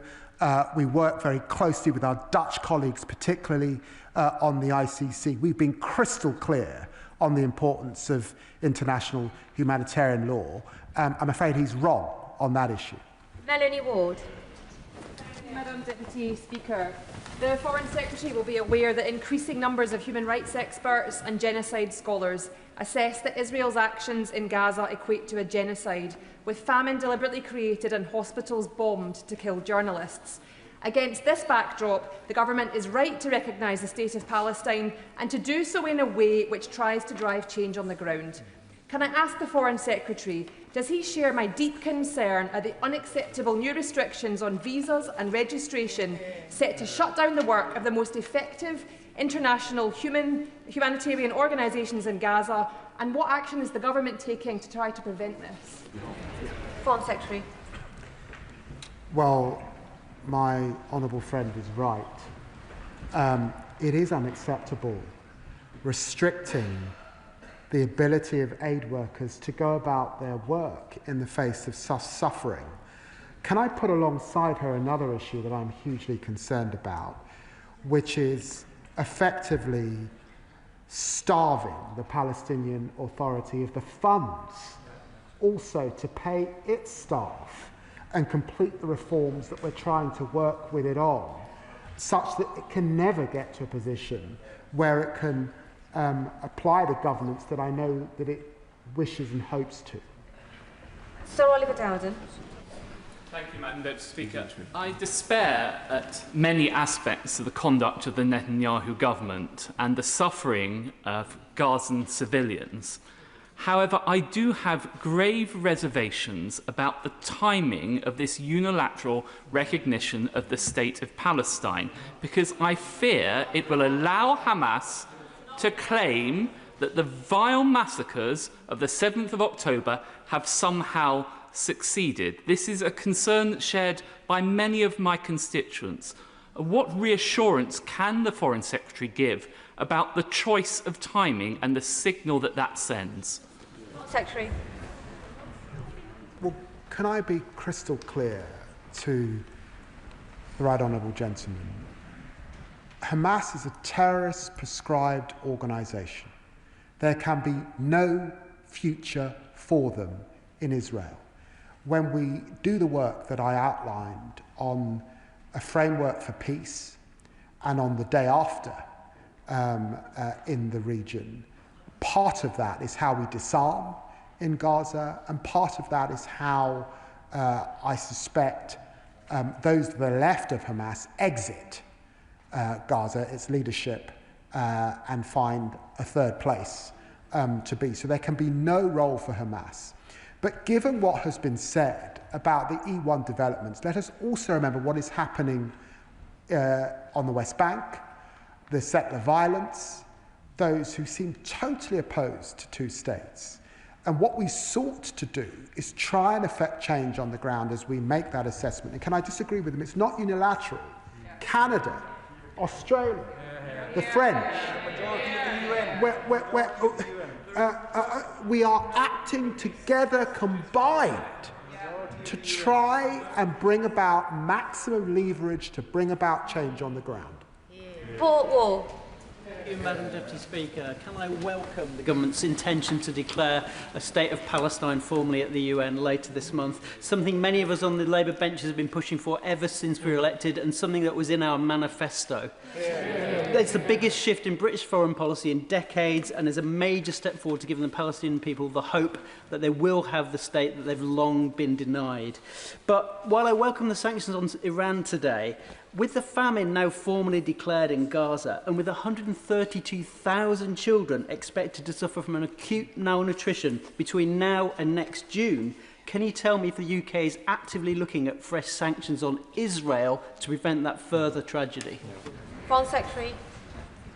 Well, I can't comment on sanctions from the dispatch box, but can I know that my honourable friend has campaigned long in his constituency and before on the issue of recognition, and so I'm grateful for his statements in relation to that, and I recognise that the situation I outlined, the situation that I was updated from by Tom Fletcher this morning, is grim, it's dire, it's horrendous, and that's why we have to work collectively with other partners. I'll be back in the region to see what more we can do. Tim Farron. Thank you, Madam Deputy Speaker. This should not really be difficult. We can, as I do, passionately support Israel's right to exist securely and in peace. We must call for the immediate release of the hostages without any strings attached, demand the exclusion of Hamas from the post-conflict settlement, and at the same time, we must say, without a shred of equivocation, the shooting and starving of innocent civilians in Gaza is nothing other than utterly and totally, fundamentally evil. There can be no other word for it. So why has this government still failed to sanction Netanyahu and his entire cabinet? Secretary.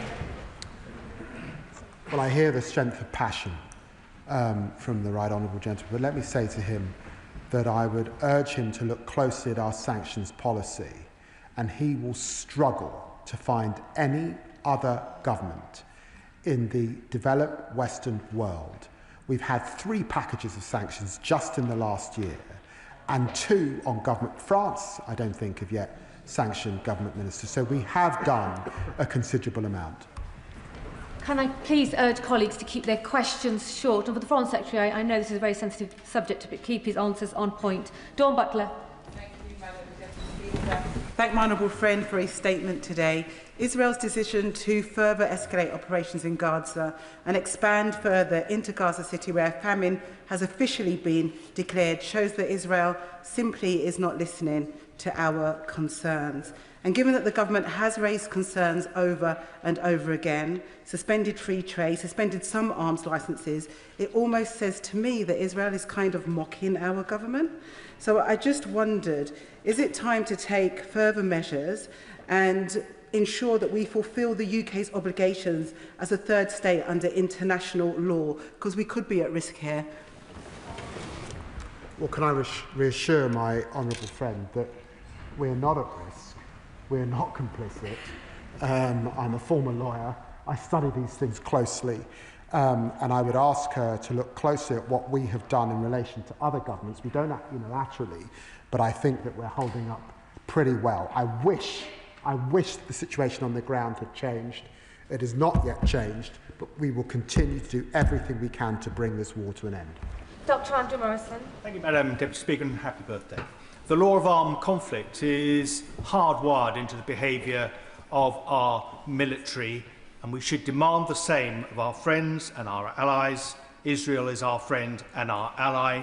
Therefore, what assurances has he had from his colleagues in the Ministry of Defence that they have gained from the Israeli interlocutors the assurances I think we need that the 40 or 50 incidents in the West Bank and in Gaza that have involved the IDF since 2023 will be brought to a proper conclusion and any wrongdoing is held to account.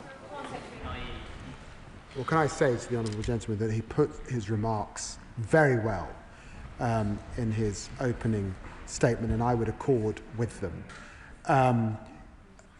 We need proper independent scrutiny of some of this behaviour.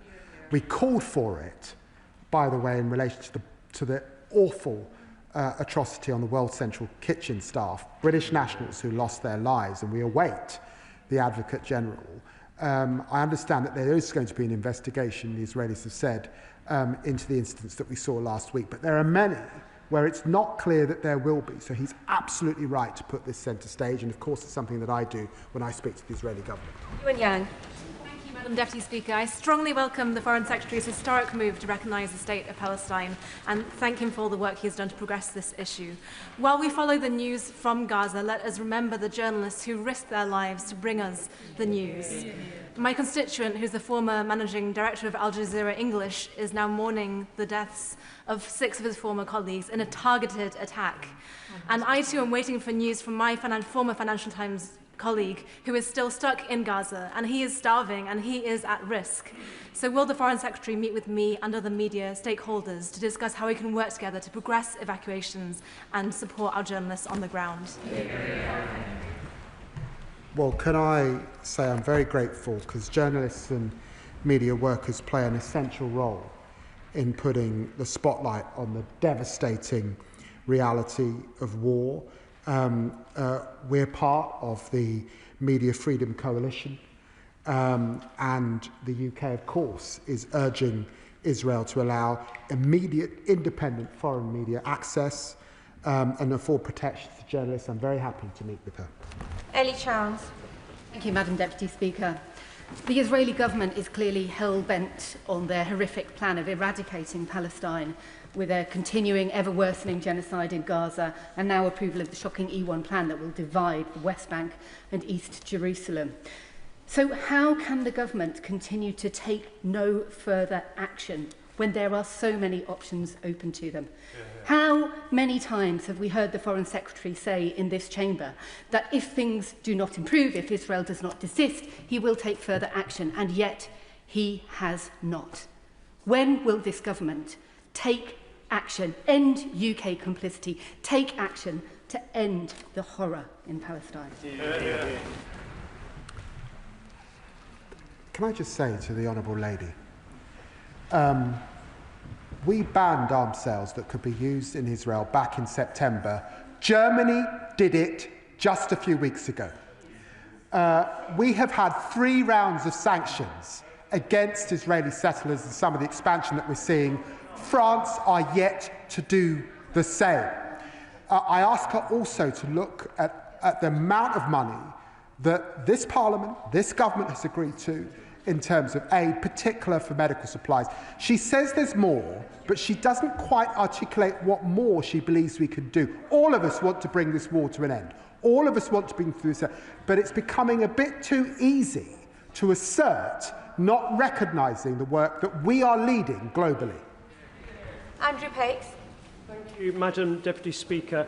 Can I thank my right honourable friend for his statement? Can I start on a positive point, which is that to thank the Foreign Secretary and the Parliamentary Under Secretary for the work they've done securing an agreement where we can get students and young people out of Gaza to continue their studies. So many of our debates make us feel powerless. We've demonstrated on one part of this jigsaw at least some power to change people's lives and getting them here to study, and I thank him. If that is the best of humanity, this summer's also seen the worst of humanity, with the forced starvation of hostages and of civilians waiting to get food at the food stations where it is. One of the concerns that I get raised often by constituents of mine is that will there be a Palestine and a West Bank and a Gaza left to recognise? Can you reassure us this government will strain every muscle to bring the international community together so we don't just recognise a state of Palestine, we start a process that delivers it on the ground? I'm very grateful to my honourable friend for his question and the way that he's standing up for the people of Peterborough. And let me just be absolutely clear. We have supported the departure of over 500 individuals from Gaza since the beginning of the conflict. He's heard the Home Secretary set out the more that we're doing on UK medical evacuation of children, and there's more to follow in the coming weeks on achieving scholars, but also on further scholarship students in receipt of full scholarships, because we want to support those young people. They are the future of Gaza, and absolutely we will do everything we can to defend that two-state solution, to defend a concept that goes back a long way, and to recognise the responsibility that we have as the UK because of the Balfour Declaration and our obligations to both sides of this ancient conflict. Sir Julian Lewis. Like the Secretary of State, I've supported a two-state solution for very many years. But there is a slight contradiction when he says that immediate recognition, or almost immediate recognition, would not be rewarding Hamas because Hamas would be disarmed and a new state would be demilitarized. Is he saying that the recognition will not go ahead unless and until Hamas is disarmed? If the recognition is going to go ahead before Hamas is disarmed, shouldn't it be confined to those parts of Palestine that are currently represented by the Palestine Authority? Well, can I just remind the right honourable gentleman of the letter that President Abbas wrote to Macron, where he was clear for the first time that there can be no role for Hamas, and he will recognise that we will make that assessment on recognition in the coming weeks. But clearly the E1 settlement has moved the dial even further away from where we were a few weeks ago, and that recognition is a process. Meg Hillier. Thank you, Madam Deputy Speaker. Madam Deputy Speaker, the Foreign Secretary said that diplomacy fails until it succeeds. And we have been in this House often talking about the tragedy unfolding. As we approach the second anniversary, could he explain to the House, as he goes to the UN to discuss and agree the recognition of a Palestinian state, what threshold would need to be reached for a UN peacekeeping force to ensure safe passage of food and welfare to those people who are starving and will be dying even as we stand here today? Well, she will understand that the Israeli government has set itself against some of the UN agencies that would need to uphold that, and so I think that that feels unlikely in the conversations that we've had, but I do applaud the work of Cindy McCabe and the World Food Programme for the work that they have been able to do to get essential food to people that need it. Jeremy Corbyn. Thank you, Madam Deputy Speaker. The Foreign Secretary chose his words very carefully about arms supplies that could be used in Gaza. Could he be a bit clearer with the House on this? Are we still supplying parts for F-35 jets that are used to bombard people in Gaza? Is the overflying of RAF planes from RAF Akrotiri over Gaza being shared, the information being shared with the Israeli military forces? And thirdly, is RAF Akrotiri being used as a staging point for the delivery of weapons to Israel in contravention of what he said about arms sales? Does he not realise that if we supply arms to a country that's complicit in war crimes, including genocide, we are also complicit in those war crimes? Hear, hear. What can I say to the right honourable gentleman who has considerable experience that it is absolutely my job to make sure that we are not complicit, and that's why we are not selling arms that could be used in Gaza. That's why we're not selling direct F-35 kit to Israel. And in terms of those reconnaissance flights, I'm sure that he would agree that it has been right, certainly up to this point, to support hostage release, which is the only reason why we have offered support to find those hostages and get them home. And surely, I say to him, he would agree with that. David Burton-Sampson. Thank you, Madam Deputy Speaker, and I thank the Foreign Secretary for his statement and the work he's doing on this very important matter.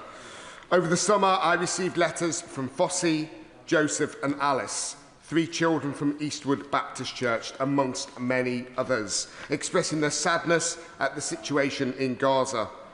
They wanted me to give them my assurance that we are doing all we can as a government to bring an end to this horrendous conflict. So I ask him today on their behalf, can he give them and me that assurance, including him continuing to use all tools and sanctions at his disposal? Well, the answer is very simply yes.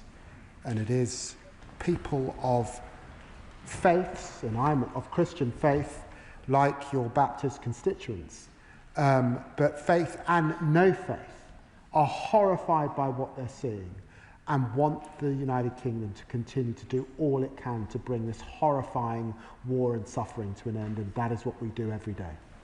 Martin Vickers. Thank you, Madam Deputy Speaker. I welcome the anticipated recognition of Palestine, which we expect later this month. Of itself, it will make no difference on the ground, but I think it's an important piece of symbolism. We've heard in response to earlier questions about the risks that journalists are facing, but we are aware that Israel block many journalists, including the BBC, from entering Gaza. What representations has the Foreign Secretary made to the Israelis about this?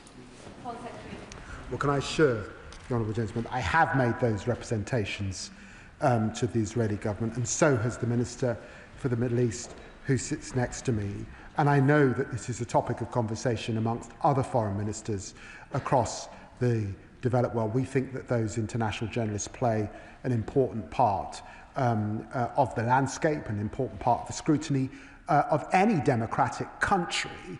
And Israel is a country that often reminds that it's a democratic country. It's important to let those journalists in. Thank you, Madam Deputy Speaker. I've been talking about starvation in Gaza for the last 18 months. Now it's officially recognised as a famine. But I want to raise the starving of one man with the Foreign Secretary, and that man is Marwan Barghouti.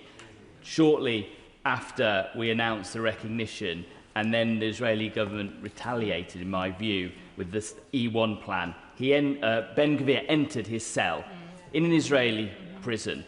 He was very clearly being starved. It is time that Marwan Barghouti is freed by Israel, a man of peace, a man that can push forward the peace process.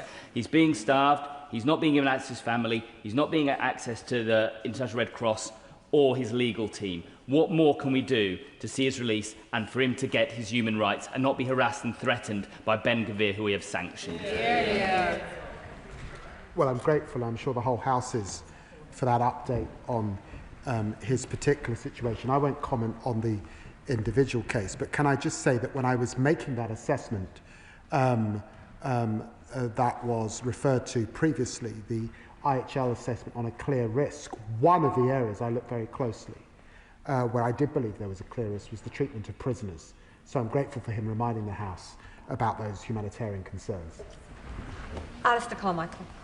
Deputy Speaker, is the Foreign Secretary aware of the concerns expressed by his noble friend Lord Hayne around the possibility of contracts under the Army Collective Trading Service being awarded to the company Elbit Systems UK, whose parent company, Elbit Systems Limited, market their weapons as being, and I quote, battle-tested in Gaza and on the West Bank?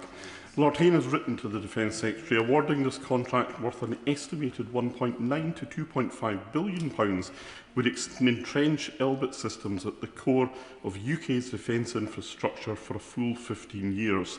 To proceed with this contract would erode confidence in the integrity of our procurement system. Does the Foreign Secretary agree that Lord Hayne's comments should be given the fullest possible consideration, and that if they are shown to be of substance, then his friend, the Defence Secretary, should not be awarding contracts to a company like that? Well, I want to reassure them that no decisions have been made. This is an open procurement. No decisions will be made until 2026, and that whole House will have heard what he said. Stella Creasy. Thank you, Madam Deputy Speaker. I think we all hear the frustration of the Foreign Secretary that he is leading in a way that other nations have not on this challenge, but it is that leadership role that we are looking to as a House. And I think we all also understand that individually nations have limited impact, but collectively is where the pressure can be brought to bear.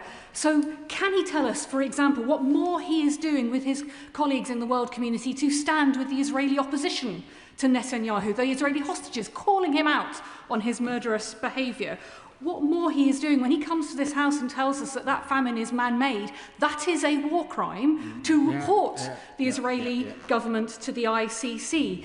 That we will recognise Palestine not as a threat but as a statement of positive intent with our colleagues, and above all to work with our colleagues in Europe, because the honest truth is not a single child who urgently needs medical assistance from Gaza has yet come to the UK, but the European Union and World Health Organization programme is getting children out at pace and at speed. So what more could we be doing to work with them so those children could come in days? They've already been cleared by the Israeli officials. No, we must not judge ourselves by other countries. We must judge ourselves by whether we have truly done every single act we can, and there is more we could do. For the Foreign Secretary response, lengthy questions are just denying other colleagues the opportunity to speak. Foreign Secretary. Well, can I reassure her that we are working with our European counterparts, and what I get when I speak to Kaja Kallas and other European foreign ministers is the deep frustrations that she's heard me express in my answers. Can I remind her of the further 15 million that we're finding today, that I've announced today, to support humanitarian efforts, and particularly the supply of medicines in the area. And I believe that the decisions that I announced at the UN a few weeks ago are absolutely not unilateral. They are working with other partners as we make an assessment on the ground of the situation prior to UNGA. David Mundell. Thank you, Madam Deputy Speaker. Can the Foreign Secretary confirm that in his discussions with his US counterparts, he specifically raised the issue of delivery of aid? The United States is a hugely important actor in that regard, has the potential to be positive in terms of improving the existing arrangements, but also has the potential to be a blocker. And his interaction with the US can make the difference in that regard. Well, I recognise the experience that the Right Honourable Gentleman brings to the Chamber, and he will have heard the Prime Minister raise these issues with President Trump in Scotland, And can I reassure him that I raised these issues with the Vice President Vance in Kent. I got into a slight problem with a certain sort of fishing licence, but I raised these issues as well. Rachel Hopkins, after which I'll be calling Steve Darling. Rachel Hopkins. The Foreign Secretary for his statement today and the reminder of the actions this government has taken already, including restoring funding to UNRWA, suspending arms exports that could be used in Gaza, suspending trade negotiations with the Israeli government, sanctions packages on violent settlers and far-right Israeli ministers. But we need to see further action with regards to humanitarian aid getting into Gaza, where we are seeing a man-made famine. But does the Foreign Secretary agree with me that the action could be taken immediately if the Israeli government allowed those UN trucks on the borders of Gaza entry? Yes, I do, 100%. Steve Darling. Thank you, Madam Deputy Speaker. The war in Gaza is horrific on a number of different levels. However, I'd like to particularly focus on one level, and that it is the deadliest conflict for journalists. Journalists who often act as our window into atrocities. Will the Secretary of State please explain why we are selling any arms to Israel?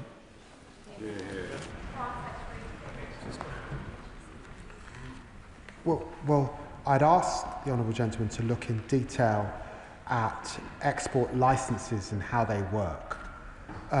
So I've said that we are not sending arms to Israel, but he will recognise, for example, that if there is body armour that NGOs use on the ground or that journalists use on the ground in the West Bank or indeed in Gaza, we are continuing to export that, and for the very reasons that he has said. I don't think he would want us to stop.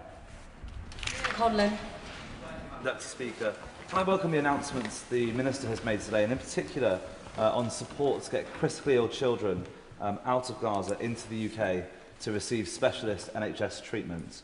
On the two-state solution, though, can I ask the Minister, does he agree that the Israeli government's promises to carry out more illegal settlements in the West Bank will further undermine prospects for a two-state solution?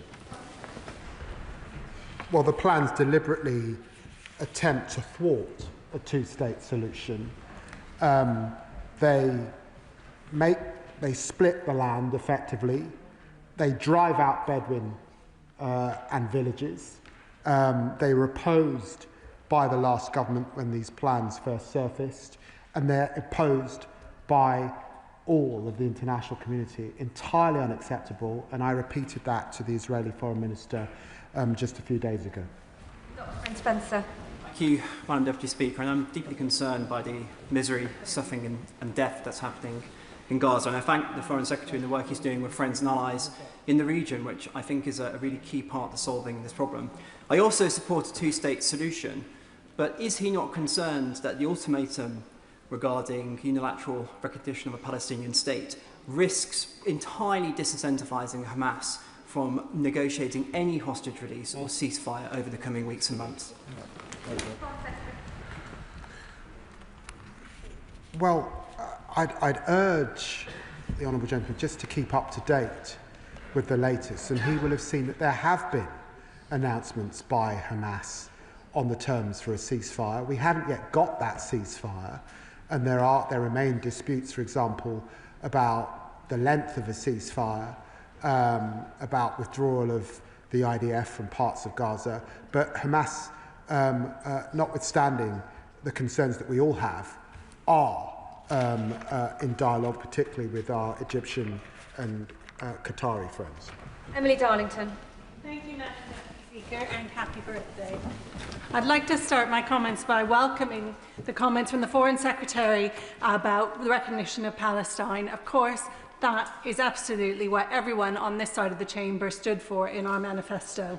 I'd like to raise with him the specific issues around the devastation and starvation of people in Gaza and the numerous reports that IDF are targeting doctors. Can the Foreign Secretary tell the House of the UK efforts to evacuate people with family links to the UK, including the case of Dr. Roddy, which I have raised many times in this House and with ministers? Well, can I say it was very humbling to meet with a group of doctors once more in New York who had served on the ground and to hear the hardships that they had experienced as very noble humanitarians. I think the Honourable Lady will see in the coming days UK efforts to evacuate people, particularly children, from Gaza. We do rely on Israeli permits, so it's not straightforward. It's not easy, but I'm grateful that she's put the issue of doctors front and centre this afternoon.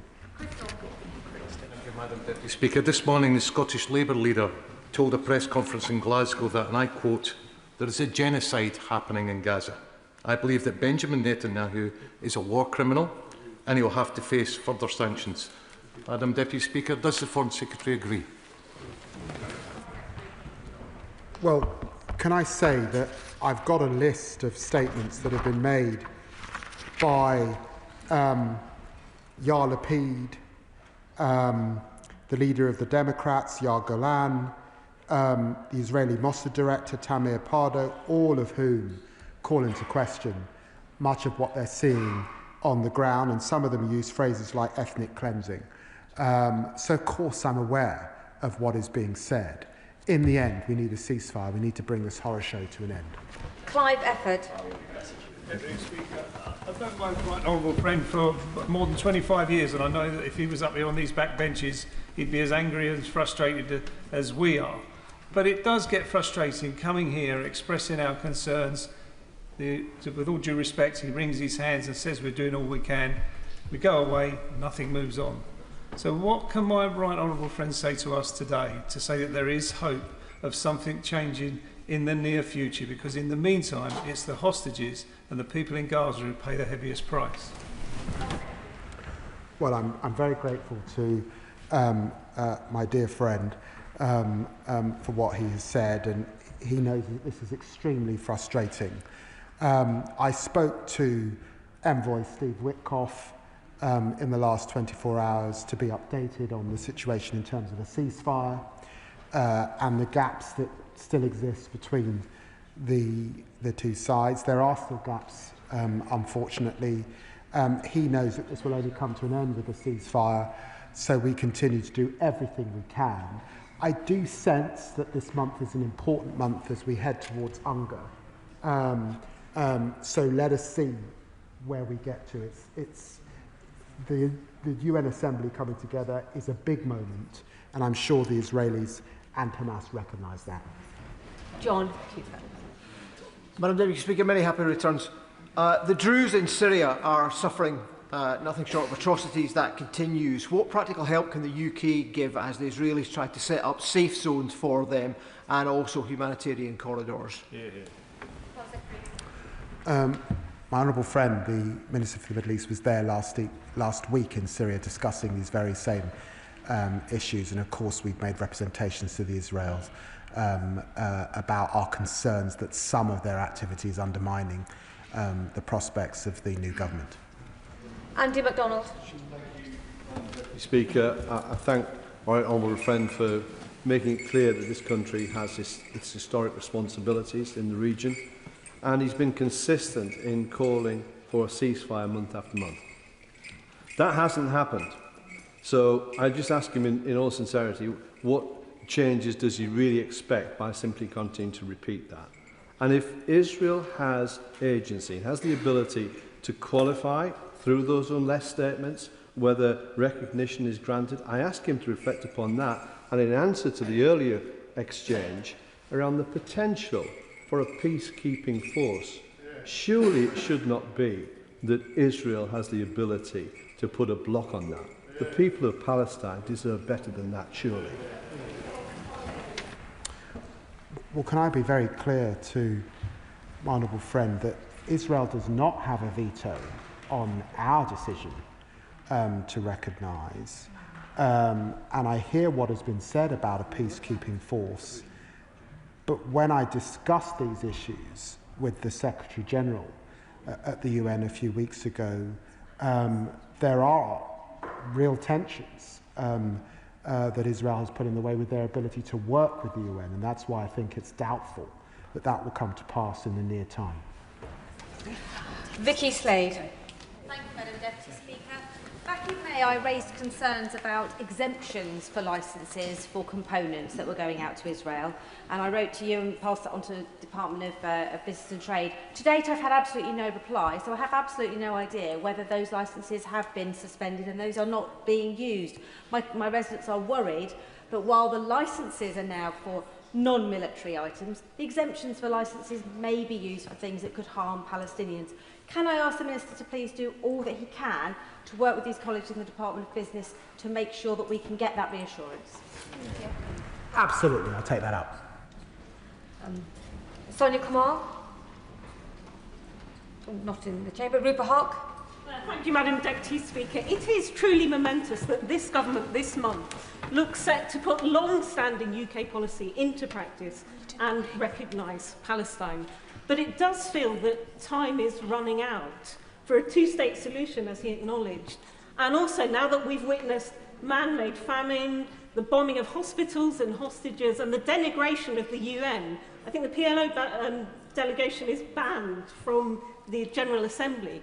All international norms, as we know. Would he agree with my constituents that on trade, sanctions and settlements, it is time to step up a gear in this ever-worsening situation and put the full force of action behind his very strong statements? Secretary. I disagree with that last part. I simply refer the Honourable Lady to what I've said. She will struggle to find another government in the developed Western world that's done more on sanctions than we have.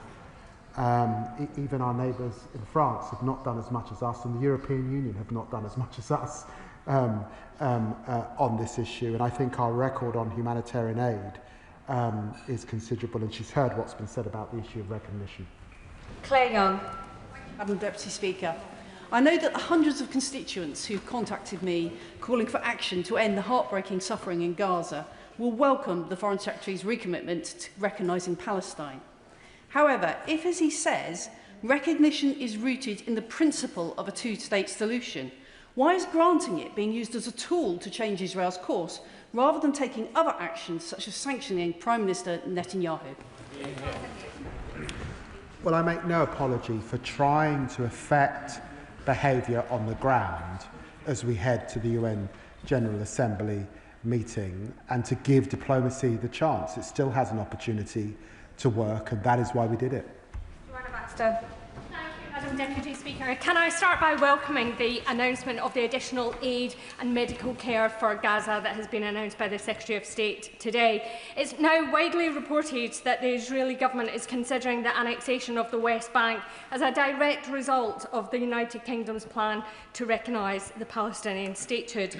So will the Secretary of State make it absolutely clear that that move would constitute a blatant breach of international law? And further, will he assure the House that the government will not hesitate to take the strongest possible action, diplomatically and politically, to condemn any such unlawful annexation?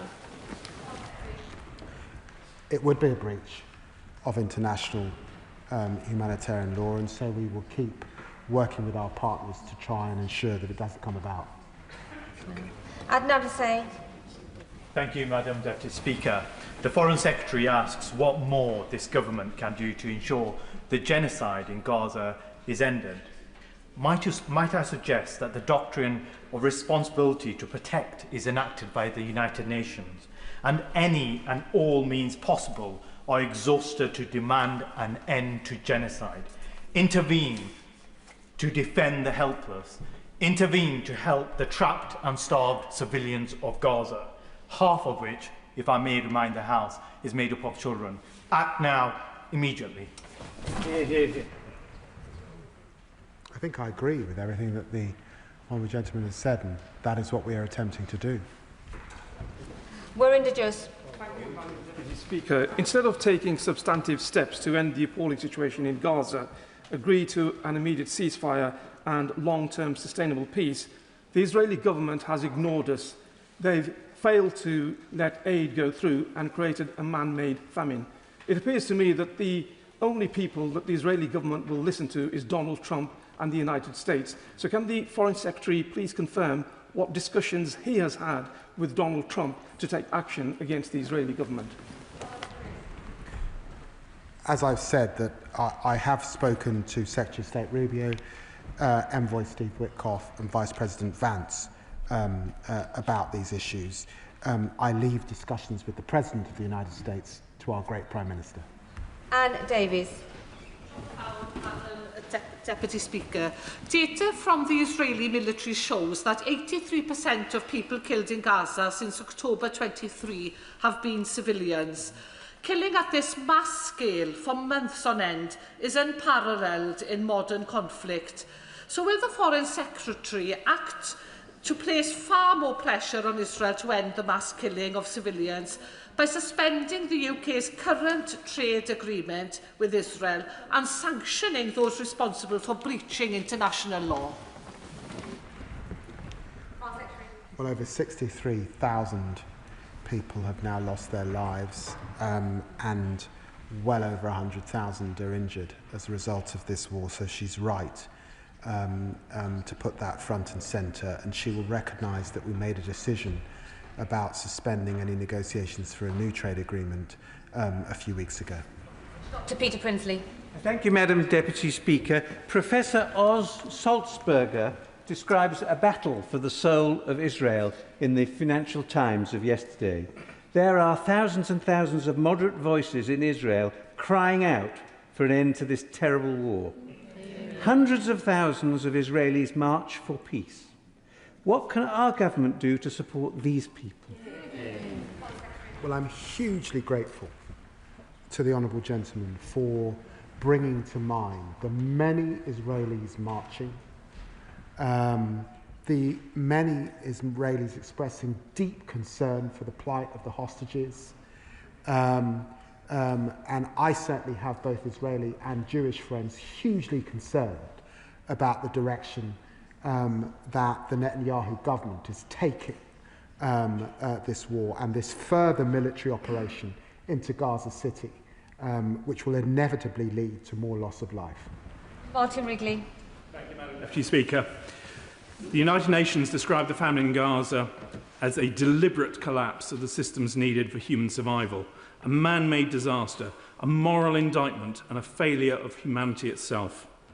Every day my constituents ask me, what more would it take for the government to recognise this as genocide? What would the Foreign Secretary have me say to them? Well, I'd refer to the remarks that I've made before at this dispatch box. I recognise what is being said. I recognise the work of international scholars particularly, and the fine judgments that must be made by the ICC and the ICJ. But we have an important democratic principle that these decisions must be made by lawyers, and it's for governments to act in the way that I have set out today. Debbie Abrahams.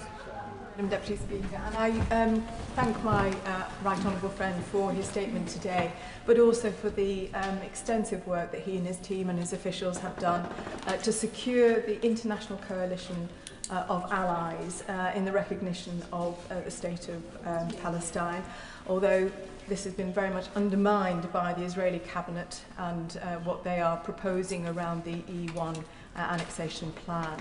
Is there more that we can do to extend this coalition and increase the level of sanctions to stop the Israeli behaviour like this? And is it appropriate also to transfer, as they did in 1988, the UNGA meeting from New York to Geneva so that the Palestinian delegation can attend? Well, I do think we need further dialogue on the issue of Palestinian attendance at that meeting, and I do recognise that these decisions were made previously and held in Geneva, but I hope that we can have some reconsideration and that we can afford the delegation the same privileges that they've had for many years. Caroline Bowden. Thank you, Madam Deputy Speaker. We have a UN-declared man-made famine, children and babies being starved to death, journalists murdered, and now the world's leading genocide scholars state that Israel's actions meet the legal definition of genocide. It's clear that painstaking, careful international diplomacy is not working fast enough, and the Gazans are running out of time. So isn't it time for us now to lead our allies in actions that Israel might take notice of? Sweeping trade sanctions, sanctions on Netanyahu and his entire cabinet, and a commitment that we will recognise Gaza at the UN with no conditions. Well, the whole House will have heard what she said, and she will have heard what I've said on a previous situation, and I'd ask her to look closely at what this government has been doing, our leadership globally relative to other near partners. And I think the decision that we made a few weeks ago and the provisions that we set for how we would recognise and the judgments that we'll make as we head to UNGA are particularly important. Patricia Ferguson. Thank you, Madam Deputy Speaker.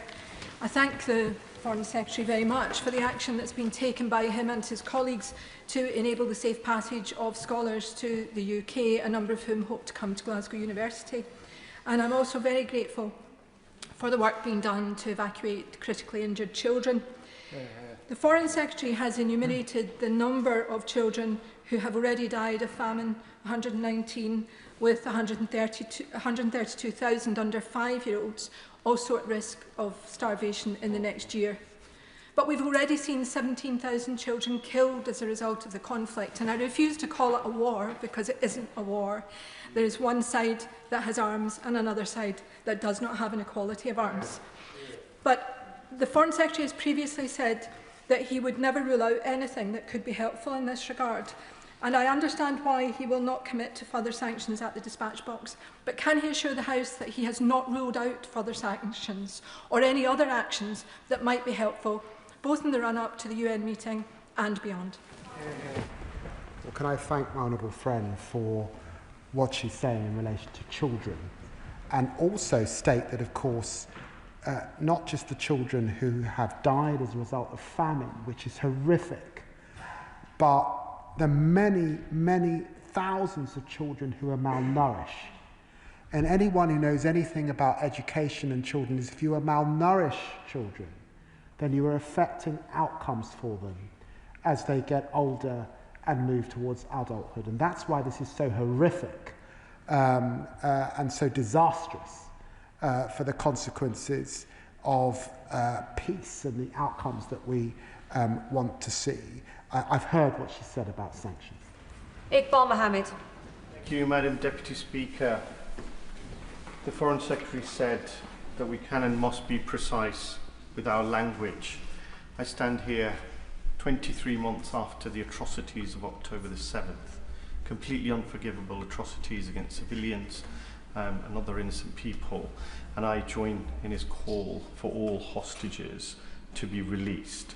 However, since the 8th of October 2024, Israel has been extremely precise in its language about what it was going to do in response to October the 7th.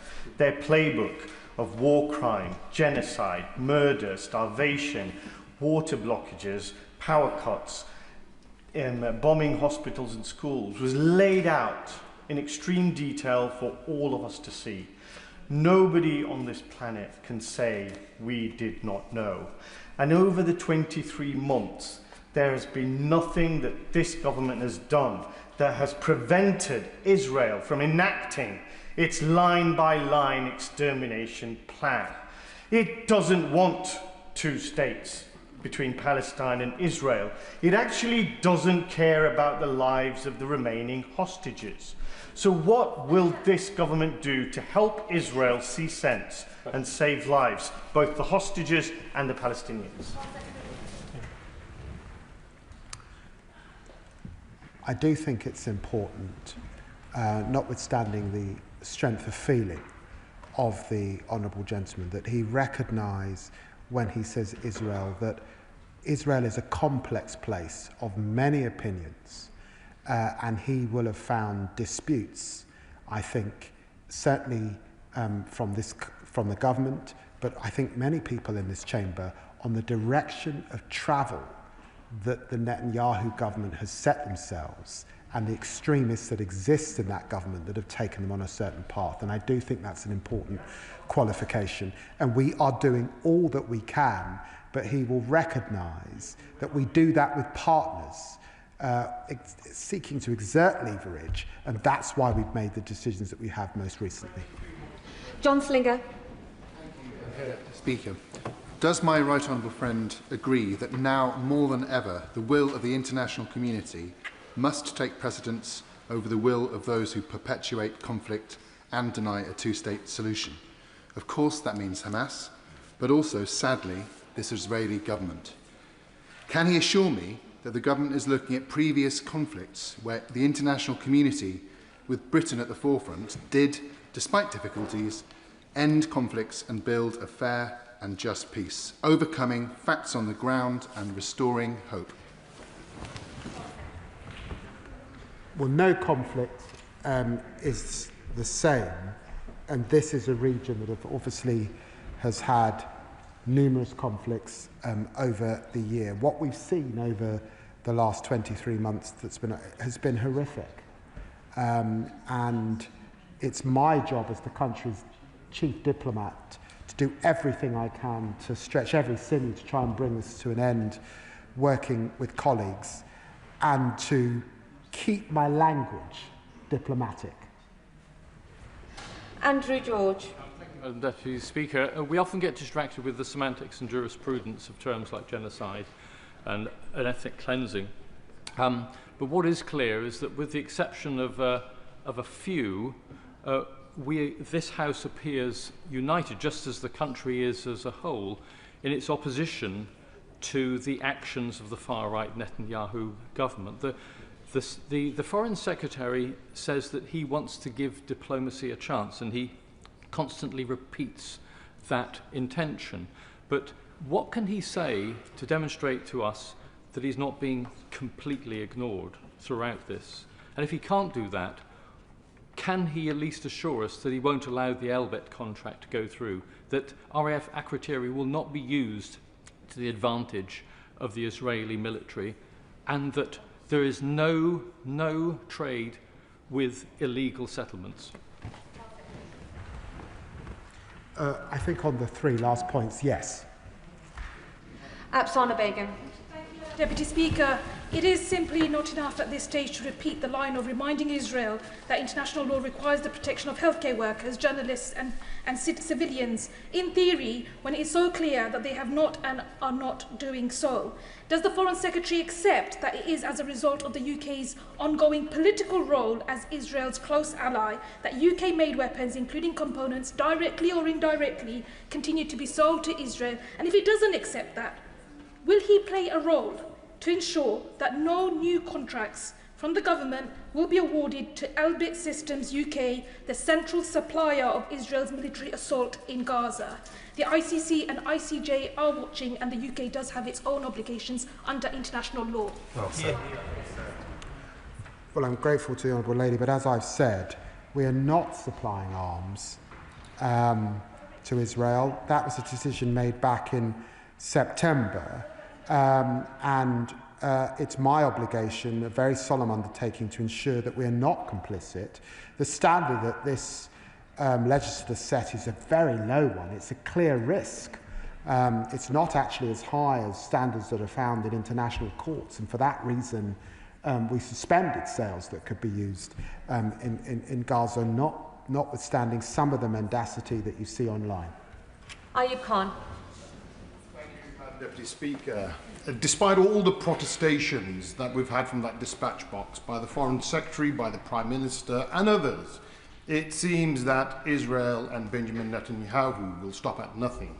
Just like a dog who's tasted blood, Netanyahu can only be stopped by military intervention. But my question to the Foreign Secretary, just to make it absolutely clear, is that we're not working with the likes of Canada, Australia and France when it comes to the recognition of the state of Palestine, because what we have adopted is what's known as a contradictory conditional statement. So can the Foreign Secretary make it plain that the UK Labour Party government's position is that we will not recognise the state of Palestine so long as Benjamin Netanyahu fulfills certain conditions? I set out my statement very clearly in the UN. The Prime Minister set out his statement at number 10. When I finished my statement, the Prime Minister of the Palestinian Authority came to me and gave me an embrace. Yet the honourable gentleman thinks he knows more and that he got it wrong. Of course we're working with our partners. Of course we're trying to change the situation on the ground. I make absolutely no apologies for that. We will make our assessments for UNGA. Your judgment on this occasion is wrong. Clive Betts. Thank you, Madam Deputy Speaker. I say to the Foreign Secretary, I very much welcome the commitment to recognise the Palestinian state, which some of us have fought for many years. I also welcome the rest of his statement insofar as it goes. He's right to condemn what the Israelis are doing in Gaza with a policy of starvation.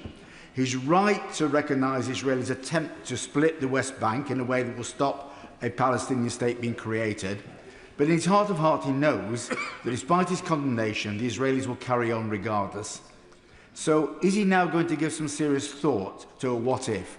What action, further action, on top of the other actions the government's already taken, is the government prepared to take to actually hold the Israelis to account and get them to recognise the force of the international arguments against them on both these points?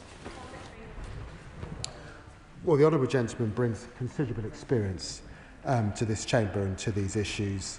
And of course, as he would expect, both as Foreign Secretary and as the SCDO, we plan for all scenarios.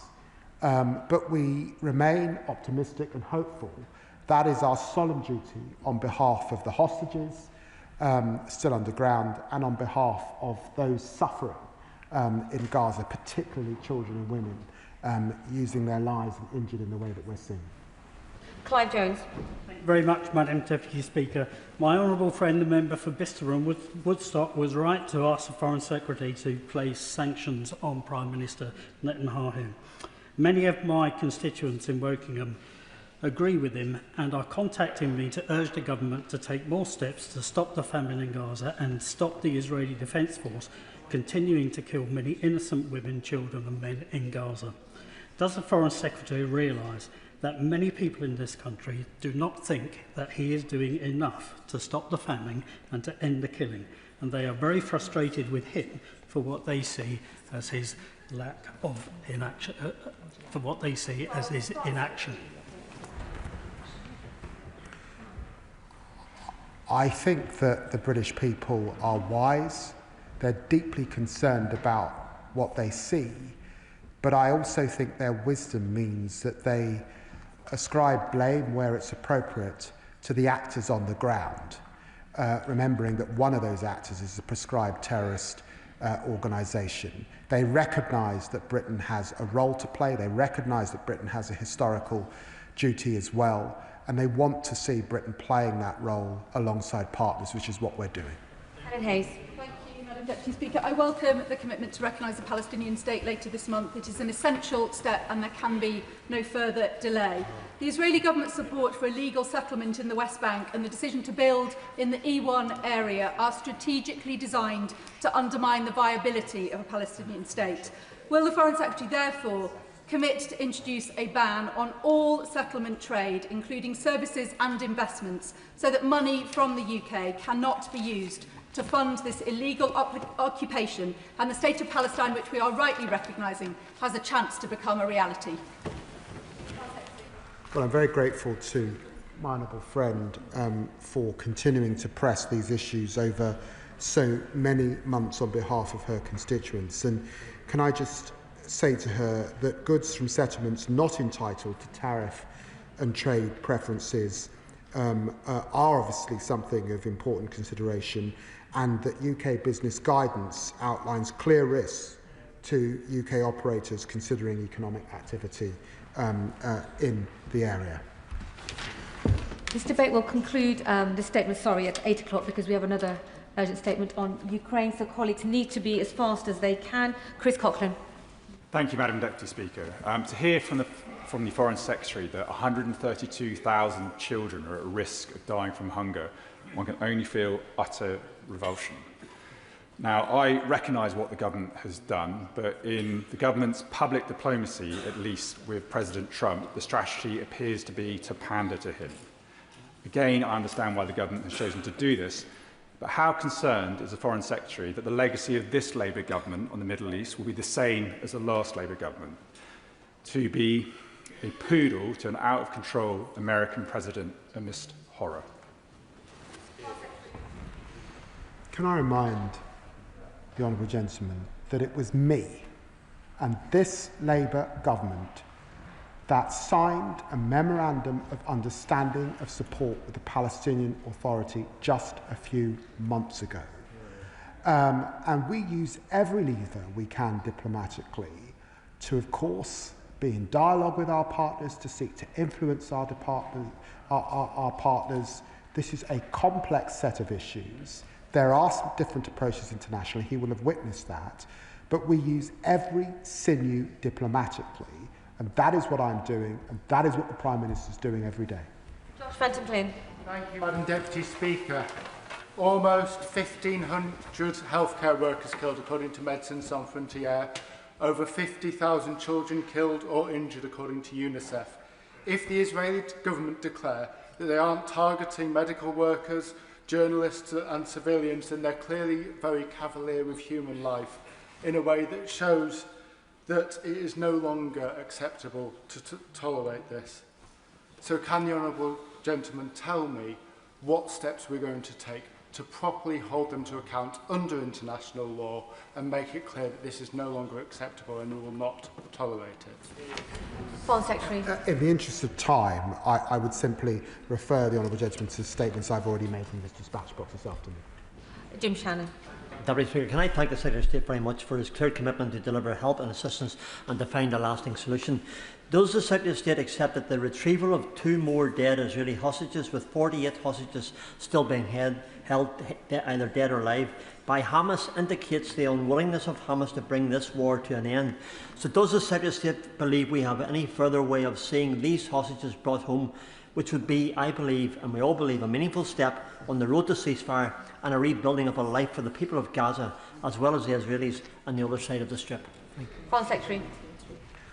Well, the honourable gentleman is right. The return of those hostages would see this war come to an end tomorrow. And the sight recently of badly, terribly malnourished hostages was just so chilling and horrendous and heartbreaking for their families. I met with hostage families just before the recess, and I'll meet with them again very shortly, but he's right to centre them in his remarks. Alison Hume. Thank my right honourable friend and colleagues for the urgent work that you're doing to evacuate and treat seriously injured and critically ill children from Gaza. New restrictions on aid are due to be fully implemented on the 9th of September. Aid organisations face being banned if they delegitimise the State of Israel or do not provide detailed information about Palestinian staff. Would my right honourable friend agree with me that it's women and girls who have suffered the worst impacts of the war? And would he be able to expand on how we help get more aid to them? Foreign Secretary. It's always women and girls who are the face of pain and suffering in conflict and in the most desperate of circumstances. And that's why we will continue to centre women and girls in all of our development work, because it's so critical and important. And she's right to refer to the remarks that have been made. These are not the remarks that you expect of any democratic partner. And I would urge the Israeli government to think again. John Grady. Thank you, Madam Deputy Speaker. And I explain to my constituents every week how hard the Foreign Secretary and his ministerial team are working in this context. But every day, women and children are killed and are starving. What is happening is a moral outrage of a first order. The International Criminal Court is a key pillar of international justice. Will my right honourable friend reassure me that he is doing everything possible to protect and enhance its independence from political interference and to ensure that it is more than properly resourced to carry out its important work in this conflict? Foreign Secretary. The International Criminal Court is a fundamental part of the architecture that was set up after the atrocities of the Second World War. The United Kingdom played a central role in that architecture, and it's why this government, and I hope any government, remains absolutely committed to the ICC and the ICJ and the good and important work that they must do free and unfettered from political interference. Powell. A Palestinian state at UNGA.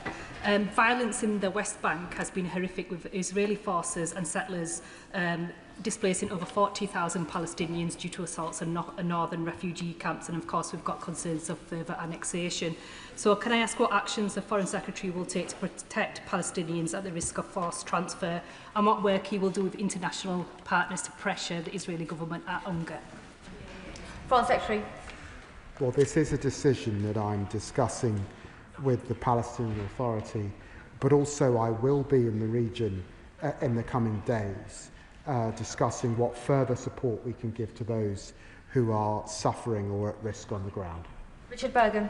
Thank you, Madam Deputy Speaker. Today, the world's leading genocide scholars declared genocide in Gaza. Earlier this summer, famine was officially declared in Gaza. We've seen war crime after war crime, with more journalists killed and more hospitals bombed. Yet on sanctions, the government still continues to drag its feet. How can it be morally justifiable that whilst rightly being robust on Russia with extensive sanctions, when it comes to Israel and sanctions, we're letting them off lightly, to say the least? What's the difference, and when are we going to see widespread sanctions on Israel? Secretary. Well, the honourable gentleman is a lawyer, and so I would ask him, when he says that, to point to a nation on sanctions that's doing more on this file than the United Kingdom, and I note that he hasn't been able to do that. Luke Murphy. Question either about Russia. Luke Murphy.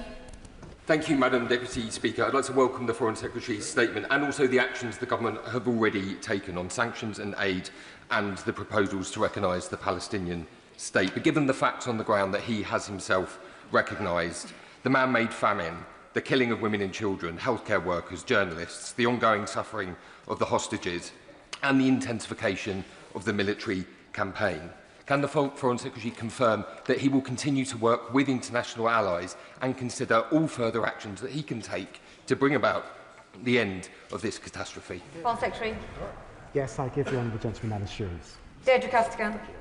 Thank you, Madam Deputy Speaker. Just in recent months, over 1,000 of my constituents in Ealing Southall have contacted me about the brutal conflict in Gaza, making it the single biggest issue of concern to local people. I know that the Foreign Secretary and his ministers are doing everything they can behind the scenes and in private. But does he agree with me that the Palestinian people have an inalienable right to statehood, and that a further group of countries, including the UK, recognising Palestine, can provide a practical step and, importantly, a public step towards making a two-state solution and a lasting peace possible? Foreign Secretary. Well, I'm very grateful to my honourable friend, and we believe passionately in a two-state solution and keeping that dream alive. We do believe in the inalienable right of the Palestinian people, and that's why I set out what I did in the UN a few weeks ago. Torkel Crichton. Thank you, Madam Deputy Speaker. Can I thank the Foreign Secretary for his statement and for his stamina over the last 2 hours, and assure him that the horror of the unfolding famine in Gaza and concern over the future of the hostages is felt just as strongly on the Atlantic coast of Scotland as it is on the shores of the Eastern Mediterranean. International experts have rightly described what's going on in Gaza as a genocide, and as Sarwar, the Scottish Labour leader today, described as a genocide. Will these sentiments inform our next round of sanctions against Netanyahu's government? Foreign Secretary. Grateful to my honourable friend, and I recognise what is being said by international scholars around the world, and he will recognise the sombre decisions that we've taken in relation to international humanitarian law, and particularly the suspension of arms sales. I've tried to go as fast as I can, and I apologise to all the colleagues that are disappointed, but the final question goes to Tom Hayes. Thank you, Madam Deputy Speaker. What happened on October 7th was inhumane. Hamas are terrorists, and the hostages must be returned immediately and safely. Israel is behaving insufferably. It is unacceptable what the Israeli government is doing. The International Criminal Court has indicted Israeli leaders of the war crime of starvation. It is impossible to avoid the conclusion that the Israeli government is guilty of violating articles of the 4th Geneva Convention. Will the government do all that it can to support British prosecutors and our British courts to arrest and hold to account war criminals? Foreign Secretary. Well, I'm very grateful to the honourable gentleman and Madam Deputy Speaker. I too am sorry that other colleagues who were wanting to get in did not get in today, but I'm sure that much of the global community will see the strength of feeling in the Chamber this afternoon in relation to this horrific war. And it's absolutely my great honour as Foreign Secretary to stand shoulder to shoulder with those giants of this Chamber that gave us the international humanitarian architecture that we have, and to be absolutely crystal clear in our support. That is the end of the statement on the Middle East. Point of order, is it really relevant right now? Point of order, Kit Malthouse.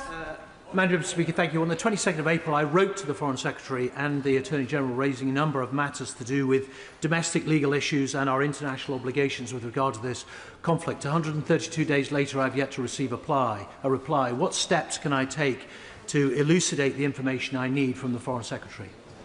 I thank the honourable member for giving notice of his point of order. This is not a matter for the chair, but the honourable member has put his concerns on the record, and they've been heard by the front bench and the Foreign Secretary himself. Now, I'll give the front benches a few moments if they swiftly swap over so we can get on to the next statement on Ukraine.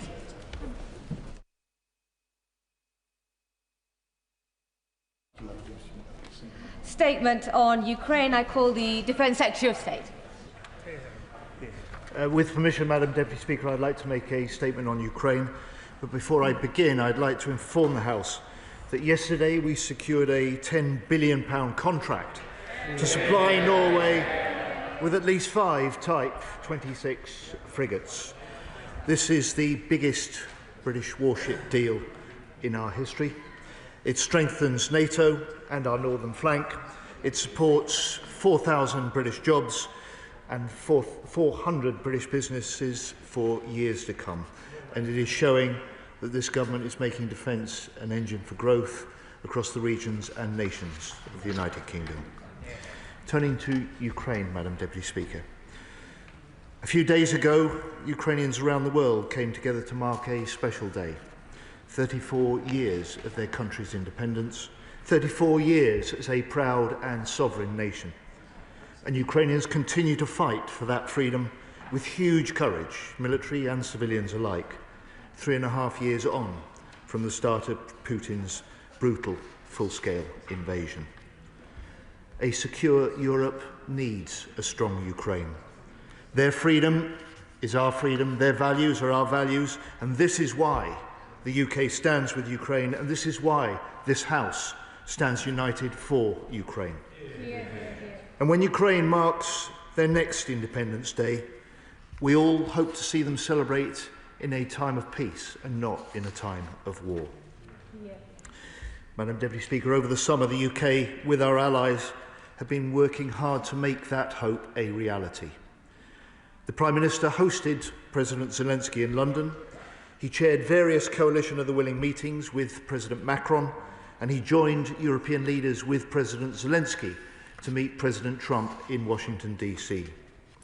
I've spoken with defence ministers across the coalition about stepping up military support and about securing a peace after any deal. And our military leaders have met multiple times to strengthen international contributions to the coalition, also known now as the Multinational Force Ukraine. We welcome President Trump's dedication to bringing this terrible war to an end, and we strongly welcome his commitment to make security guarantees, as he says, very secure with the Europeans. At every stage, President Zelensky continues his support for a full, unconditional ceasefire and for talks on a lasting peace. And yet Putin's response has been to launch some of the largest attacks on Ukraine since the start of the war. During last week's onslaught on Kyiv, at least 23 people were killed, 4 of whom were children, including a 2-year-old. And the attack on the British Council was an outrage. A Russian missile fired into a civilian area as part of an illegal war, damaging a British government building and injuring a civilian worker. Now it appears that Putin is refusing a meeting with President Trump and President Zelensky. So while Ukraine wants peace, Putin wages war. And President Trump is right. We must continue pushing for peace, as well as increasing pressure on Putin to come to the table. So we support measures to disrupt Russian oil revenues, and we welcome President Trump's comments that he is weighing very serious economic sanctions on Russia. And the Foreign Secretary will have more to say on similar UK action very soon. Madam Deputy Speaker, on the battlefield, intense fighting continues along the front line. And while Russian military activity has reduced in the Kharkiv and Sumy oblasts, as Russian ground forces relocate elements of those forces, over the past 2 weeks, they have advanced in the northern Donetsk region. Pokrovsk remains Russia's focus, and its forces are using a variety of methods to infiltrate Ukrainian positions. But Putin continues only to make minor territorial gains, and at a huge cost. The most recent assessment of the UK Defence Intelligence estimates that at the current pace since January, it would take Russia another 4.4 years to seize the Donbass, at a cost of almost 2 million more Russian casualties. Despite this, the increasing escalation of Russia's devastating drone strikes is a serious concern.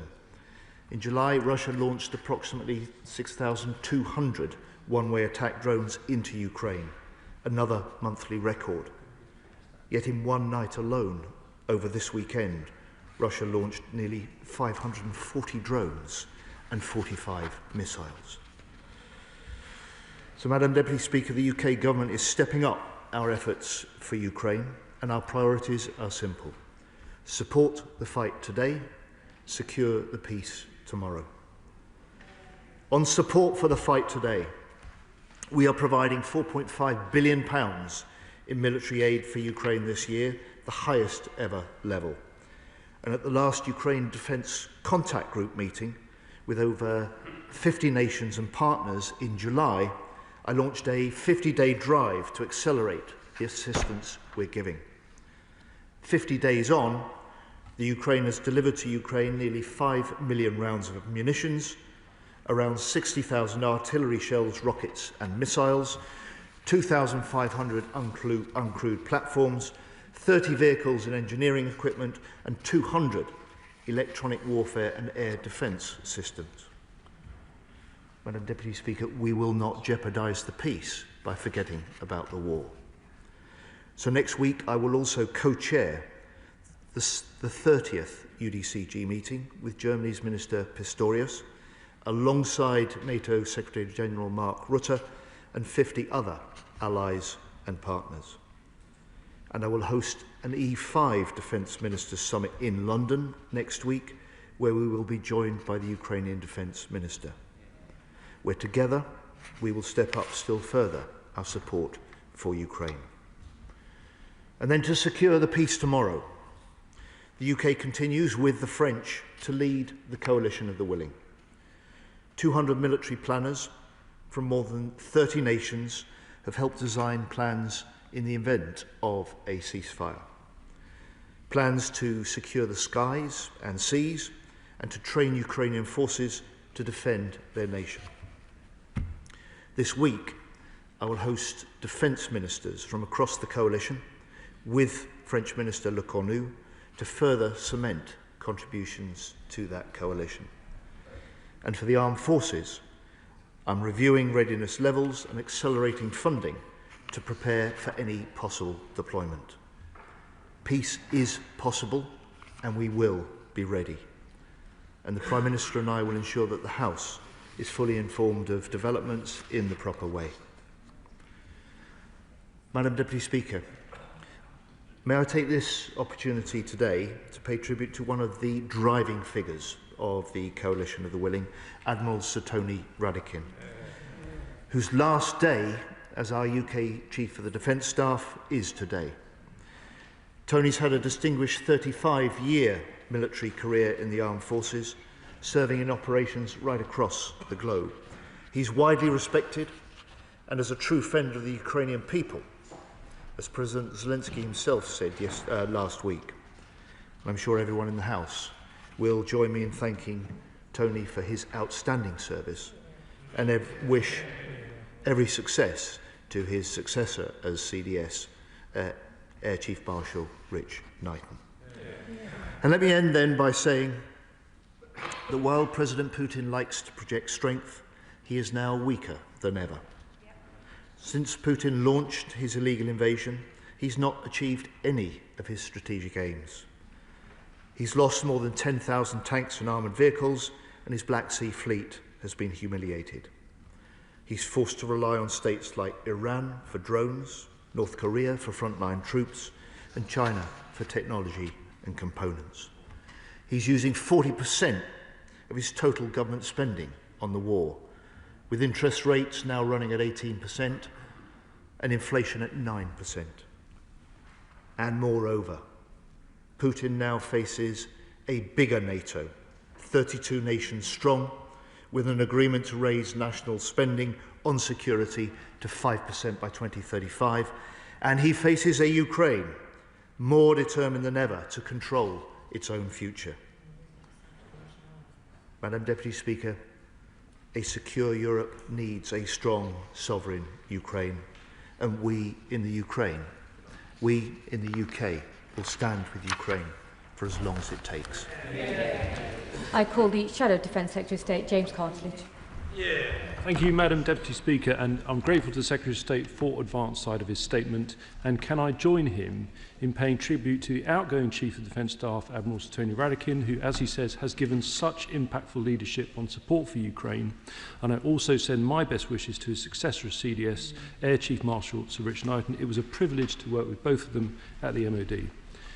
Turning to Ukraine, it is being widely reported that in his speech to the Shanghai Cooperation Organization summit today, Vladimir Putin said that, and I quote, "the understandings reached at his meeting with President Trump in Alaska were opening the way to peace in Ukraine." How utterly cynical. What followed the summit in Alaska was not peace, but the brutal bombing of innocent civilians across Ukraine. In particular, just days ago, Putin unleashed the second largest aerial attack of the whole war, killing at least 23 people, and as the Secretary of State just confirmed, including 4 children. And of course, bomb damage included the British Council in Kyiv. We join the government in utterly condemning the attack on the British Council and pay tribute to all their staff playing their part in our national endeavour to support Ukraine, and pass on our best wishes to the member of staff who was injured in the attack. We note that the Chief Executive of the British Council, Scott MacDonald, promised to continue operations wherever possible. Can the Secretary of State outline to what degree this has been achieved and what support the government has provided to assist? If Putin really wants to open the way to peace in Ukraine, as he said, he should recognise that the blame for this war lies squarely with his territorial ambitions, and that all the civilian and military bloodshed that continues is wholly the result of his unprovoked and illegal invasion. But the reality is Putin does not accept this basic fact. In his speech today at the Shanghai Cooperation Organization Summit, Putin is also widely quoted as blaming others for the war. In particular, his long-standing refrain that the war was caused by, and I quote, the West's constant attempts to drag Ukraine into NATO. Without ambiguity, we and all our allies must see that the war in Ukraine is a question of a free and sovereign democracy invaded without provocation by a bullying dictator. Yeah. That is why, when we were in office, it was right to provide such strong support to Ukraine from the outset of the invasion, indeed even before it commenced, and why in opposition we stand shoulder to shoulder with the government in continuing that policy. And that is why we need to keep tightening the screws on Putin's war machine. Moscow should be denied safe harbours for its tankers and profits, and Europe should ban Russian oil and gas sooner than its current 2027 deadline. The Euro-Atlantic alliance must lead a new pincer movement to further constrain Russia's energy revenues and stop Putin getting his hands on military equipment. So I'm glad that the Foreign Secretary will have more to say on sanctions, as the Secretary of State said, very soon. But can he confirm if the timeline is directly linked to US action? And would the UK go ahead with those plans for tougher sanctions if the US for some reason did not? On any potential end to the fighting, we all desperately want to see peace in Ukraine, but we're clear that this must be a lasting, sustainable peace, and that is why security guarantees are so important. The Secretary of State referred to President Trump's commitment to make security guarantees, and he quoted, very secure with the Europeans. What further detail is he able to share on the likely shape of any such US security guarantees? On the coalition of the willing, he states this would, and I quote, secure the skies and seas. This seems to miss out the land force element. Does this mean the army would only be sent to Ukraine in a training role? He says that he is, and I quote, reviewing readiness levels and accelerating funding to prepare for any possible deployment. On funding, does he expect that to come from the Treasury Reserve or from the existing MOD budget? And on reviewing readiness, what is the timescale of that review, and is he yet at the stage where urgent operational requirements are being considered? Finally, Madam Deputy Speaker, I strongly welcome the news that Norway has selected the Type 26 made in Scotland for its future fleet. This is a huge deal that will support thousands of jobs, but also one that has been many years in the making, with significant input and progress under the previous government. In December 2023, I myself had the pleasure to visit the Norwegian MOD in Oslo, and I can assure the House that the Type 26 was very much at the top of the agenda. Just to remind them, that was in the same week that we announced that Britain and Norway would lead the maritime coalition supporting Ukraine's navy, underlining the strength of our naval alliance and our joint commitment to Ukraine. It's clear that a key reason for Norway's decision is that they face the same Russian threat as we do from Russian submarines and want the best possible capability to respond, maximising interoperability with the Royal Navy.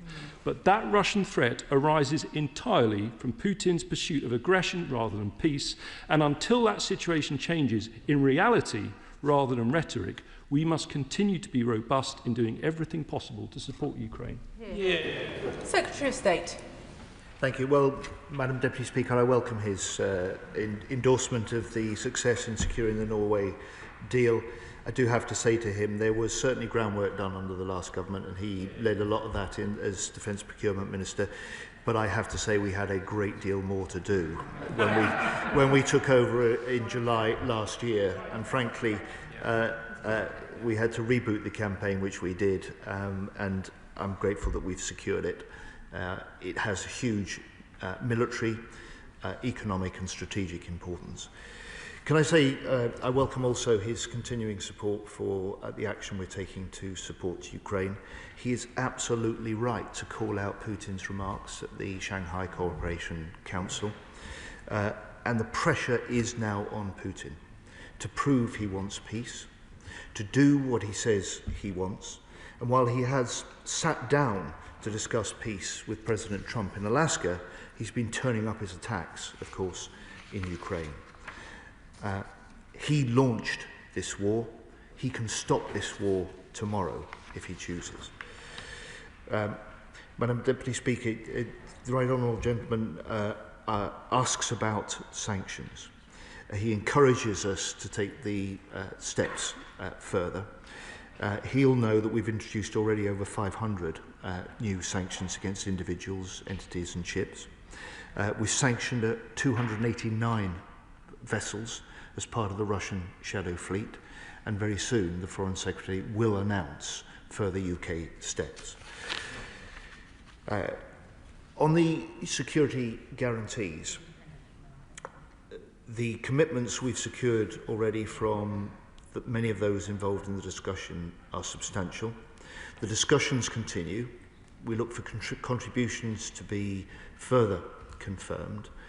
Much of the shape of any deployment of a coalition of the willing will depend on the terms of any peace agreement.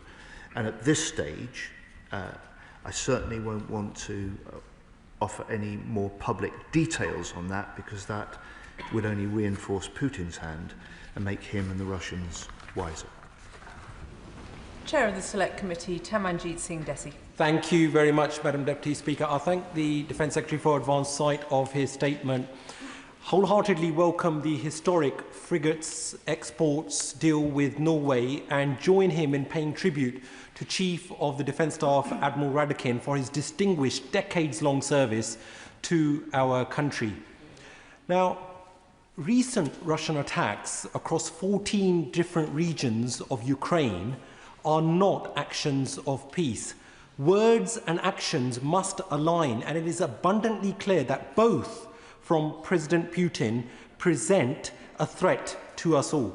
So with such drastic escalation of Putin's violence, and that running concurrently with peace negotiations, along with Putin's false reframing of his invasion as some sort of reaction to a Western-backed coup, can my right honourable friend, the Secretary of State, shed further light on what steps, what levers he has pulled to help enable a peaceful outcome? Secretary of State. It's a truism that peace is secured through strength. And our task, those countries like the UK that strongly support Ukraine, is to put Ukraine in the strongest possible position on the battlefield and at any negotiating table. That means stepping up military support for Ukraine now, which we are doing, and we will do further in next week's UDCG meeting that I will co-chair. We are stepping that up with further economic pressure on Putin, which the House will have a chance to hear more about, and the Foreign Secretary will announce further measures soon. And it means also stepping up our preparations for securing any peace for the long term if Trump can help lead negotiations that will lead to a ceasefire and a peace agreement.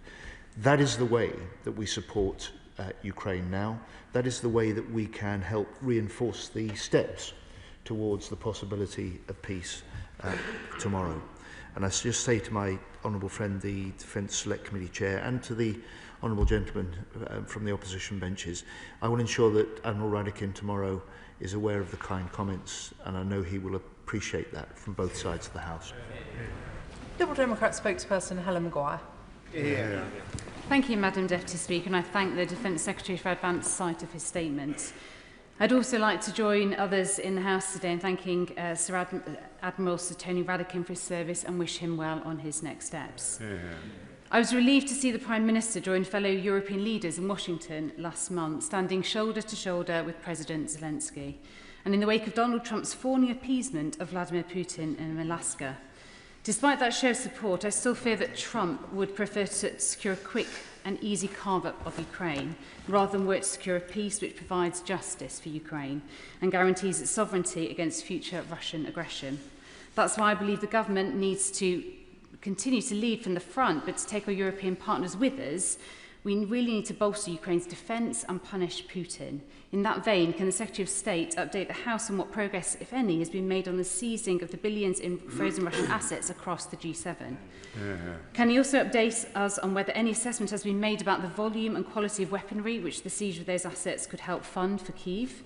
Or to what use the assets could be used to support the rebuilding of Ukraine? We must also be tightening the screws on Putin's war chest.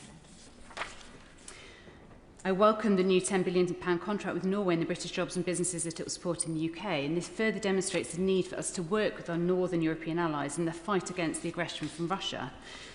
And I'm pleased that the government has taken a step to further cut the Kremlin profits through a reduction in the oil price cap, but this measure must be accompanied by more work to crack down on Russia's shadow fleet, as it continues to trade and transport oil sold above the price cap. A joined-up approach between us and our allies is absolutely vital. So will the Secretary of State commit to expanding the UK's designation of vessels in the shadow fleet, including those already sanctioned by the EU, Canada and the US, and will he seek reciprocal designations from those partners? As we reach a critical moment in negotiations, we need to be taking all the steps we can to provide Ukraine with the leverage and military material it needs. So will the Secretary of State consider sending UK Typhoon jets for use by the Ukrainian Air Force?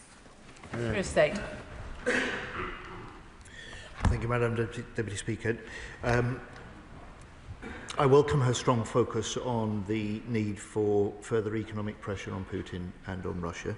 She will recognise that the UK is out ahead of many other countries in the number of vessels we've now sanctioned as part of the Russian shadow fleet. I say to her, we are always ready to take further steps to do that. And I hope that she will see from the Foreign Secretary very soon the UK determination to go further still on economic pressure and on sanctions. She invites me to offer an update on the progress on use of seized assets. I'm unable to do that, but she will know that this is not just a matter if this will be effective for a UK decision, and the detailed work that is still being discussed with other key allies does continue. We recognise the potential of being able to use those seized assets from Russia to help rebuild and support Ukraine, but that is something that we are working on. She urges us to lead European allies. I think it's not unreasonable to say that is exactly what we are doing, not just with the highest level of military aid this year ever from the UK, but the way that we've stepped in now to lead the UDCG, and I will chair the 30th meeting alongside Minister Pistorius next week. And we've stepped in with the French by leading the Coalition of the Willing. More than 50 nations, part of the discussions about planning for Ukraine's long-term future, and I will host the defence ministers alongside Minister Le Cornu this week to discuss that further. But one point for her, the Honourable Lady in this House.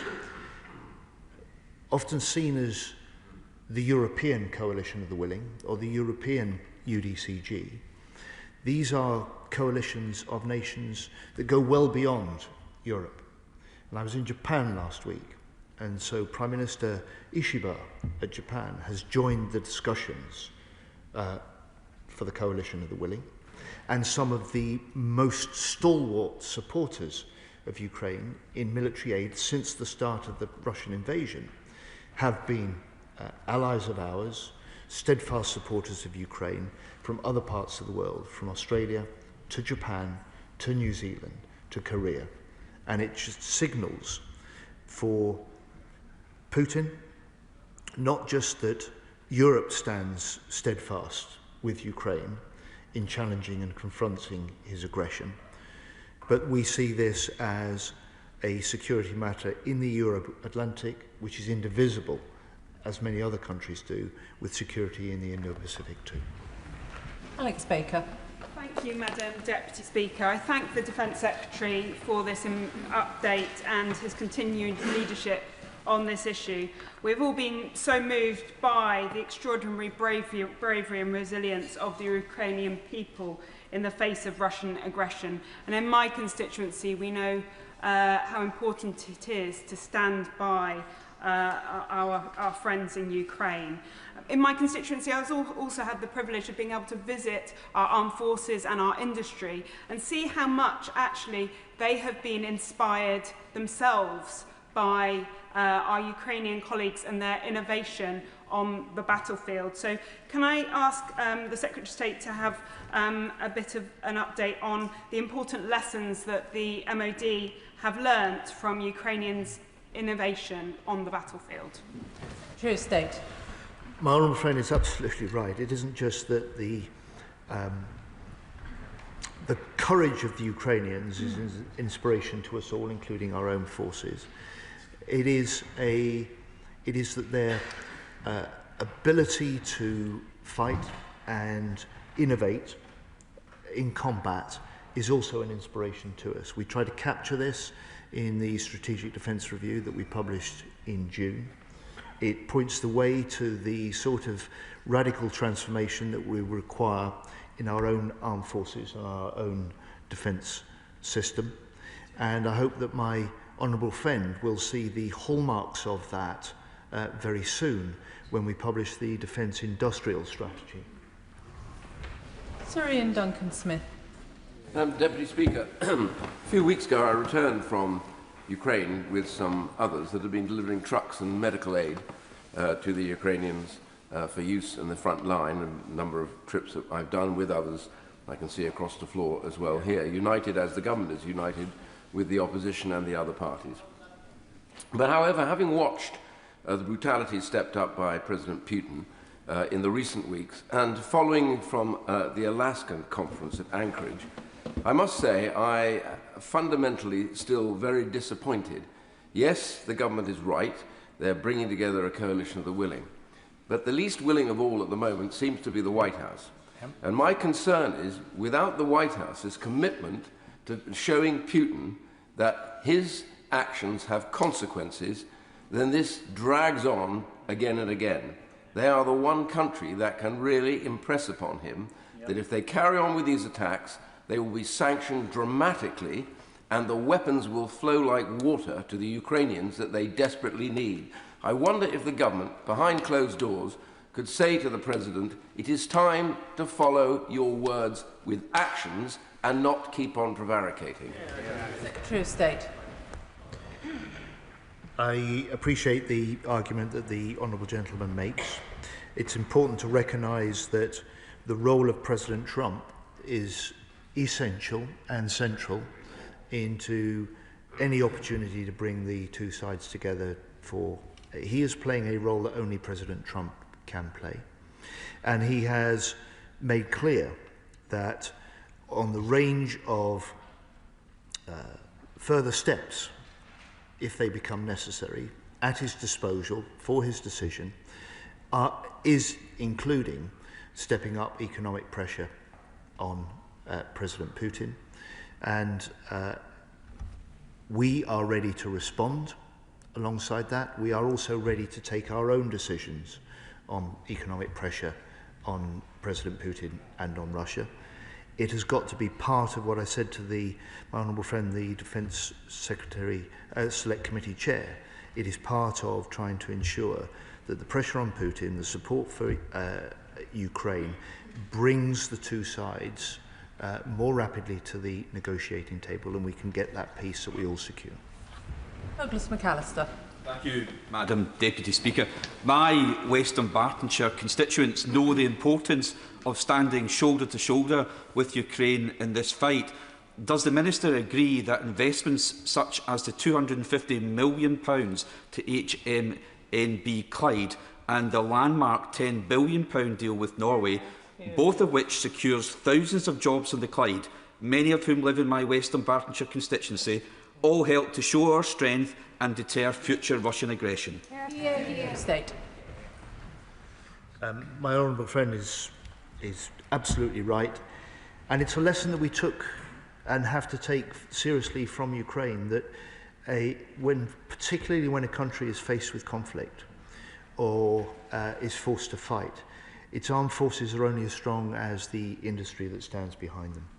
And part of the significance of the frigate deal with Norway is that this will reinforce our British shipbuilding, our British innovation and our British technology base across the UK and especially in Scotland for many years to come. Dr. Andrew Murison. Thank you, Madam Deputy Speaker. I too congratulate Admiral Sir Tony Radakin and Air Chief Marshal Sir Rich Knighton and wish them well. A big well done too to all involved in the Type 26 deal, including my honourable friend, the member for South Suffolk.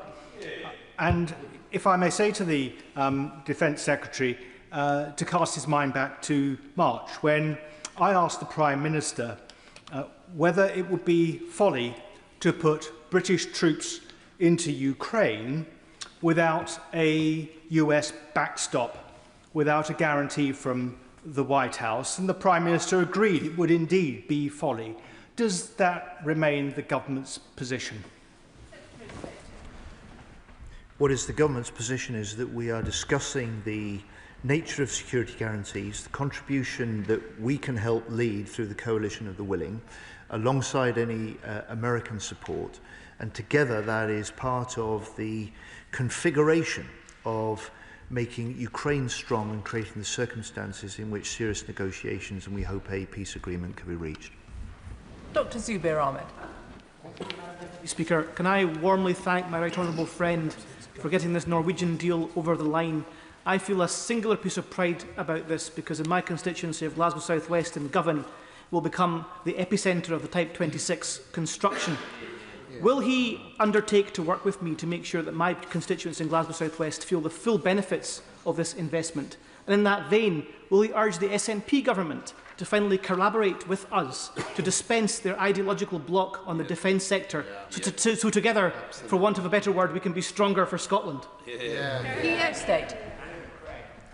Well, first of all, Madam Deputy Speaker, can I say to my honourable friend, all of us in the House here appreciate the contribution that his constituents as part of that government workforce make to building the outstanding British ships.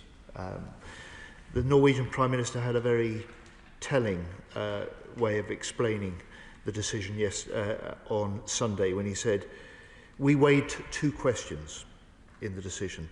Who is our most strategic partner and who has delivered the best frigates? The answer to both is the United Kingdom. And it is also telling, Madam Deputy Speaker, that the nationalist-led Scottish Government has yet to welcome this contract and this success. Chris Cochrane. Thank you, Madam Deputy Speaker. First, I'd like to commend the Defence Secretary and Admiral Secretary Radican for your commitment to a just peace in Ukraine. But I do agree with the Right Honourable Member for Washington and Wood Green that the most reluctant member of this coalition of willing does appear to be President Trump. And so does the Defence Secretary agree with me that it is particularly disappointing that he is unable to give an update on the seizing 300 billion in frozen Russian assets, because the slow progress on that is something that is perhaps our strongest potential lever in exerting pressure on Russia to deliver a just peace. State. I don't entirely agree with the honourable gentleman. The commitment that the declaration that the President of the United States has made to making the European-led arrangements for security guarantees, in his words, very secure, is very important and very significant. Those discussions continue. The shape of any potential and possible deployment to support and secure a long-term peace will depend hugely on the nature of the peace agreement itself. And it's for those reasons that it is not possible to set out in public at this stage the details of those. But we continue those discussions both on the nature of the support that can be given to Ukraine in the event of a ceasefire and a peace agreement, and the sort of pressure that may be required to make sure that those serious negotiations can take place. Emily Darlington. Thank you, Madam Deputy Speaker. I wanted to share with the House the deepest solidarity from the Ukraine appeal and the Sunflowers Ukrainian Supplementary School in my constituency of Milton Keynes about the recent attacks in Kiev and on the British Council. The British Council's vital cultural initiatives have supported peace and created community cohesion around the world. And it's in that spirit that the Ukraine appeal has created an exhibition, Faces of Ukraine Dreams, by the children who go to their Sunflower School. This exhibition will be touring Milton Keynes, including Bletchley Park. Will the Defence Secretary join with me in expressing our solidarity to the Ukraine families in Milton Keynes, the UK, and still in Ukraine? Slava Ukraine. Secretary of State. Well, indeed, Madam Deputy Speaker, and not just the solidarity with those Ukrainian families and children, but also I'd like to pay tribute to the people of Milton Keynes that have opened their homes to house and home the families of those Ukrainian children. And it is often the children and the families that will feel the threat and the grief most fiercely.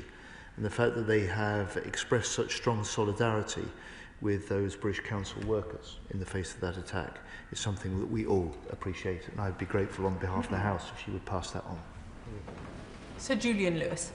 I'm sure honourable and right honourable members on both sides of the House shared my disgust at the sight of the killer in the Kremlin having a red carpet rolled out for him that might as well have been stained with the blood of all those who've died in the conflict, which is down entirely to him and him alone.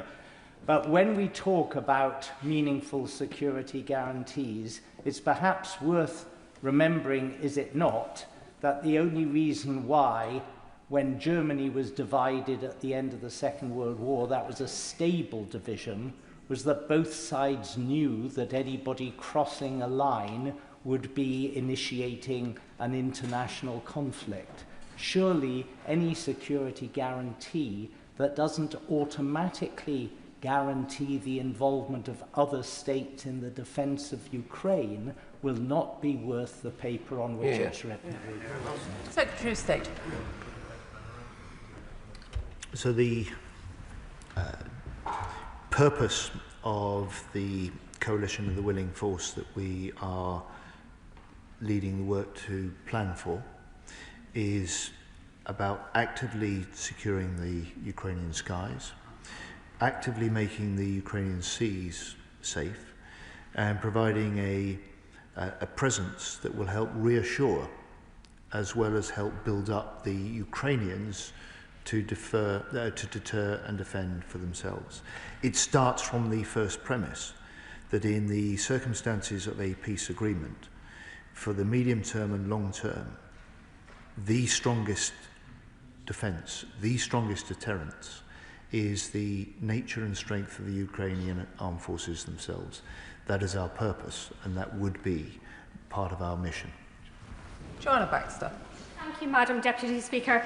Can I firstly start by thanking my right honourable friend and his whole team for the incredible efforts that they're making on this issue. Over the weekend, Russia launched yet more devastating airstrikes in Kyiv, killing 23 people, including a 2-year-old child. July was the deadliest month of conflict since its early stages, with over 280 civilians killed and more than 1,300 injured.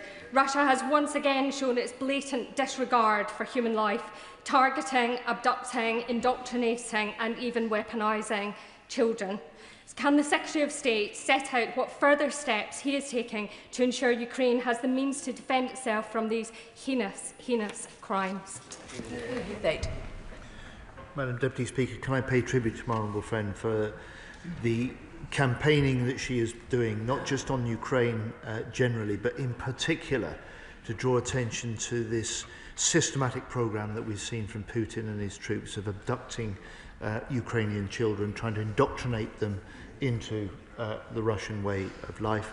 And can I say to her, in the discussions that I've had with Secretary Umerov when he was Defence Minister and now as Secretary of the Ukrainian National Security and Defence Council, he is leading the negotiations on behalf of President Zelensky, and some of the early discussions potentially with the Russian side are about prisoner of war swaps and about the return of those Ukrainian children. Stephen Geffins. Mr. Speaker, can I welcome the Norwegian investment in Glasgow's shipyards? They understand, the Norwegians understand the importance of European security. The Norwegians understand the importance of territorial integrity. The Norwegians understand the importance of the High North, and I pay credit to those in my own constituency at RM Condor for their own work in that particular area. They know that Donetsk is Ukrainian, Luhansk is Ukrainian, Crimea is Ukrainian. Now, the US ambassador to NATO said recently that no chunks that were not, and I quote, earned on the battlefield should be given over to Russia. When he meets with his US counterpart in a couple of weeks' time, can he be clear that no chunks of Ukraine are earned by aggressors on the battlefield, and Ukraine's integrity, territorial integrity, is testament regardless of our political allegiance here? Secretary of State. The Ukrainians are fighting for their territorial integrity. The Ukrainians are doing the fighting. It's for the Ukrainians to decide when to stop fighting and the terms on which they do so. Our job in the UK, my job as Defence Secretary, is to ensure that we give them the maximum possible support in the fight, and we'll give them maximum support possible as they go into the negotiations. And can I just say, to finish, the declaration that he fully supports, and I hope he can speak on behalf of his party, for that the biggest ever British warship export deal is welcome in this House. Alex Sobel. And Deputy Speaker, I want to start by paying tribute to Andrei Parubi, the former Ukrainian speaker, who was brutally assassinated in his home city, Lviv. He played a key role in the Maidan protests, which freed Ukraine of Russian interference. I really thank my right honourable friend for raising the issue of the British Council attack in Kyiv. A man was injured. We need to remember the British Council isn't just any body. It's an arm's-length body of the FCDO. It takes British culture and values and English language teaching around the world. In the same attack, the EU delegation building was also attacked. And we heard tonight from Bulgaria that Ursula von der Leyen's plane was jammed by Russia and had difficulty landing and had to use paper maps to land. We're hearing more and more, I'm afraid, on the streets that this war is a matter for Ukraine and Russia. But I think everybody in this chamber knows that if Ukraine falls, it won't end there. And this is a war for all of us, and Ukraine are fighting for all of us. And I'd like my friend to reassure me that we are making very clear that we know that Putin's aggression will not stop at Ukraine if Ukraine fails, and they are fighting for all of us, and we'll give them all the support that they need to ensure that we are all free in Europe. Secretary of State. Madam Deputy Speaker, my honourable friend speaks plainly and strongly.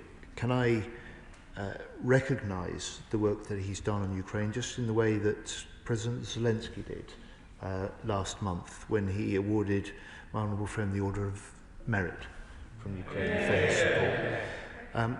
Can I say to him also, he's right to remind the House of the recent assassination of Andrei Parubi, and it is something that should be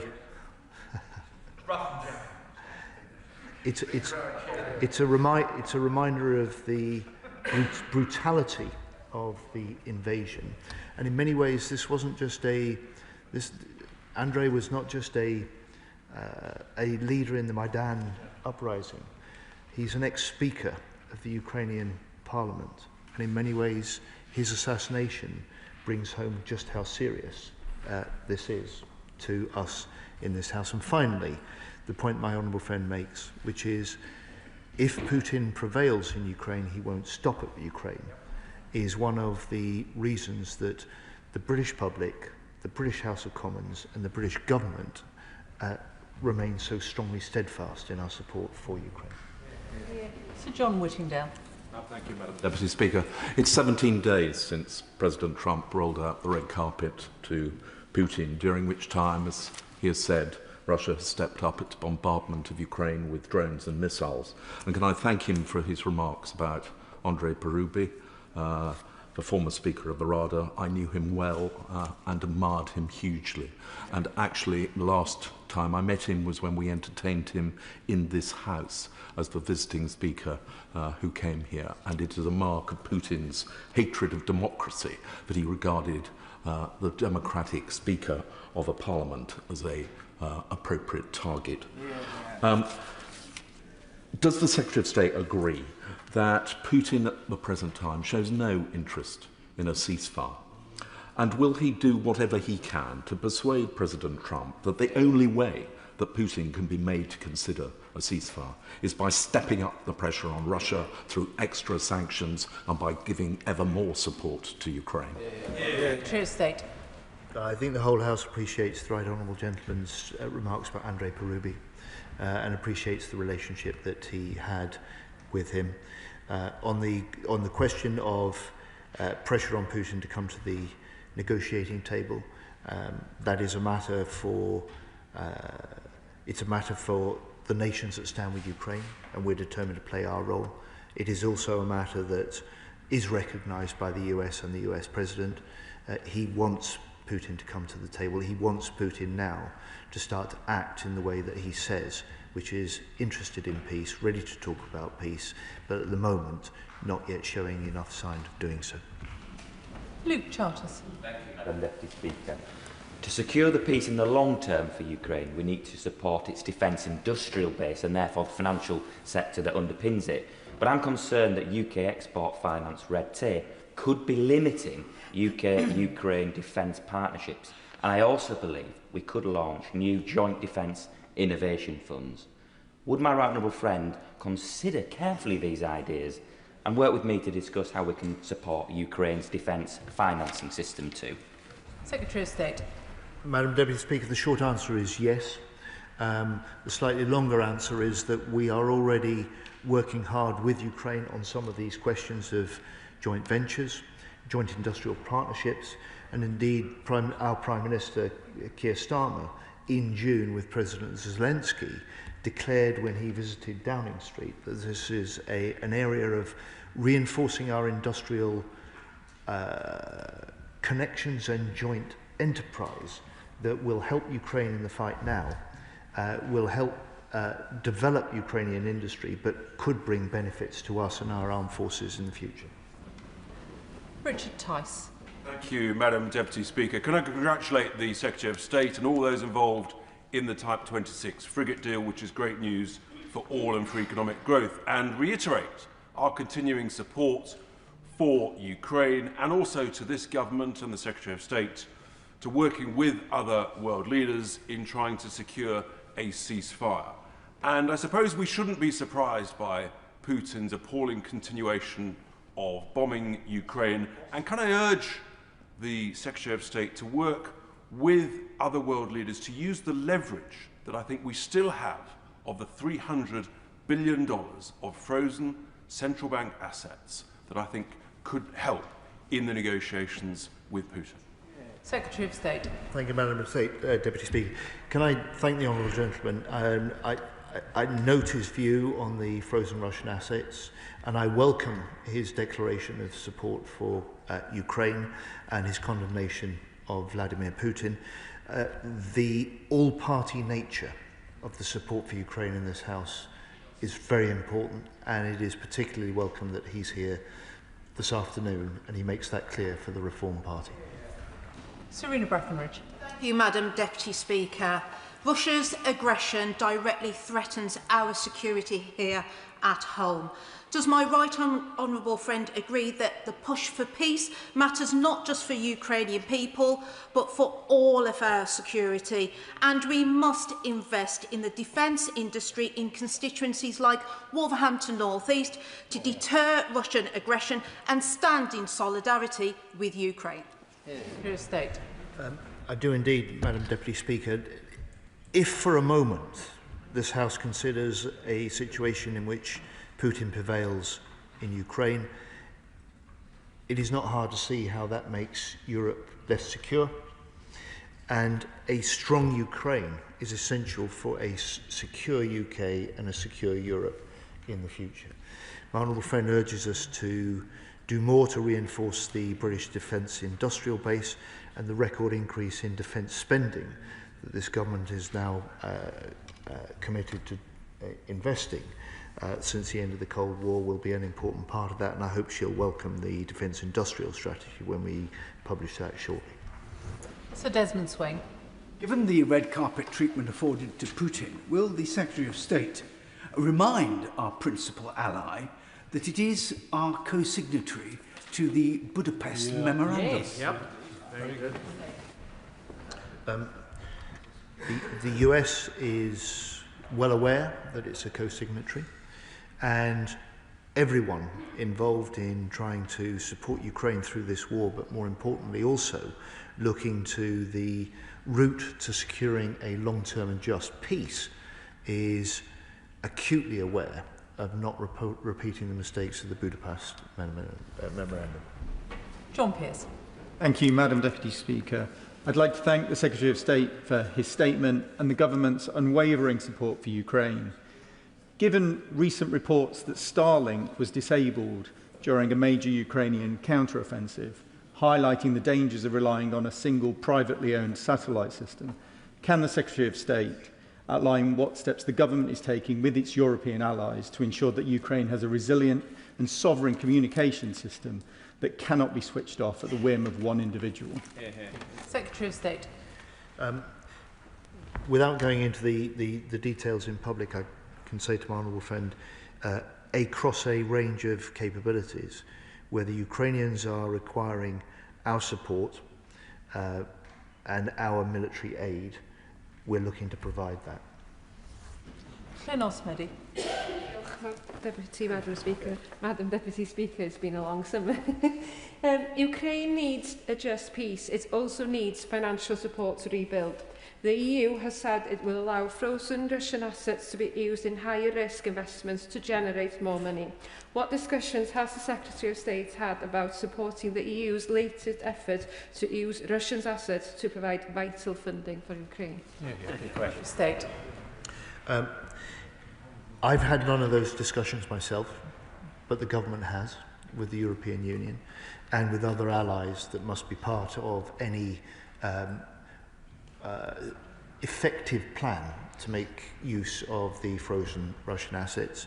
She will, however, be aware of the way that we're making already use of the interest on those frozen assets, putting them to good use to make sure that we can support Ukraine to continue its fight. John Slinger. Thank you, Madam Deputy Speaker. A Ukrainian constituent who has just returned from a visit to Ukraine told me today that, and I quote, "Russia is systematically destroying our border regions and key infrastructure, medical, educational, civil, governmental and business. The scale of the problem goes far beyond housing or temporary displacement. It is about the viability of life across large parts of Ukraine. This is part of a wider strategy aimed at rendering Ukraine's borderlands uninhabitable. Any recovery strategy will require years of investment, security guarantees and sustained international support. In light of this, I thank my right honourable friend for his statement, which demonstrates that British support for Ukraine is unwavering. Can he confirm that we are using every tool at our disposal to ensure that the cynical Russian policy described by my constituent will ultimately be overcome? Secretary of State. I can confirm we are doing all we can, and if my honourable friend or his constituent identifies areas in which we are not doing that, then I would welcome him tackling me on doing so. Sir Bernard Jenkins. Thank you, Madam Deputy Speaker. The House should be grateful to the Secretary of State for giving this statement today, because it underlines how the government is determined to keep this issue at the top of the British political agenda. But he gave quite an optimistic assessment of how we, the Ukrainians and her allies, are doing in Ukraine, only in as much as Russia can't win this war. But the risk is, and I hope something he will emphasise to President Trump as well, is that the West is losing the peace. And by losing the peace, we are losing our own security. But we need to, in the words of his own SDR, mobilise the British people to have a national conversation as to why we need to step up our efforts. Are we really giving Ukraine enough? Because I don't think we are. State. The right honourable gentleman has really deep experience, so I take his views very seriously. I would just say to him, we are doing more this year than we've ever done before. We are recognising that the UK itself on its own is limited, and that we can play a really important role in stepping up the collective leadership, as we are doing through the UDCG and the Coalition of the Willing, In that way, Britain can play a coordinating role to contribute the support that Ukraine needs. And we do so with allies, and when we do so with allies, we make more of an impact. Patricia Ferguson. Thank you, Madam Deputy Speaker. The Secretary of State will be aware that the Clyde is a wide river and straddles the constituency of the Honourable Member for Glasgow South West, as well as my own in Glasgow West. So I join with my colleague in welcoming the deal with Norway that was concluded at the weekend, because not only will it secure a bright future for the 100+ apprentices at BAE Systems on the Clyde, but it will also secure the future of shipbuilding on the Clyde, including at the Scottish Government-owned Ferguson Marine, which is subcontracted to BAE Systems. Perhaps there are actually 10 billion reasons why the Scottish Government should welcome this deal. However, the Secretary of State mentioned the diminution of Putin's strength. And does he agree with me that this deal will help to further that diminution, particularly in the High North? True State. Oh, my honourable friend is exactly right. This will not just set new standards within NATO of interoperability and interchangeability, effectively a combined Norwegian UK anti-submarine force. It means that more frigates, a total of 13 anti-submarine frigates between the two nations, will be available to reinforce the northern flank of NATO, to provide the sort of deterrence required in order to keep the Russian threat in check. And just may I say to my honourable friend, she must be very proud of her Scotston yard. I hope that she will recognise, as I do, that this is a deal that will not just secure for many years the future of 4,000 jobs in the UK. 2,000 of those jobs are in Scotland. Richard Ford. Thank you, Madam Deputy Speaker. Admiral Sir Tony Radakin is a fine example of public service, and so I humbly agree with the Defence Secretary about the retiring Chief of the Defence Staff. CDS appeared before the Defence Committee in June and said of NATO, quote, "The crucial thing is whether we are deterring Russia and whether we can face down threats from Russia." And he answered his own rhetorical question with absolutely we are. But following the strike in Kyiv that damaged the British Council and the EU's diplomatic mission last week, can the Defence Secretary set out how the UK and NATO are deterring further attacks that have symbolic effects like this one? Secretary of State. Well, I suspect, without wishing to speak for him, that Admiral Radakin, one of the things he won't miss in stepping down from the CDS is appearing before the Defence Select Committee. But I'm sure he'll still contribute to public debate on these matters. The honourable gentleman makes a sort of general point about the attempt to step up our support for Ukraine. We will always try and respond to what Ukraine says it most needs. And as we go into next week's UDCG meeting that I'll host with Minister Pistorius, that's exactly what we will try and do. Lawrence Turner. Thank you very much, Madam Deputy Speaker, and I welcome my right honourable friend's statement and leadership on this issue. As the pressure on Ukraine to agree a ceasefire builds, Russia too escalates its campaign of aerial attack on Ukrainian civilians and Ukrainian civilian infrastructure. In the liberated city of Kherson, Russian first-person drone operators are turning state killing into a grotesque spectacle, publicly broadcast, which has been christened as a human safari. The provision and conversion of Ukrainian Soviet-era missiles into the Grave Hawk system represents both real material aid and an accomplishment of British military engineering. Crucially, it helps to reduce dependency on any single supply chain and technology for aerial defence. So will the Defence Secretary give the House an assurance that all steps are being taken to increase both the quantity and the diversity of air defence systems to Ukraine? State. Yes, we are doing what we can to increase the diversity and the quantity of air defence systems. And I'm proud of what we've managed to achieve with Grave Hawk.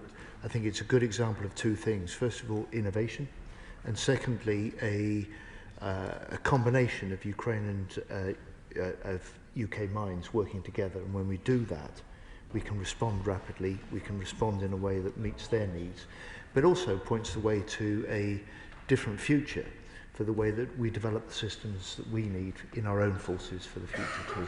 John Cooper. Thank you, Madam Deputy Speaker, and I should declare an interest in that my eldest son today started work with Forsyth Royal Dockyard, a key part of British military infrastructure for over 100 years.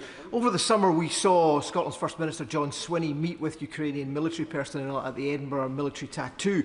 Incredibly, were those brave men and women to be injured in the line of duty, NHS medical aid sent from Scotland could not be used to treat them because of a prohibition put in place by the Scottish Government, and they still continue to refuse to fund warfighting capability in Scotland. With defence reserved to this place, Secretary of State, how is it possible that the devolved administration in Holyrood can damage British interests and security in this manner?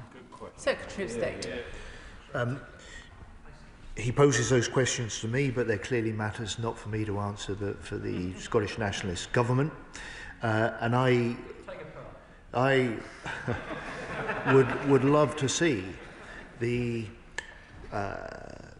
antagonism to investment in Scotland that supports Scottish jobs in the wider defence industry, that supports our UK security, of which Scotland plays such a vital part. That ought to be something that the Scottish Government embraces and supports, rather than resists and opposes. James Nation. Thank you, Madam Deputy Speaker. People in my constituency of Rushcliffe know the importance of standing with Ukraine in its fight, and in a recent survey I did, 87% of them supported this government's continued ironclad support for Ukraine, which I think after 3.5 years is an impressively high figure. Does the Defence Secretary agree with me that the push for peace in Ukraine matters not just for Ukrainians, whose country has been under attack for over a decade by Russian forces, but also for our future security here in Britain, and that we must therefore invest in the defence industry in regions such as the East Midlands to deter future Russian aggression? Secretary of State. The answer, Madam Deputy Speaker, is yes. And can I also say to my honourable friend, would he accept and pass on to his constituents my appreciation for the fact that at a level of support for Ukraine at 87%, the constituents in Rushcliffe are part of the exemplification of the British spirit that recognises that Ukraine is fighting for the same sort of freedoms that we value and is fighting for its own future in the way that we in this country have done in the past as well. Jim Shannon. Thank you, Madam Deputy Speaker. Can I thank the Secretary of State very much for his statement. I know that I, for one, look forward very much to his statements in this chamber because he invariably brings us good news. Today he's done that again with the frigates deal, £10 billion order for the 5 frigates from Norway. I'm minded, of course, as a farmer, as I am, someone sows the seed, but someone garners the harvest. And very clearly the person who garners the harvest is the person who gets the plaudits. So congratulations to the Minister for that. What discussion has the Secretary of State had with our American allies to ensure that the good of Ukraine is at the heart of any approach, and that any minerals deal is secondary to our ensuring that the battle was not fought in vain, the lives lost were not in vain, and that Putin and the Russian army will be made accountable for their war crimes and their reign of terror, and that the United Kingdom of Great Britain and Northern Ireland will continue always to stand with Ukraine? Secretary of State.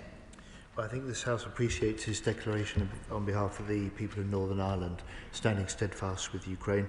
And I'd just say to the honourable gentleman, the support that the UK government, under the previous government and this, is giving to Ukraine to be able to document in the most difficult circumstances of an ongoing war some of the evidence that will be required to bring those Russian forces and those Russian leaders to account after the fighting is over is an important part of the contribution that we can make. Funding, resources, expert and legal advice is part of that ongoing aid that we're providing to Ukraine for that purpose. And finally, Mark Seward. Thank you, Madam Deputy Speaker.